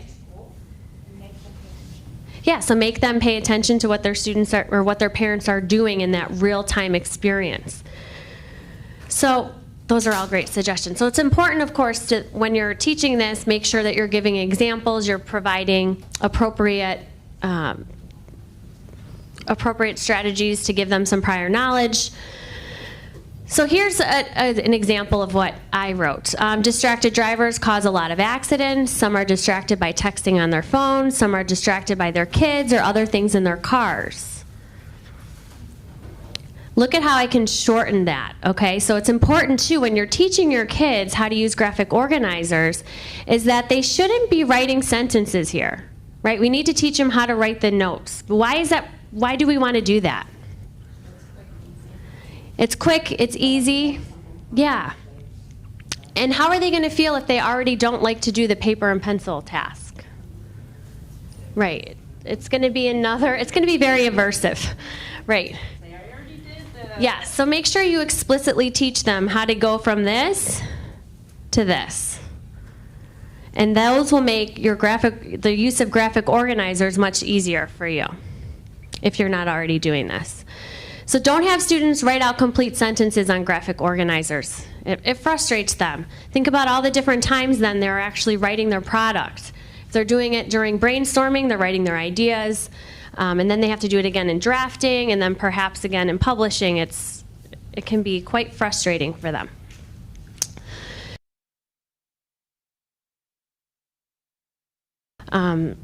Kidspiration has recently gone into an app form. Kidspiration, Inspiration, sure, it's been around a long time. They actually have an app that's similar to Poplet with pictures and visual cues that you can have students create graphic organizers. Storyboard That is a good one to, especially for kids with ASD. This may peek into some of their interests if they're interested in a specific, like comics can be very popular, or if they need to take a different point of view of somebody else, sometimes using this can be helpful. So they actually create comics. So you could have them use this for planning or even drafting their product. Storyboard That.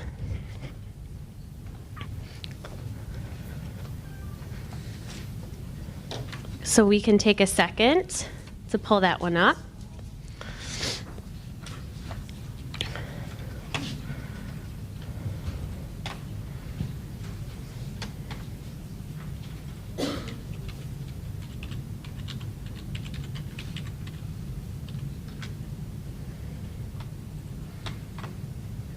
Right, and so it's just another way to get them to even be motivated to plan if this is what their publishing piece looks like, as digital storyboard. And so with the free version, there's a variety of scenes they can create, and then when they're done, they have a comic strip.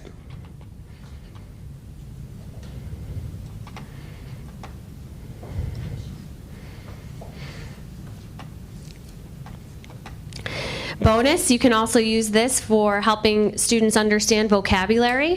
You could use this during vocabulary instruction. This one says, "Gentlemen, we are in danger of losing our cabotage rights. Oh no, what should we do? We can't live if we don't have cabotage. We will head for land to fight for our rights to ship goods along the coastline. We will fight for cabotage." So, yeah. So But what a great way for them to make it more authentic, right? And for them to remember their vocabulary words. Poplet, again, another great one in terms of organizing students' writing. All right. Some are apps. So Kidspiration now, it used to be a program you could download software to your computer. Now it's an app. The Kidspiration, I can show it to you. Poplet is a website you can use in storyboardthat.com. Yeah, I was actually, this is a recent change. I think as of the end of November.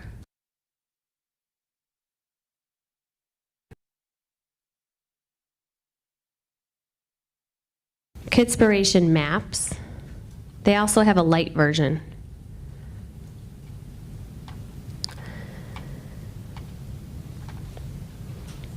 All right, let's do an activity, and let's think about planning. So, you're going to plan an essay, either thinking about narrative, so write a story about a special day you have had in your life, or on think about using one of these apps, such as the Kidspiration, mindmy.com.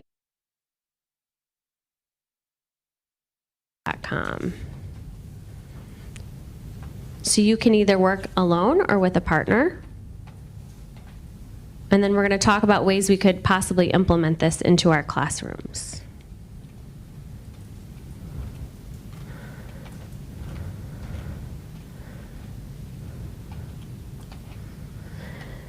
There's a free version for all of these that I've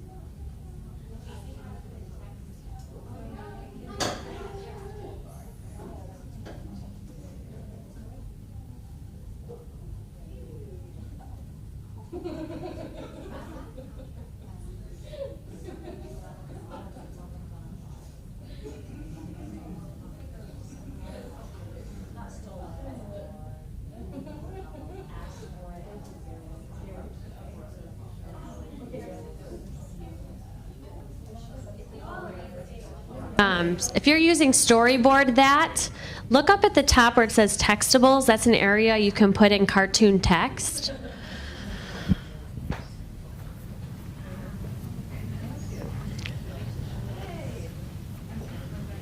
What I thought was cool was that the characters can have like 1900. That's neat.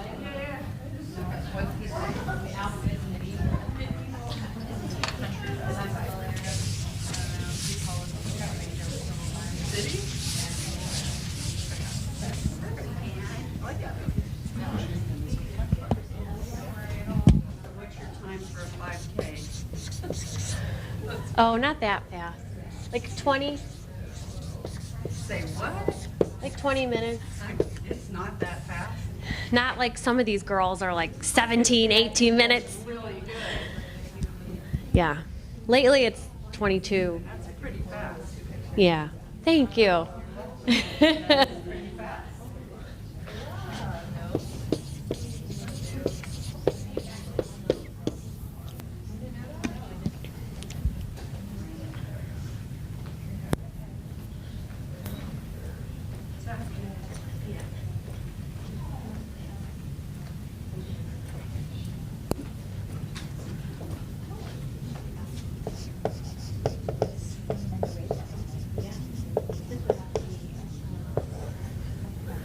All right, raise your hand if you were working on Storyboard that.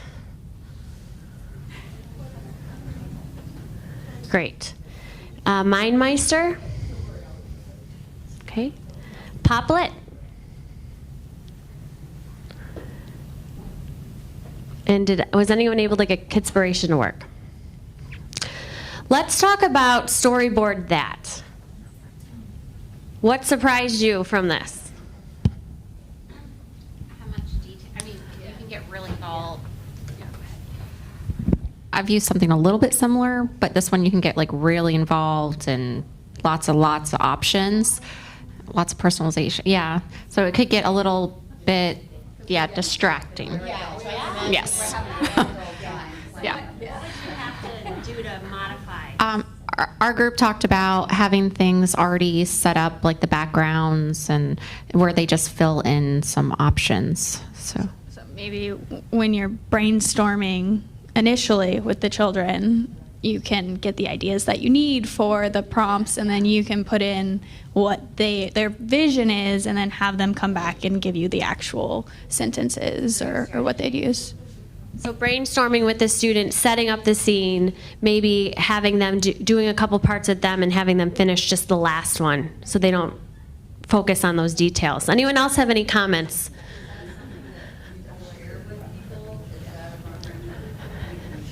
Like if you have one certain thing, you could share it with the class. Yeah, so the question was, can you share it with others? That's another thing. I'm not sure on that capability. That would be important to know, right? If you can, if everyone in the class can get the same one, or would you have to go in and do the same thing? That would be very time consuming. So that's something to consider when we're looking at tech. Anything else? Could anyone see yourselves using it? Yeah? What would you want to make sure you explicitly teach? It's almost like I've had to pre-plan the story. I've used something similar, like a comic book thing before, and it's almost like you almost need another graphic organizer before you use this one to organize like the scenes, just a basic, like first this, then that, then... Because this, it's kind of like you're just looking at 3 empty boxes. It's like, where do I start with some of the kids? I've had, yeah. Yeah, so that's a really important point. Before you have a student work on storyboard that, you'd want to do some pre-planning with a graphic organizer or an outline, something to get them focused, because if they logged right in, they would be overwhelmed.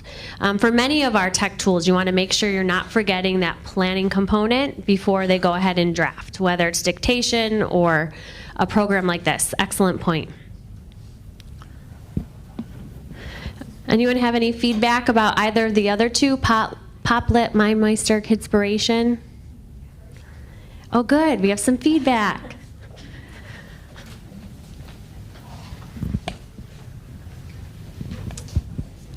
I really like this storyboard that for my kids when we're learning Macbeth this upcoming semester, and it's a lot of detail and a lot of it, and the movies that we have where it tend to be British speakers, so it's difficult for them. So if this was something that I created kind of to show them the story so they could understand it a little bit more, so when I do ask them to write about it, they understand it because they've seen it.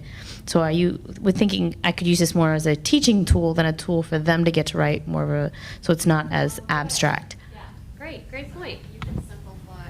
No, go ahead. This is a great conversation. No, you could simplify Yeah. that makes sense. Or whatever story or context you were trying to use it in. She was just commenting about teaching Shakespeare. She would use it as a teaching tool, so instead of having the kids making their own, she would actually make a storyboard that and show them the story that way, because it's more concrete. Great ideas.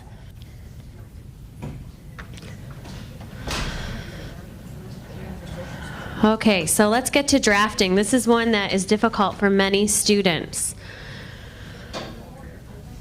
So when they're drafting, this comes after they've done their plan, whether it's a graphic organizer, a mnemonic, something to get their ideas on paper. You know, students write down their ideas and they organize them. Often they have difficulty with managing those cognitive factors involved in writing. So even during that think aloud earlier, you saw the teacher go through and model how to use the mnemonic. What did you notice after she did each part? She checked it. Right? Yep, she did it, and then she checked it off. That's really important to have some type of what we would say a procedural facilitator, or something to keep students on track as they're drafting. Because think about all the different cognitive processes that are going on.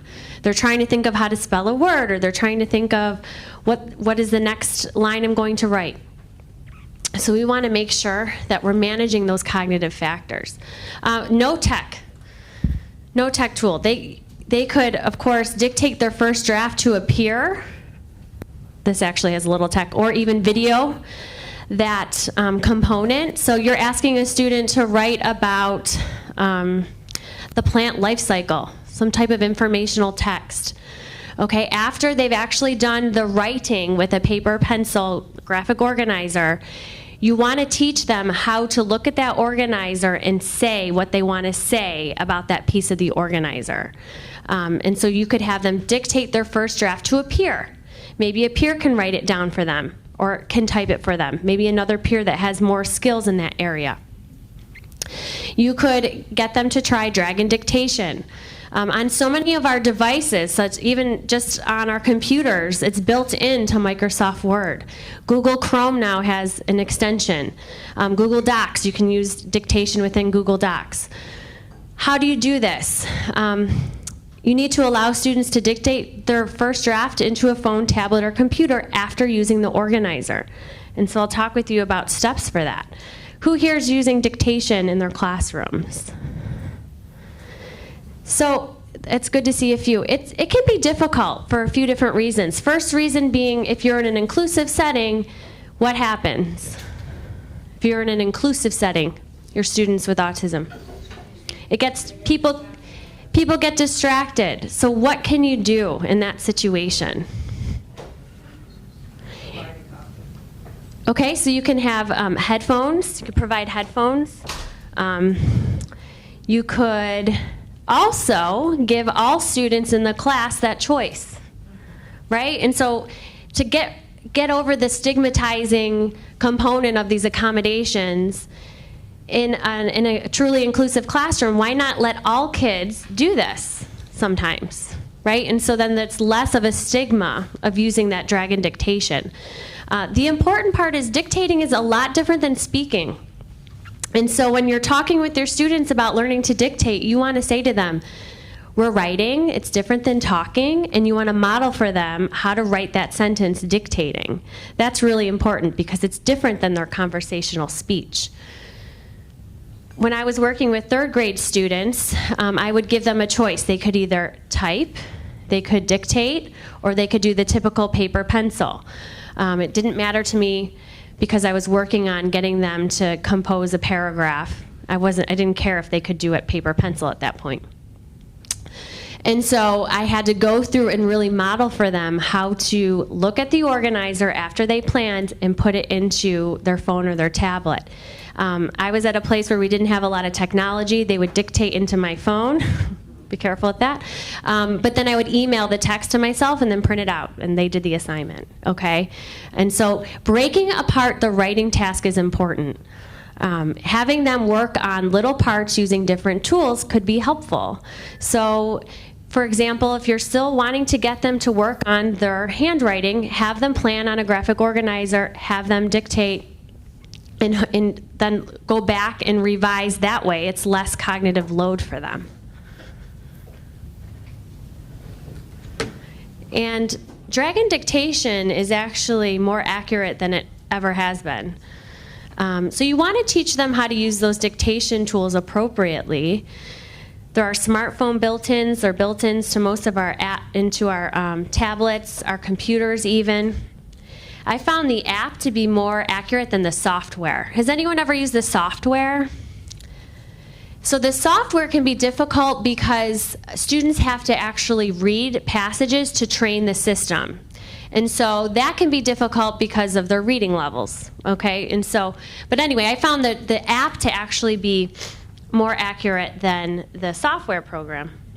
You know what? They just use their phones to do that. A lot of our kids have phones, and they can get on like a text or whatever. Right. And then just click the button and say it in that, and it prints it, and then they can write it. Because my kids, they Yeah. can't spell at all. And the dictation, and we'll talk about the steps for dictation. There are some parts that sometimes you may forget about, right? So when you're writing a sentence, you actually have to say period, capital. Yes? So how does this help when they're taking the writing exam? Because they can't use this tool. Some kids can as an accommodation. Do you have dictation? Yeah. Some of your students will have dictation as an accommodation that is acceptable on the state exams. And voice to text And also. yes, and voice to text as well. The thing with the dictation, what you were saying is practicing it. Yeah. It's really important because when a child dictates, they have to be able to say capital letter, period, exclamation point. Otherwise, the person they're dictating to, if it's not voice to text, doesn't know to put that down, and that's how they're graded. Same thing with voice to text. Like when you talk into your text, exclamation point, period, So it's something you have to keep practicing to get them into that routine. Good points.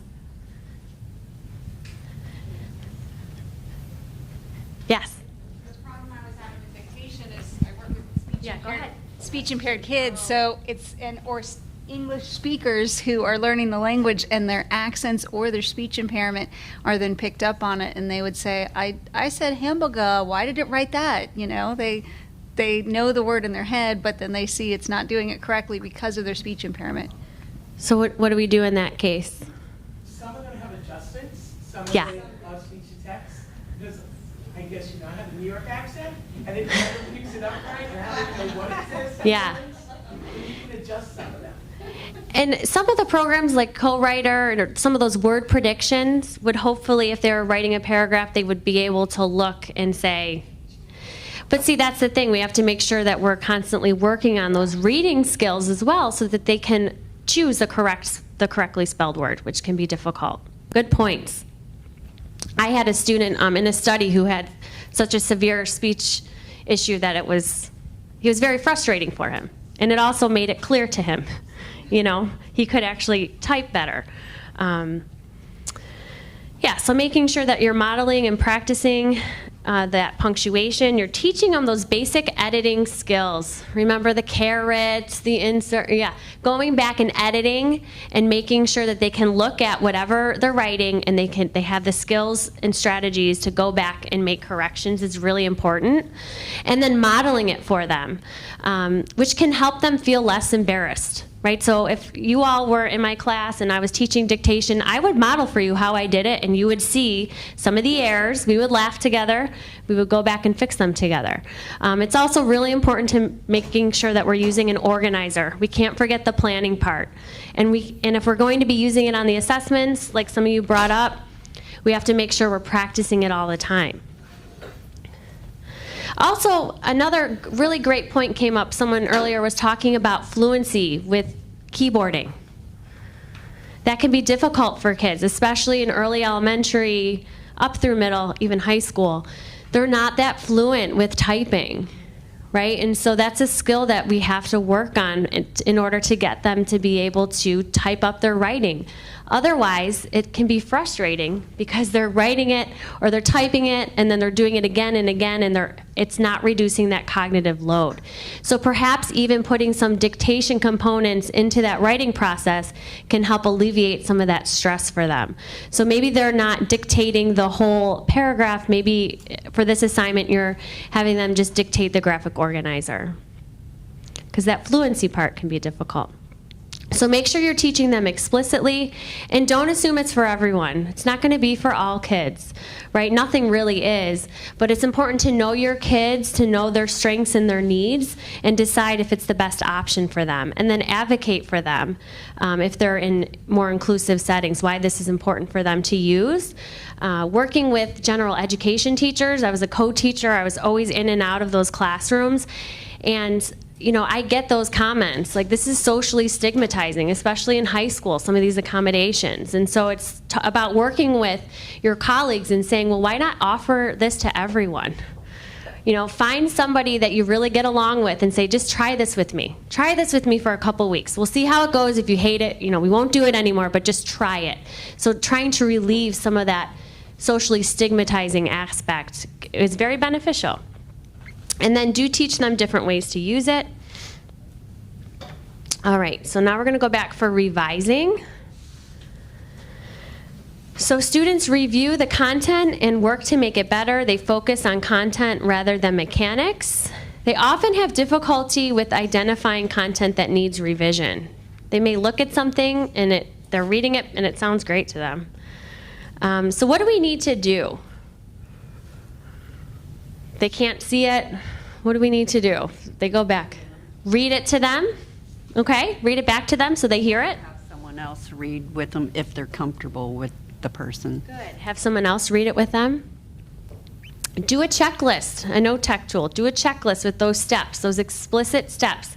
Just like you explicitly teach the planning process, you have to explicitly teach the revision process. And there are strategies for that as well. When you're thinking about all of this in the big picture, it can be overwhelming when you're thinking about the different tools and the different parts. Just try to work on one thing at a time.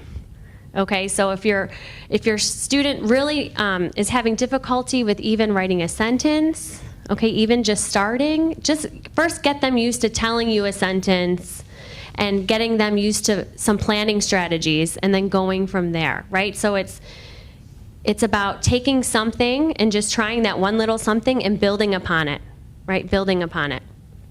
So maybe they're ready for those revision strategies. Note tech would be a checklist with steps for revision. The LiveScribe pen, anyone use that in the schools? LiveScribe, I'll show it to you. You can write a text using a LiveScribe pen, and what it does is it records everything that it hears. Okay, so the student can write the story, they can read it, and then it records it. And then when you take the actual file, hook the pen up to the computer, it'll read it back for the student. So there's one way that they can hear what they wrote, and I'll show you that.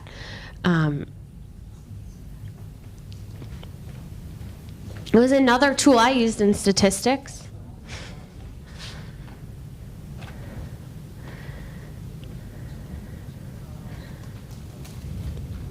So this is what it looks like. There's some other pens out there as well.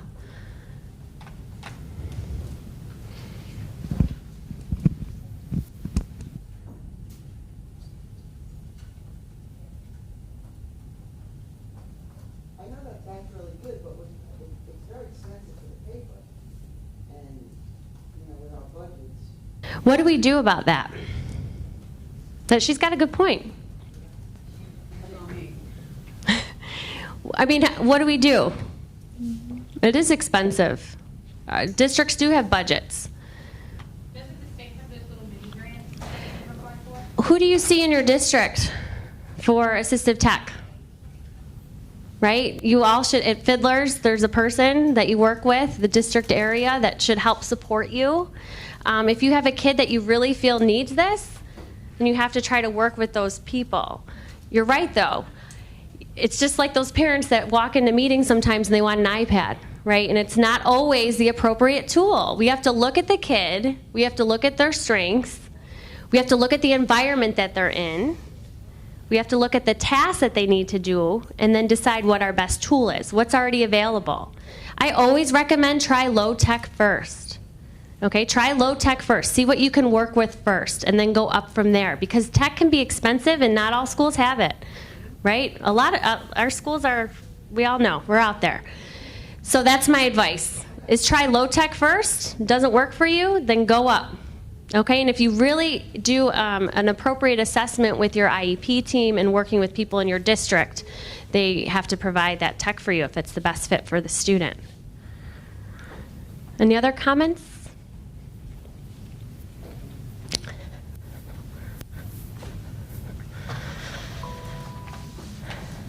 All right, so yeah, I mean, they're about $100, but there are cheaper versions of them.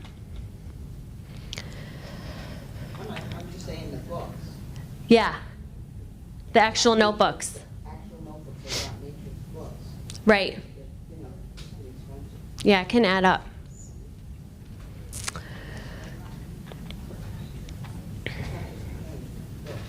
Right, it's the materials. Right. So let's think about that. If the LiveScribe materials are expensive, the notebook parts are expensive, what is the purpose of the LiveScribe pen? Why did I recommend it? What do we want them to be able to do?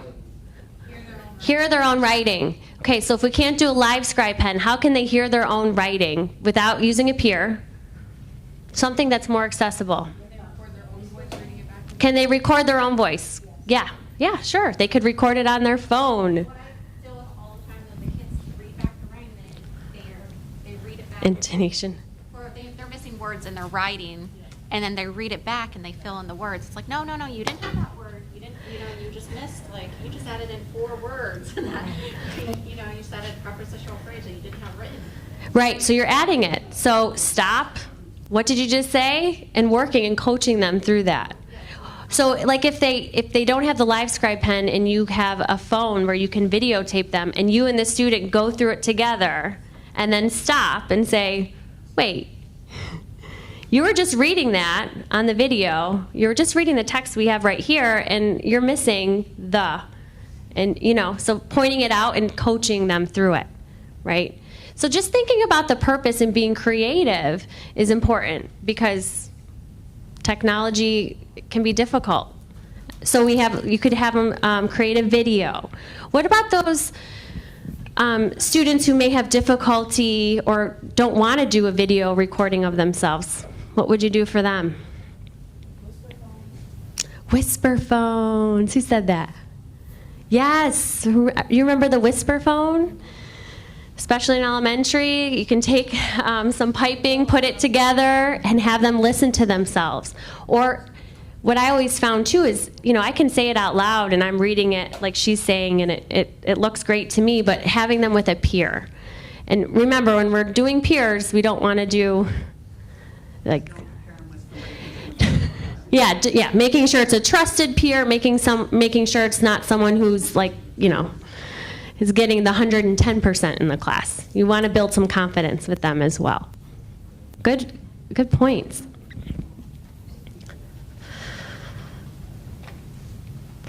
You want to provide them with a checklist. That's important because otherwise they're not going to be able to see what to look for. And don't assume that this whole process comes naturally. Making sure we're explicit through each stage and providing them explicit instruction in it is very important.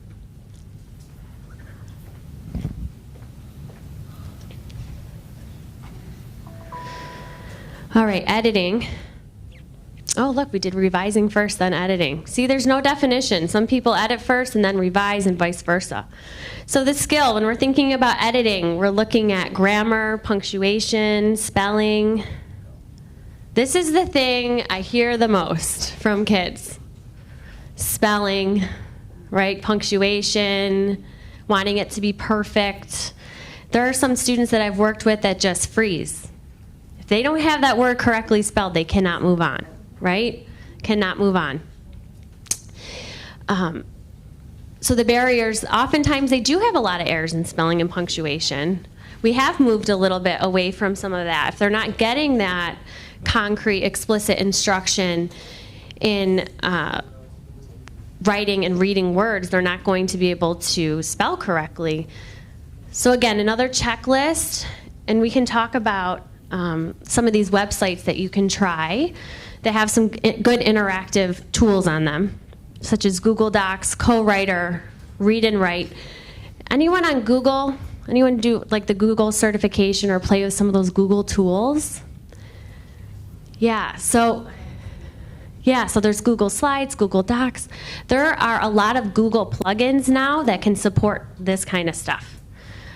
Dictation tools, editing software. So how are you going to use this? You can use the software to check the spelling and punctuation, then correct in the final version. Don't go old school. What do you think I mean by that? Don't just say go write it. Right? Don't just say go write it. Don't always worry about the typical paper and pencil task, right? So don't be afraid to try new things. Don't always make it about the paper and pencil. Think about the purpose of the actual writing assignment. Don't only focus on those skills. You all know that because you work with many differing kids, but don't just focus on those skills. Think about the overall ideas, but also make sure that you're explicitly teaching them how to go back and edit that. That's important. If we don't explicitly teach them to do that, what's going to happen on the assessments? Yeah, they'll get hung up on it, they'll get marked off for it. So we still have to teach spelling and grammar in the writing process. It's important. Have your students write every day and offer options for them based on the purpose of the assignment. A little motivation goes a long way. If I know that if I can use this tool instead of paper and pencil, I might work for you a little bit more.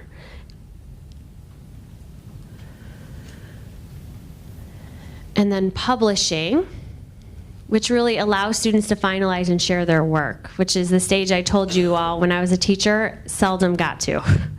It was so much work getting them to drafting and editing. So publishing was difficult. But sometimes maybe they're just unmotivated because they're just having to rewrite and redo and rewrite, and it can be very draining on them. So, how can we motivate them? With no technology, give them an authentic audience. You're writing letters, write them to an actual person.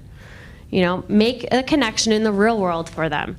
You're teaching 6th grade, have them go down to the 2nd graders and read their piece on the holidays. Okay, try to make it more purposeful. That can be motivating itself if you don't have the technology tools that we're talking about here today. Here are some good websites that I'm going to share with you. VoiceThread is one of my favorites. And it's really just about creating a different safe space to share student published work. And that's important too. Checking to make sure that these sites are not blocked by the district is important, and making sure that your students' privacy is protected. So I'm going to share with you VoiceThread. I'm going to share with you how to use Pinterest for this type of thing. Chatterpix and Voki. Anyone familiar with Seesaw? Yeah, so Seesaw is a great portfolio tool that you can use to have your students showcase their work. Many districts are using it to work with parents. So for example, I just wrote an essay. I'm a second grader. I just wrote an essay. I'm going to create a video of me reading it, and then my parent's going to get a copy of that video through the Seesaw program.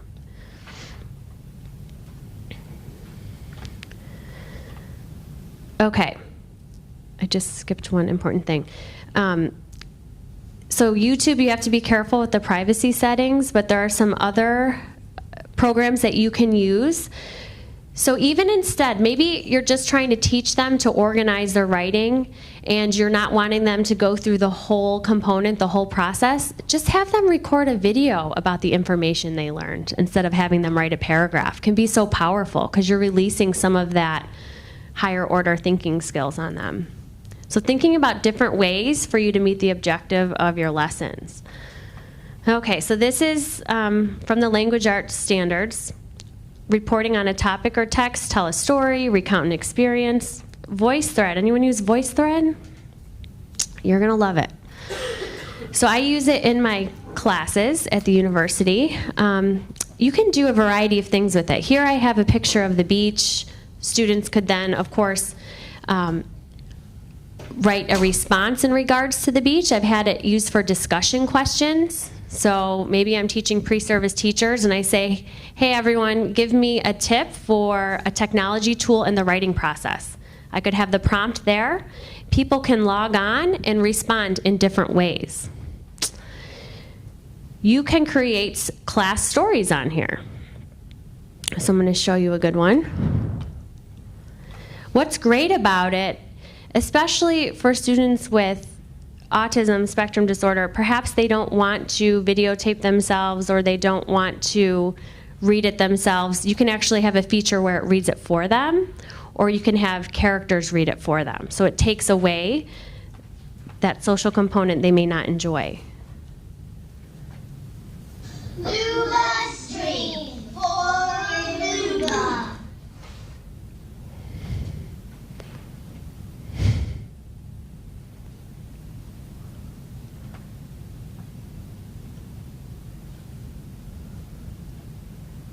A less boy means he had to run away from his family because they were.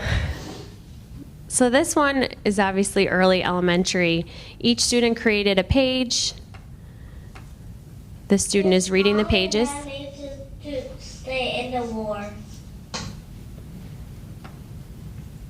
He lived with my family, but he has his house now.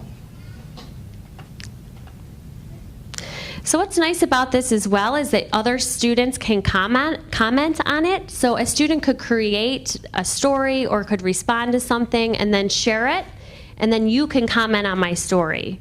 You can give me some feedback. So that's a nice way to get some groups going. How could you use this in later elementary, middle school, high school with your students? This type of thing. So again, you can create like a narrated book. You could have them answer essay questions or prompts, discussion questions. How do you think you could use this in writing where you are that's not early elementary?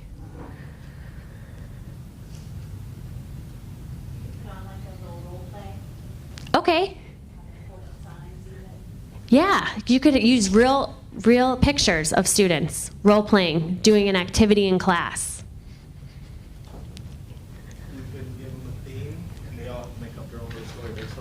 I love it. So doing a theme, and each student has their story connected to the overall theme, and then you have a showcase of all the work that your class has been doing. How excited would your parents of your students be? Progressive story. Oh, I like that. Say a sentence, and then you add to it, and then you add to it. Yeah, so yeah, the whole story, the whole class can participate in that story. Can you use it in other content areas, perhaps? Could you use it in social studies, science? Would your students be a little bit more motivated to write if they saw this after? Maybe. Perhaps. Anyone use a Vocee before? Okay. This is one of my favorites.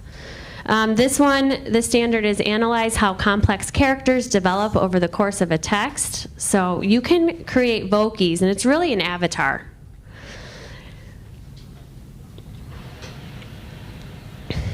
I am Effie Trinket.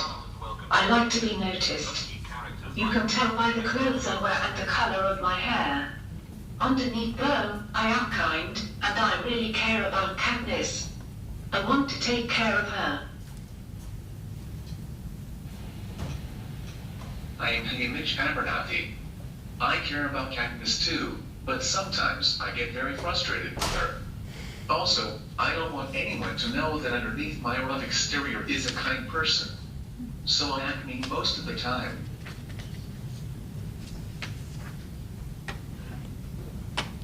So that's another one. There's some great free versions of that one. Why would we want to do something like this for kids with ASD? What would benefit them?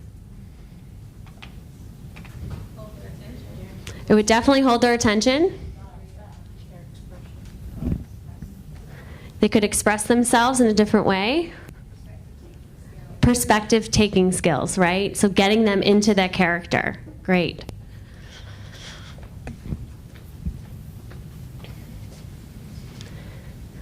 These are my two daughters. Chatterpix is another one I really like. You can make anything talk. Welcome to Chatterpix. Chatterpix is an app that you can download from your phone and make anything talk. Take a look at this photo. What do you think your students could write about from the bear's perspective? What is the bear thinking right there? These are my girls. Yeah. Welcome. Oops. All right.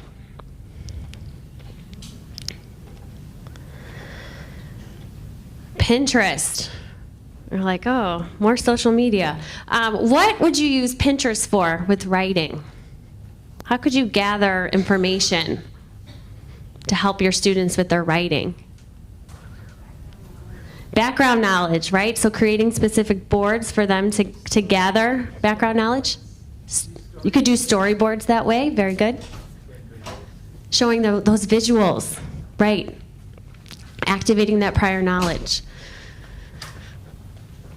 I always did a mammal research project when I taught, and so you could do a Pinterest board on mammals and have all the students contribute something.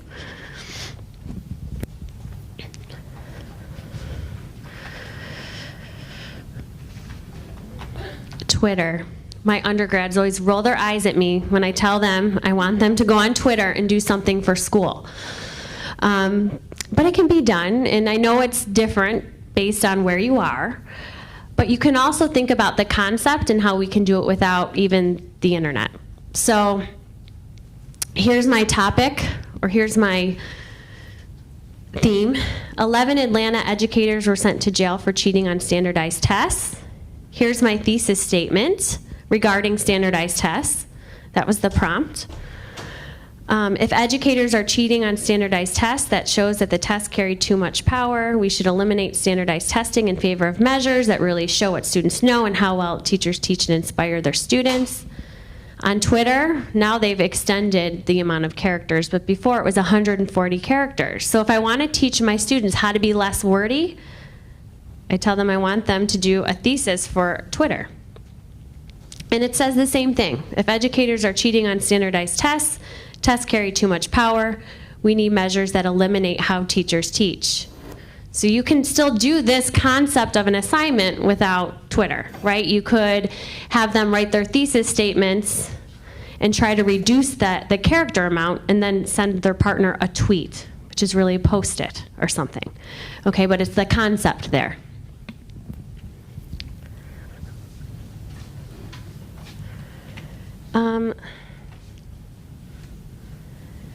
So let's do some group work. So I want you to try some of these websites or apps.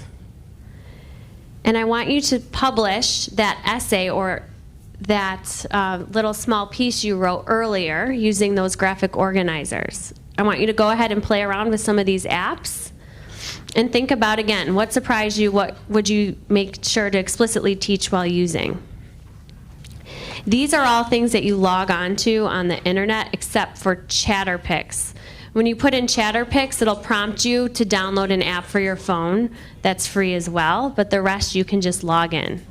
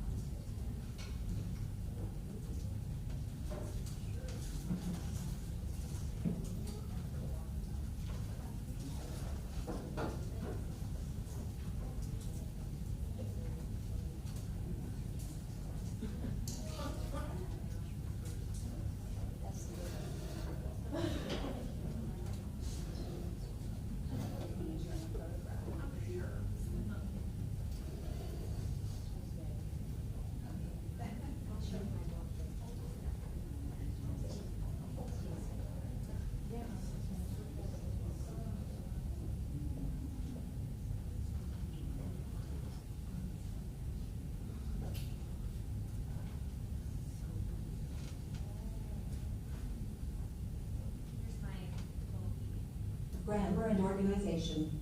They can use their bookie to make sure they have all parts of their essay included as well. So even that part for that live scribe, you could do a bookie. When you make it, you just put in the text and then it reads it back to you.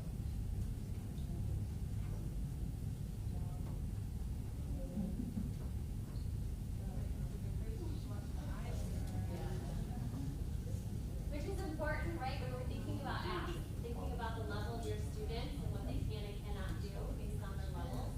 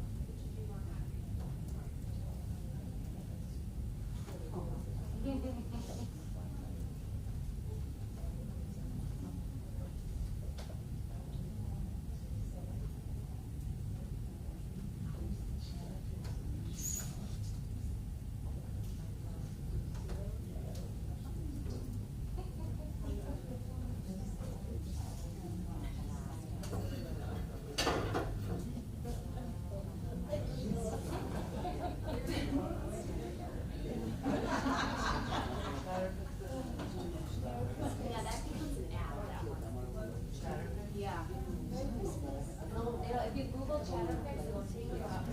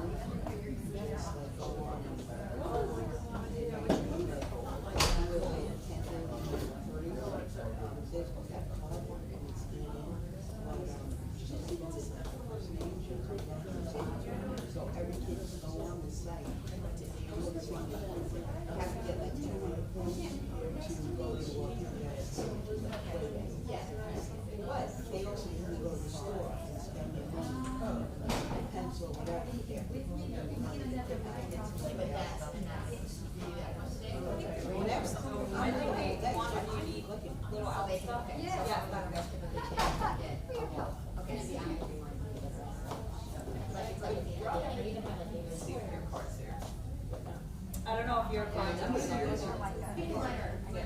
much younger. This is so much more. If they won't go, some of the kids are yeah. So if somebody grabs them and holds it off, I guess and they consider that.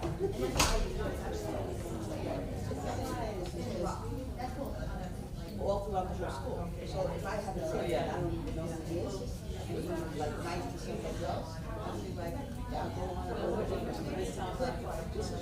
Look, there he is.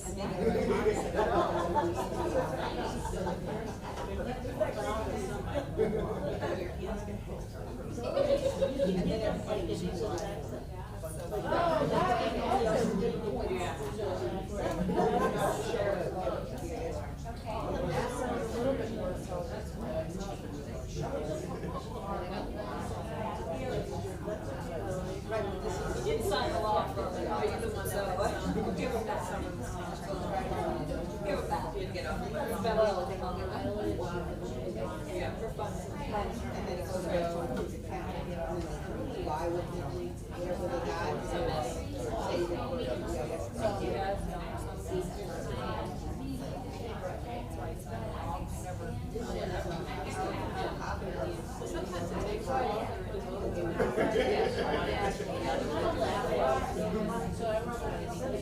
Oh, absolutely.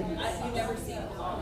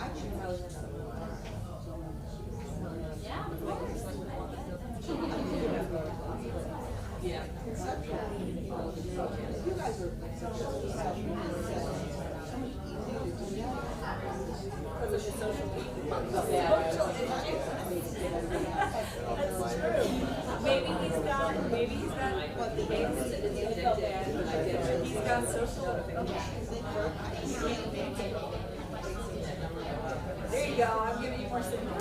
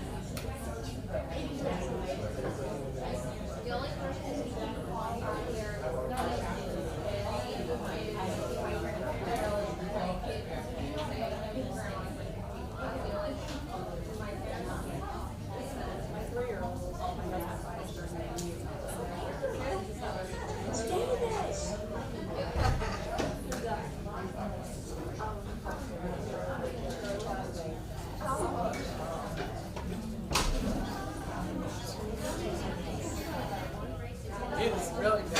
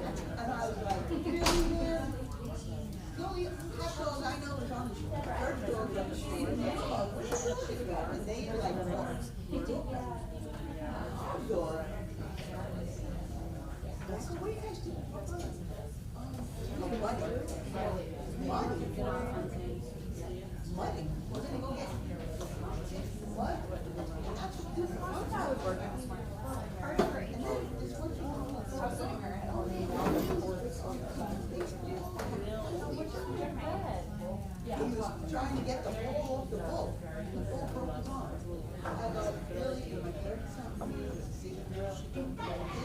Never happens. A lot better.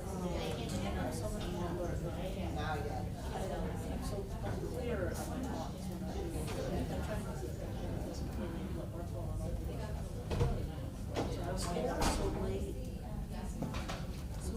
morning was a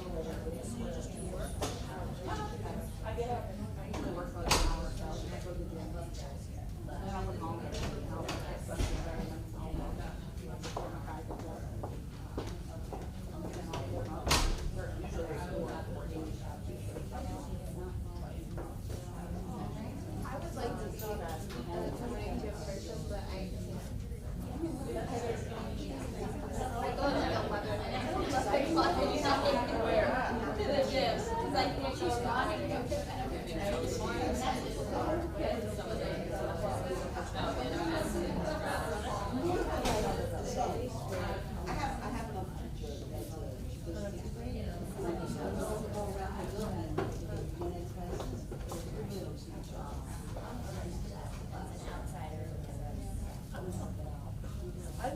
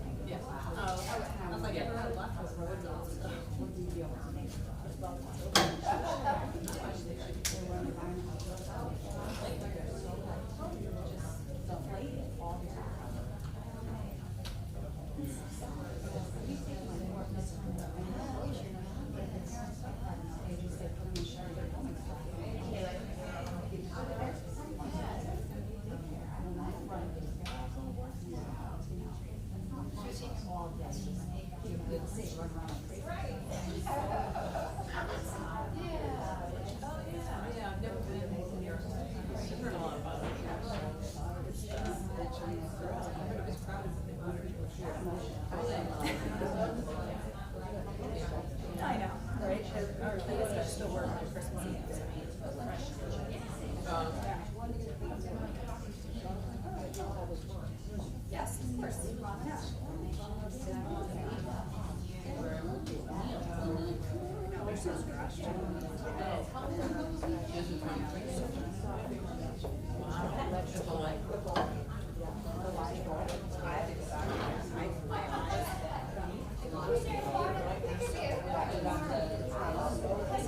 Because usually I do like OBE, like orders I'm just like,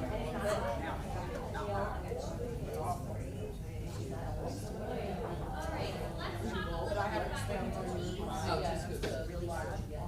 So they're like, you have to get like. I was trying to pull up, I did a study with video self-modeling for students with ASD, with self-regulated strategy development, SRSD, and I was trying to pull up the video of the student going through the strategy to give you an idea of what that would look like.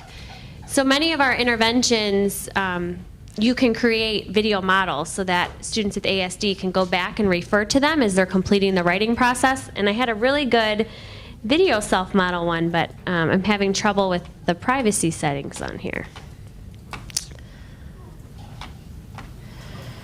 All right, so what did we think? What surprised you?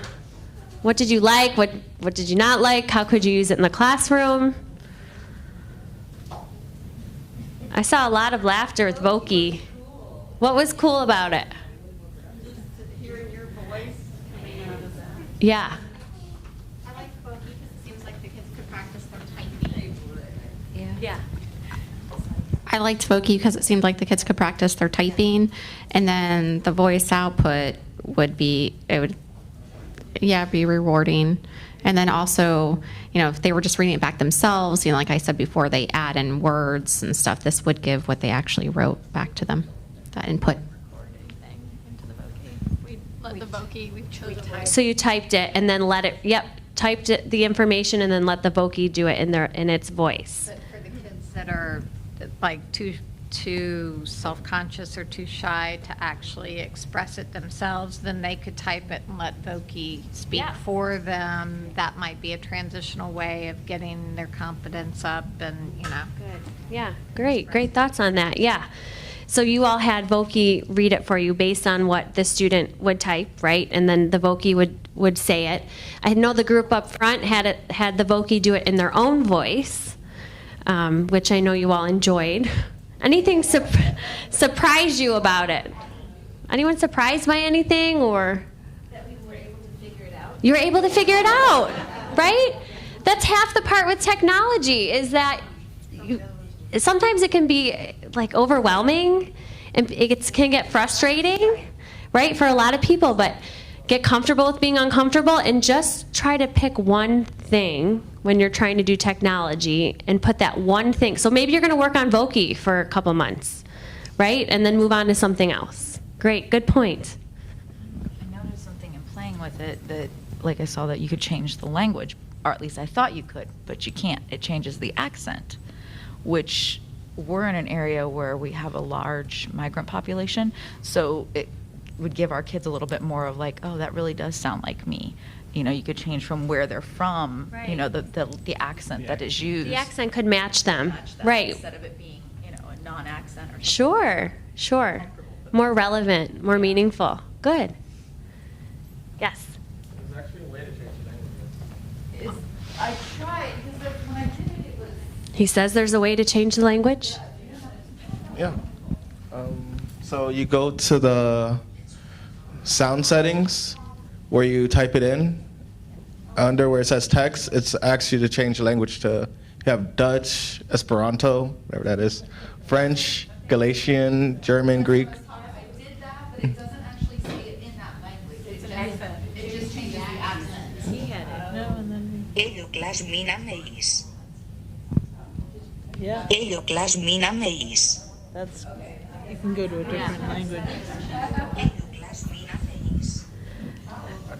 I bet Dimitri could show you if you're interested. Thank you so much. Dominic? Dimitri, that's right. Yes. I just had a thought about talking about those kids who are majorly speech impaired. Like I work with a fourth grader. She was special speech, but she's on grade level for everything. Yeah. She could almost she has said that she never reads aloud in class, and I think she would have a problem probably like presenting a book report. I could see her typing everything in, maybe doing a book report like this in a fun way. That wouldn't be stigmatizing. It'd be like, I think other kids would think this is cool too, the Voki. Right, I love that idea, right? So having them present through a Voki would be awesome, especially for those kids who may have significant speech impairments. Great idea. Maybe the teacher lets all kids choose, right? And then eventually maybe it's just the student doing it on certain assignments, but trying to destigmatize it. What would you want to explicitly teach with Voki? Again, a lot of steps, right? What else? What else would you want to make sure you're teaching your students as they go through the process? Be appropriate, that's always important. Or the planning and the organizers. Yep, making sure you have the planning, the pre-planning, the organizers are done. Yep, they still have to do that. It'd be fun for them to teach the class using this and have them each like go in groups. You do 1 unit, unit 2, unit 3, unit 4. So like a jigsaw even, right? They could teach the class. Each Voki has a different theme. I love it. Great ideas. Yep. For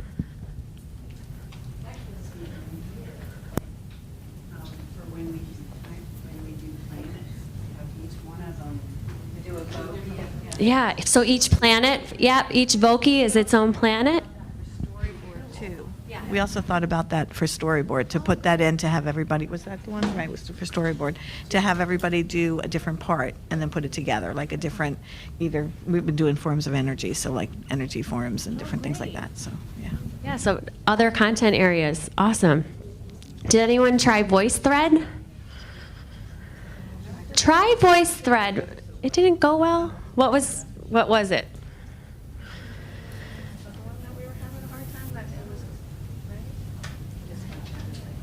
Check out VoiceThread at another time. I think it can be meaningful once you work the kinks out, which is another really great tip, right? Make sure you work it out before you present it to your students, right? And troubleshoot it. Also making sure that apps especially, if we're thinking about even cognitive levels, that they're appropriate for your students. So making sure you can look at some of those accessibility features are really important for students. Some of these apps could be too complex based on their levels. So that's important to know and consider. We all can sometimes get mesmerized by technology. Many of us are not digital natives. We didn't grow up with technology, so some of it's exciting for us.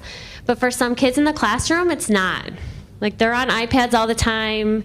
It may not be motivating, just technology in itself. So don't assume that they're just going to be motivated because you brought out a Voki, right? So those are things to consider. They're not always going to be intrinsically motivated. So what do we need to do for them? We applaud each other in my class. That's our big thing. You applaud. When someone does something and it's really, really good, everyone in the class claps for them. It's a community of learners, and motivating for them when they're getting that feedback. Like if somebody who doesn't usually get a good grade on something happens to get a 100 or something, I'll say, hey, so-and-so got 100 on this, and everybody in the class will be like, yay! That's awesome. So how can we motivate them? So creating community is awesome, right? That's really important. We talked about earlier in Writer's Workshop, having students share their writing, share their successes. Let's go back to the SRSD strategy. How can we put something like this? How can we monitor or track? Yeah, so we got to set goals for this stuff too, right? We have to set goals and have them self-monitor as they work towards those goals.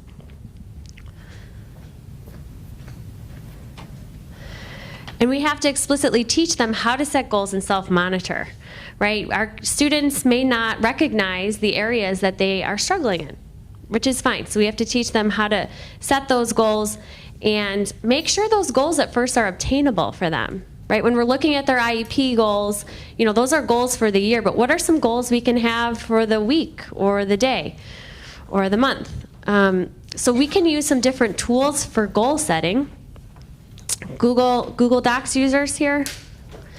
So Google Forms, you can create a Google form that would help track themselves, and they can self-monitor, and I'll give you an example of that.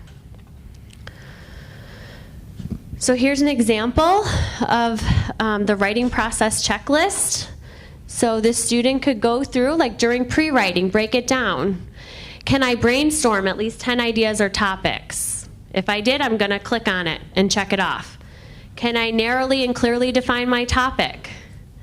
Can I research the supporting ideas or arguments?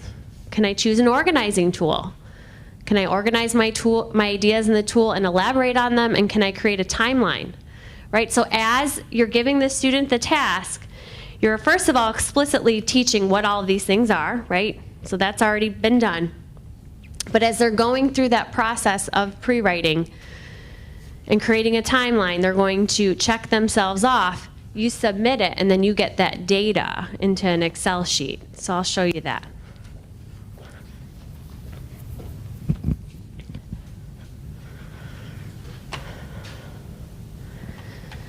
So just log into your Google account.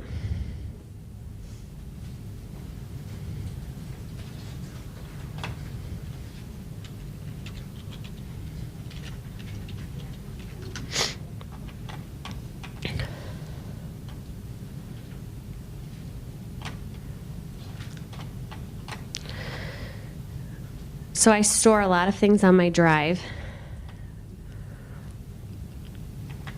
So do you want to go to Google Forms? And you all can do this with me if you'd like, or not. But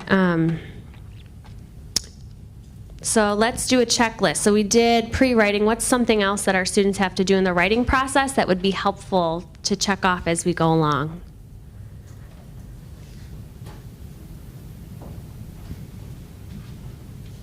What procedures? In editing? Go ahead. Yeah, editing. Perfect. Thank you.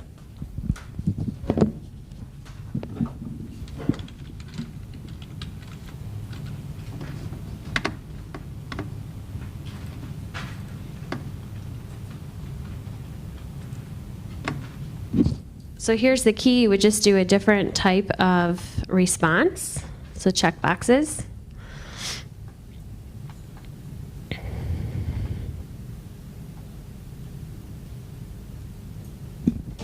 All right, so yell out some things for editing as I type. I can't do the mic too.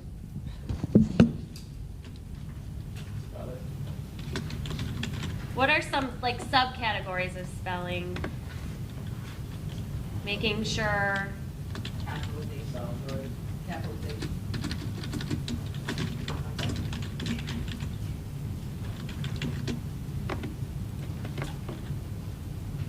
Let's do another option. Actually, let's just make it smaller. Without incorporating their vocabulary words.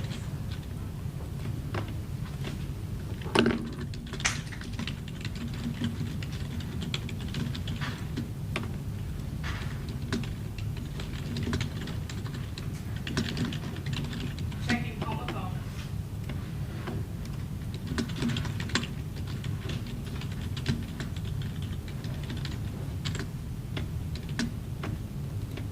Let's do editing, revising. Right, because the difference with editing and revising are more structural kinds of things with revising. Okay, so you could have multiple components. I save it.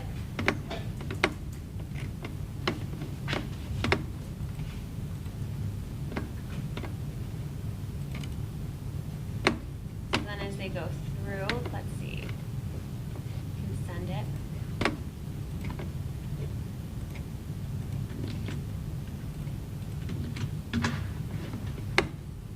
As they go through, they check it, and then on the teacher end,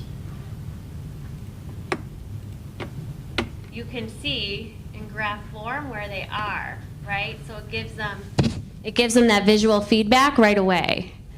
So on this day, they got through these many components with this writing piece.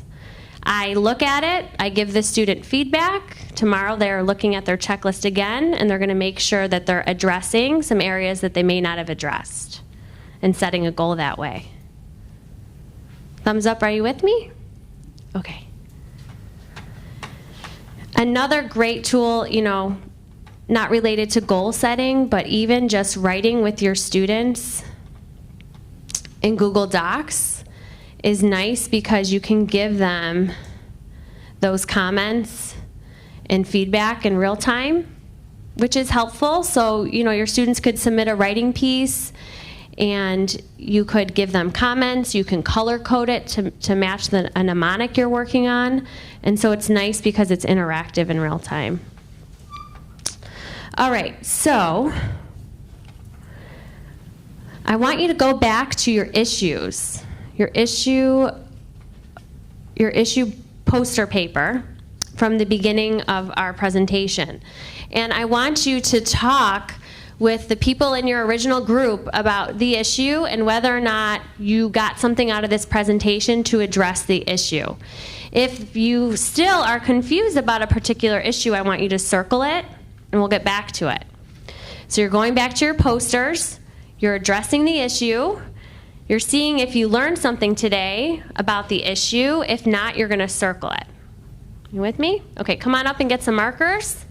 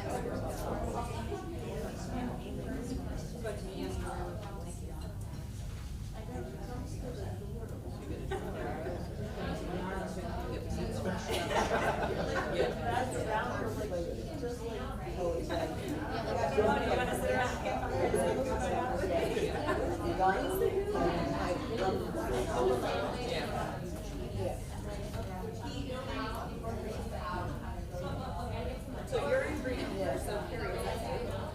Gives them that choice. Up to you.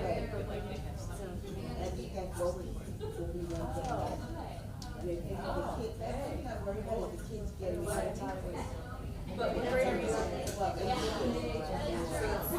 So that's the one fear that I have, because I'm not really.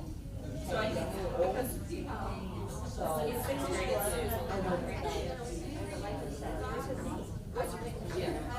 I have some.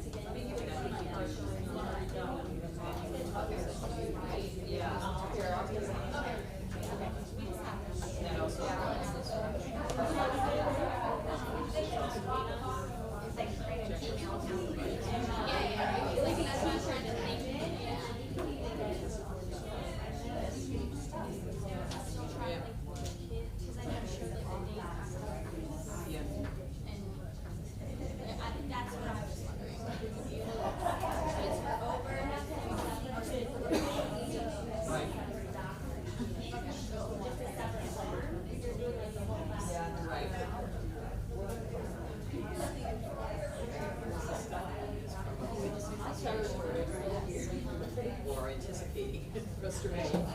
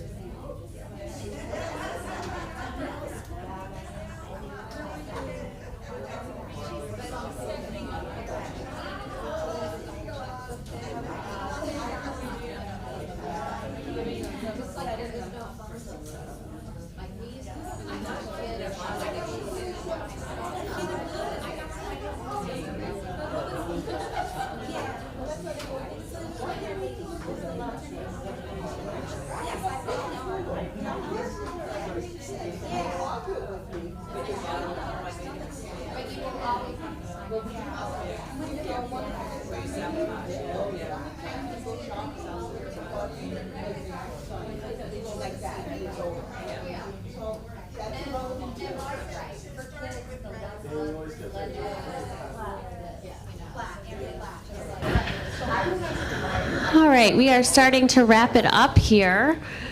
So it looks like many of you have some good solutions for some of the problems that you had earlier today, which is positive, right? What is, if anyone would like to share, what is one thing they're still wondering about? Somebody in the back had a good comment about non-preferred tasks or non-preferred prompts. So things that kids don't want to write on. I perseverate on trains, and all I want to write about is trains. How do I get them to write other things? I think that's when you start by just talking about writing about what they want to write about until they get comfortable with it, and then move on to other things. Right. So use that in the beginning to make those building blocks, right? And talk with them about it. I'm going to allow you to do this, or not allow. We're going to be able to write on this because you're learning how to write. So you can write about trains for this one, but for the next one. This might be my soapbox for a little bit. I was at an autism center for many, many years. If the child can't maintain a topic conversationally, and then you expect them to maintain a topic in writing, they need to be able to maintain it at a conversational level. So if they're not engaging in non-preferred activities, and then you expect them to participate in a writing prompt that's non-preferred, so you kind of need to work on that too, both. I think everyone agrees as well, right? So we want to let them write about preferred topics in certain circumstances, but it's really important for them to get that experience with non-preferred, because in real life or outside of my classroom, they're going to have to take assessments on things that they may not know about or like. And you had a really good idea about the technology. Anyone want to share? Okay. Yeah, talking about using the tech as a motivator for non-preferred. Yes. You say it. That was great idea. You what we talked about. Go for it. That we said that to use the technology for motivation because there's a lot of visuals on there. Yeah. So they could come up with their own stories using that. Yeah, so maybe they're able to write a paragraph about trains, an opinion essay, and for the next essay, you're going to let them write on a non-preferred topic, and as a motivator, you can have them present it with their Voki. So they have to write about the non-preferred task, but the motivator is that tech for them. Great. Anyone else have any things they want to address to the group? What is one thing that you're excited to try? Voki, yay! Google Docs. So I had a great conversation with some speech language pathologists about, they have a high number of students on their caseload. Using a Google Doc or Google form, think about how you can use that to track data when you're tracking data for IEPs, or even if you're using one of these strategies of self-monitoring or setting goals. So it depends on how you want to use the data. If you want to use the data as a one-time thing, you could give all of your students the same form and then pull out the data from one form. If you want them to track it themselves, from the teacher perspective, you would have to make a separate Google Doc, which you just copy it and change the name for every student you're working with. But Google Forms is great for data collection, and it's free. So I'm inspired to hear that they're excited to try that. Okay.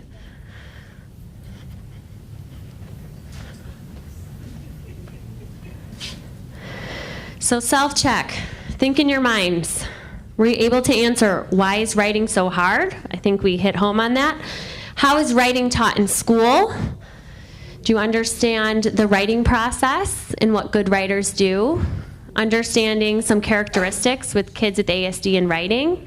And were you able to, at least at a surface level, start being able to explore self-regulated strategy development, an overview, and then hopefully you got some tips for the do's and don'ts of writing tech. Here's my email. Feel free to email me if you ever have any comments, questions, suggestions in the future. And if you're on Twitter, feel free to follow me. That's my professional Twitter account. And it's been a pleasure. Thank you so much.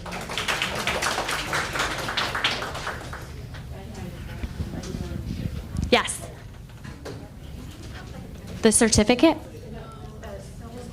Like a syllabus with The resources?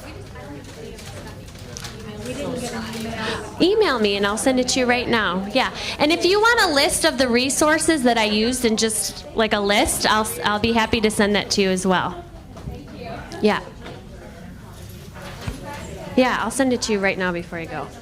Yeah. I don't know if there's any housekeeping. We want to thank all of you, and we thank Dr. Miller for this wonderful presentation today and all the tools and resources that she provided us. Thank you, and thank all of you. And I apologize, it's been really cold in here, but that's just how it is. All the temperature is regulated from the Boca campus, so I apologize. Whenever you come to a conference here or workshop, please bring your sweaters because it's cold. It could be worse. It could be in New York. Yeah, there you go. Thank you for coming. SOPs get CEUs for the student and look at the notes. You have to just return them in. You don't have.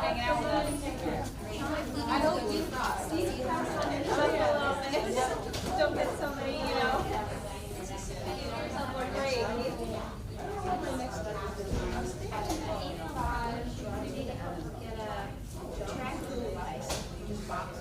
Okay. I'll send her an email tomorrow. They have those advanced ones, right? I don't have to get a CDL license or anything. Drive a van, live in packages. People have to get a package.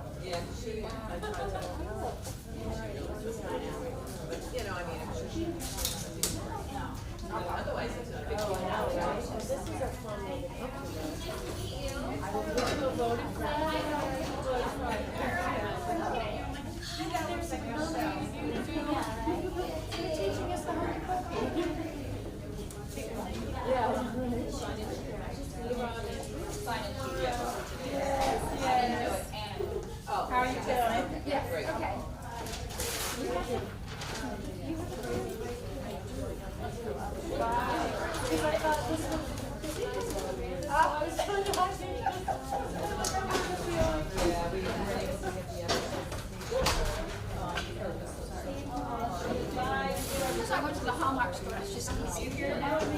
Yes, I have my meeting. Yeah, I'll probably be around. Okay. Yeah. We have two. Okay. I'm sure I can find one I like and send it to you. Well, we just emailed her to, she said, yeah, just so we could get the information, because we never got. Yes, okay, so, okay. But, and then probably the flyer, maybe you use that is on the second slide, I think typing it up for someone else, putting it on letter. And then, in about 2 weeks, you should get a, email website. The survey, and I think the survey is right after that. Kelly, I don't even know how you're gonna stay sitting in this room. Okay. This is a birth condition. No, this is a birth condition. No, I think it's like adrenaline. Adrenaline. That's what it is.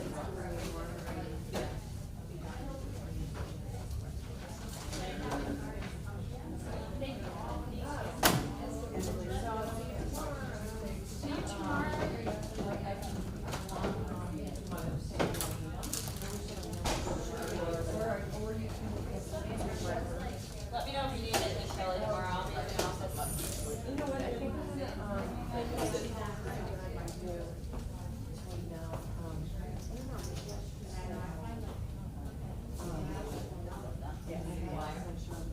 whatever I would need to have to get in, spend the night. And if, I think, oh, she's excited. Oh, yeah. Oh, yeah, she's excited. No, I just, I emailed someone that said, the person who's in charge of the cafeteria, the manager, said that I could read it. Oh, that's right. Because it's not like. Yeah. Thank you so much. Thank you. I appreciate it. This was really good. Yeah, I'll probably do. We need to set up our best. I've been reading this story about his family and all that, and it's talking about the land. I know, you know what I said? I had my poncho from like when I was marathon and it's baseline and it's like this blue poncho.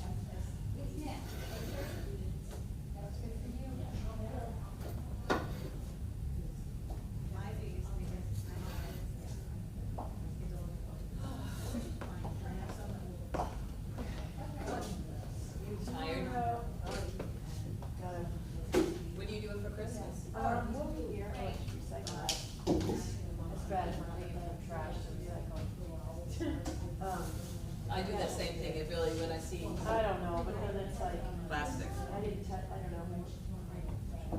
That's why I bought this stuff. I'm gonna wash my hands. Does she believe in, does Charlotte still believe in Santa? She does, and she believes in that elf. It's like, it's really fun. You do the elf in the shop. Responsibility. And the other day I forgot to move it, she's like, Mom, she needed Pearl.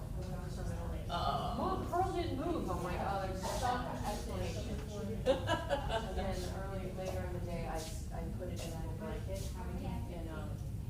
and so then she saw it as she was walking by after school, and she said, oh, well, that's why, because Pearl wanted to wait for us to leave the house and get cozy in the blanket. Cute. We needed that blanket in here today. So we have a joke that we have Jupiter issued fleece blankets for our meeting, right?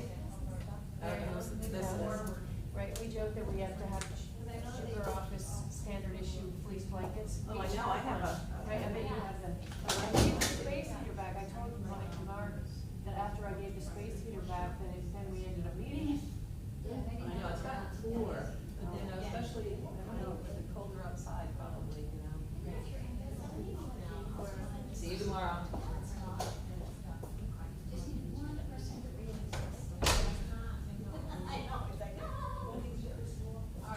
Nice meeting you. Nice to meet you.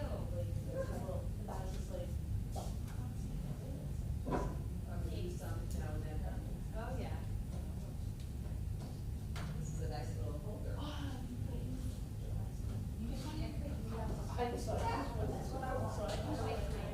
Yeah.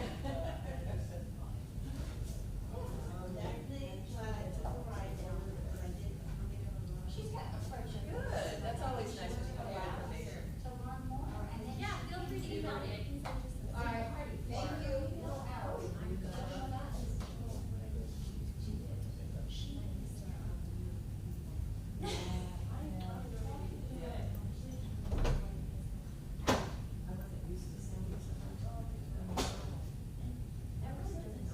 It does, yeah. Is that your phone? Yeah, here I am.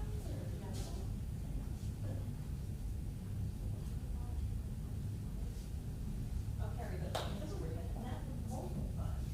It's not gonna reach his potential. No, without some help from his mom. All right, I will try and contact her today when I get home. I'm sure your email right now. Okay, great. And I will see you tomorrow morning on that. Same here, take care.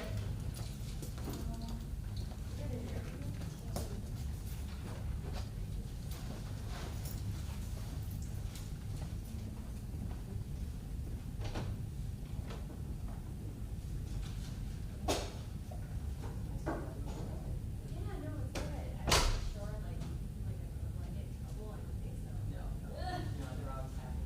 Of course. Traffic. Yeah. Very nice. They are. One, I'll see you tomorrow. I'll see you tomorrow.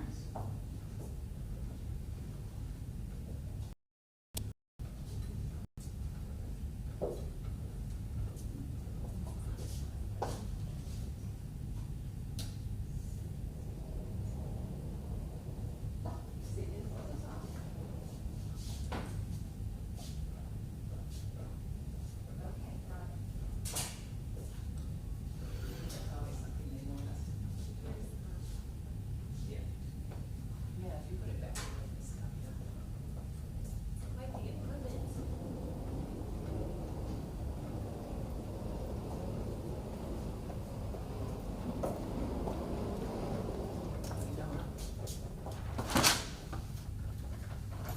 Oh, I can see this. Take the bath. I like it. I'll carry it with me. I'm walking out here anyway.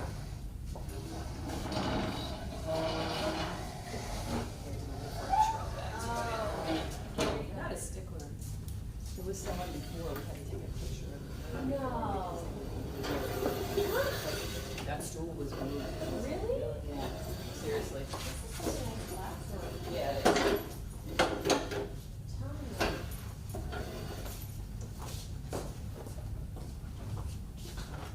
You want me to carry those for you? I think I got it. Do you guys need any extra hands? No, good. Thank you. I can't wait to go play with all the things that you showed. Oh, good.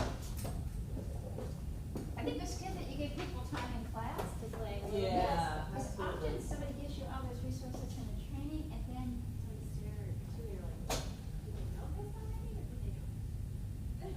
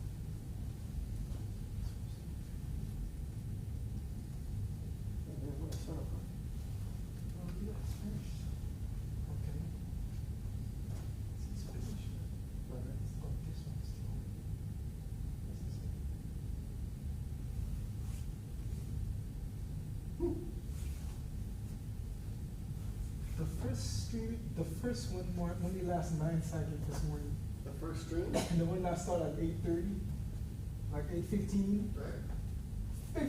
9 seconds, and it dropped. And then, what's her name stopped calling. It was like, what? Like,